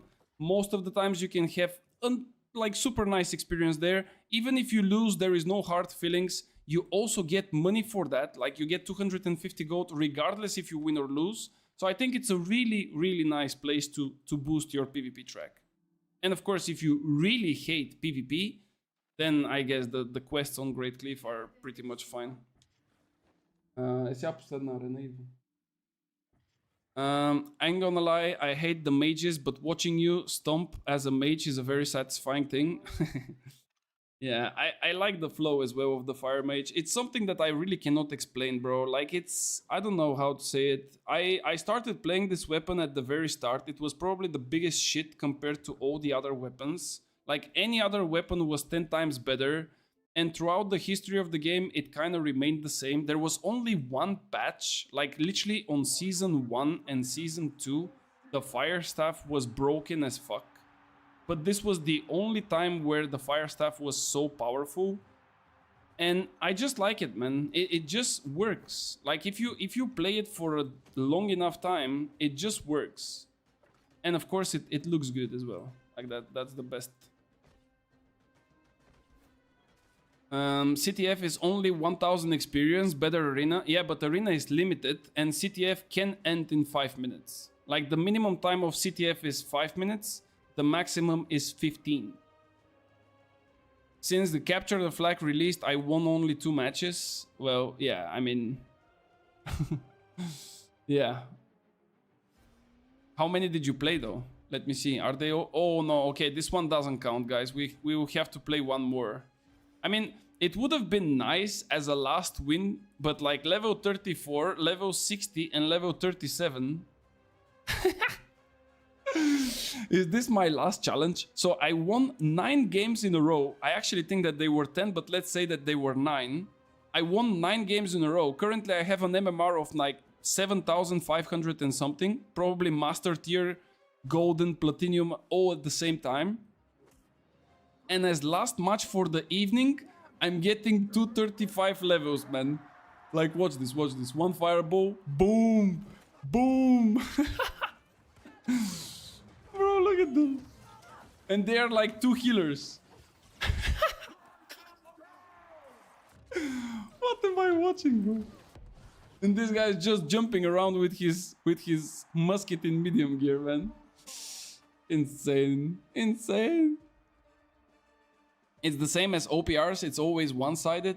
Yeah, but I mean, at least it's a little bit more fun. Or at least for me, it's a little bit more fun. Like you have those jumping pads, you can kite people, you can push them away from the bridge. Specifically from the bridge, like super fun.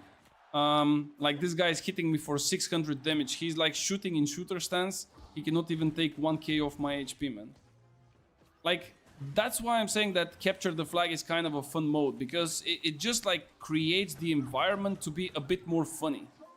Like if your goal is just to go and have some fun, it's pretty nice one. Go flag carrier if you want to win Capture the Flag matches. That's also true. You can kind of build yourself into speed and tankiness, and then you can kind of do some stuff. Everywhere there is Christian Wave. Just put like 2 arcane gems and drink those potions, like the arcane potions, because they are also free in Capture the Flag. And then you would have like a pretty decent protection from them. It's gonna be fine. Those are Smurfs, like in League. I appreciate a lot the names. Beso Mititi, Suki Misusu. Bro, what are those names, man? I actually didn't pay attention. Yana Mayaya. Bro, wait, let me take a picture, bro. Those are literally biz names. I'm pretty sure that those guys eventually at a later stage of the game will be probably one of the top tier PvP players, bro. Those will be like S tier PvP players. Holy shit, I almost got kicked. Cannot even take a picture, man. Holy moly. CTF is more fun, 100% agree, but they need to increase the experience. I think it's a decent experience. If you win, it's 1.3k.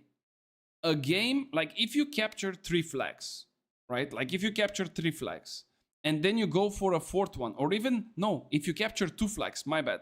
If you are leading with 2-0 and you take a 3rd flag and 5 minutes already passed, delivering the 3rd flag makes the game end completely. You win. So if you have a good team, you can make the game in around 5 to 6 minutes. On average, I think I'm getting the games to 8 minutes, because most of them, of course, are getting 10, and then some of them are getting to 5. For a loss, you get 800 experience. For a win, you get 1.3. Let's shake hands on 1000. And then you also get 250 gold always. It doesn't matter if you win or lose. In OPR, you go for a game, you first of all waste your consumables, like food and other consumables. You also spend 30 minutes, and it's not even fun most of the time. I don't know. For now, I'm going to look at Excel from Langi about the perks. Damn, this Langi, man. He's sharing his Excel, and I lost my viewers to that. God damn. Alright, let's go. Let's hope that this last arena is the proper one, with all the people 65 on it. I really hope it's the case. Of course, if people accept it, though, because we might not get them.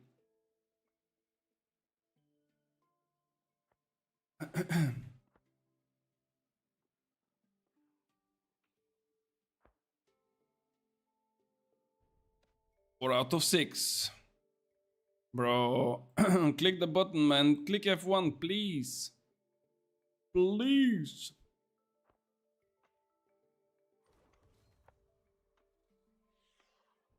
Are we going or what? No, they cancelled.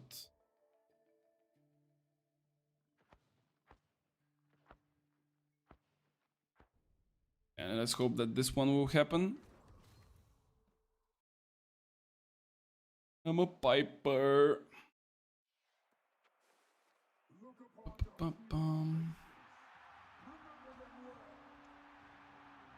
Yeah. 65, 65, 60. Okay. Decent. Okay. Okay, guys. This is the one. We have to try hard. We have to literally try hard so we can finish it like we should be. No way bro is flexing with 9-0 against level 30-60 people. Actually, this was probably the best timing that someone can clip me playing against those players and then going making a video or whatever and say, look at this guy. He's literally thinking that he's a good player while he's like flexing to level 30s. That would have been the best way to summarize it. That's why you don't trust the internet, kids. Or maybe not so many kids, though. I think we are kind of grown people, but yeah. For now, Enchanted Word probably will go away for me. Or try the 3 health and Enchanted Word. And 2 Enchanted... Yeah, I think that Enchanted Word is kind of losing its value right now, yeah. How much it's kind of hard to tell, but it's probably gonna lose its value. Wait, is this guy literally playing like... What? My team is dead? Bro, we just started. No. And they have a healer and they have a mediums. Yeah. Okay. I mean, actually, it might be doable. But really hard. Another really hard. This is decent, right? Like, this guy is medium, by the way. Did you see his damage? Was that sacred? Yeah.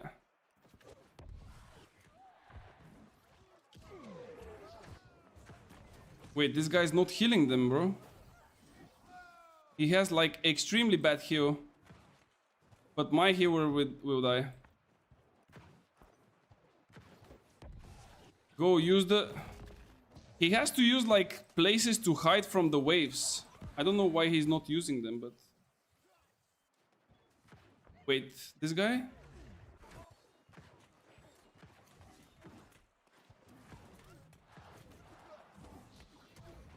No, he knocked me down. Okay, I will play with Biobomb. I have to play with Biobomb here. It's unplayable. Like, I don't know. What is this guy playing? Electra. Electra, are you naked for real? Or you just be, like, role-playing here? I need to go with Biobomb. I think I can kill the healer. Like, insta. Lifestaff BB. He means probably for the enemy. Yeah, I'm going on the healer and I need Arcane.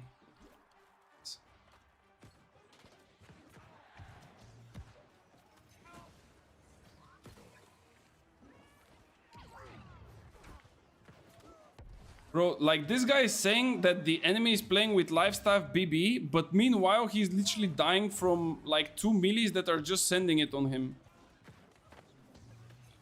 What does the Lifestaff BB has to do with you dying in like 3 seconds?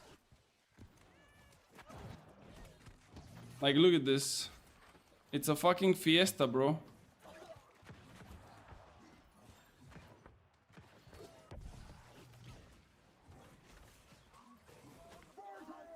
And now this guy is also dead.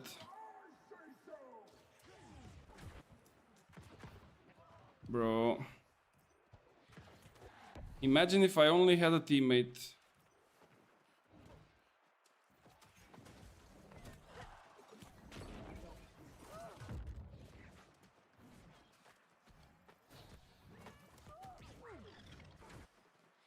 It's really hard. It's really hard. No, it's really hard.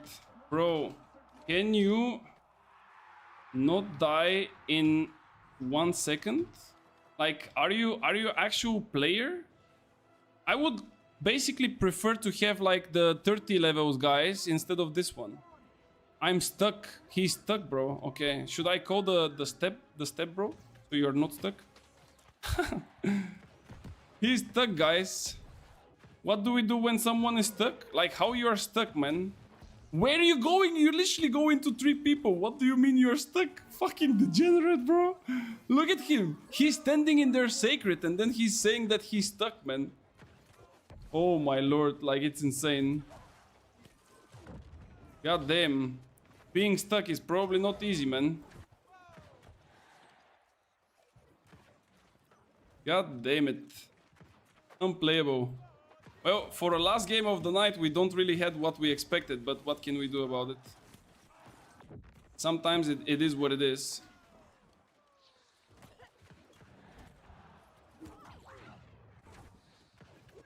He's stuck. Imagine. And this guy is just swinging with his dumb-ass greatsword.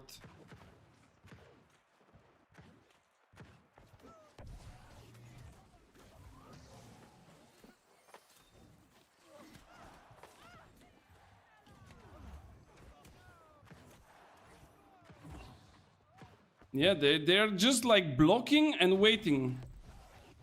Like this is what it is. Like literally, look. Look, what am I even watching, bro? Like, what am I watching, man? One guy is healing, the other one is like tanking, and the other one is blocking. Bro, go back to PvE, man. Like, literally. GG's. 9-1, I will still take it. I think it's pretty nice, but it's actually, you know, a bit disappointing that we actually had a pretty much a level 35 bot in the body of a level 65. I really don't understand what I'm stuck means when you die in like 3 seconds, but it is what it is.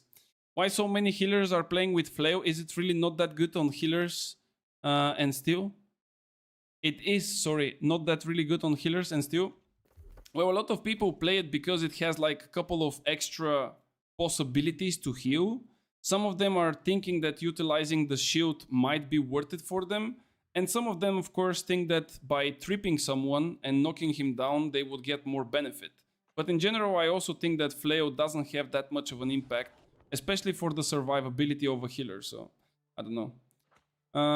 Hatchet and SNS in medium with some leeching is recipe for immortality. Yeah, pretty much if you can hit people, it's definitely like this. You who can play AXT and BB, please. You surely have a good set for something like that. I mean, I don't know what this guy was playing, but like dying in 3 seconds, literally in 3 seconds of the beginning of the match is not even close to PvP though. It's really 20k people on Steam. That's actually big. And this is only PC, guys. Remember, this is only PC players. So that there is way much more. All right, guys. I think we can call it a day. I think we discussed quite a lot of things. I believe that I shared enough information with you to be a bit more excited for the next season. What kind of possibilities in terms of builds are popping out. What things you might be looking for. Because I really believe that there is a lot of infixes or whatever they are called, which are extremely important and will be powerful. But as I said as well, we need more information, and most likely we will just get it on the day of the release so we can see what are the limits. Like, do we have a limit on the infix? Is there a limit for the amount of perks? Is there still perk buckets which are restricting specific perks to be together and so on? So until Monday, there is nothing that we can say about it, but we can still speculate with some of the things. And what better thing to speculate than sending you to Schmeck, who is actually an extremely good player in PvE. And I see that he's also going for a theory craft for a max DPS build and new perks tier list, most likely for PvE, but maybe there is something for PvP. And the only way to know is to go and check it out. So let's go and check it out on the stream of Schmeck, guys. I will be gone. If you didn't check my new video, maybe it's a good time to do it. And I wish and I hope that you had a nice time. And I wish that I will see you again tomorrow. So have a good one, and I will see you guys tomorrow. Bye bye.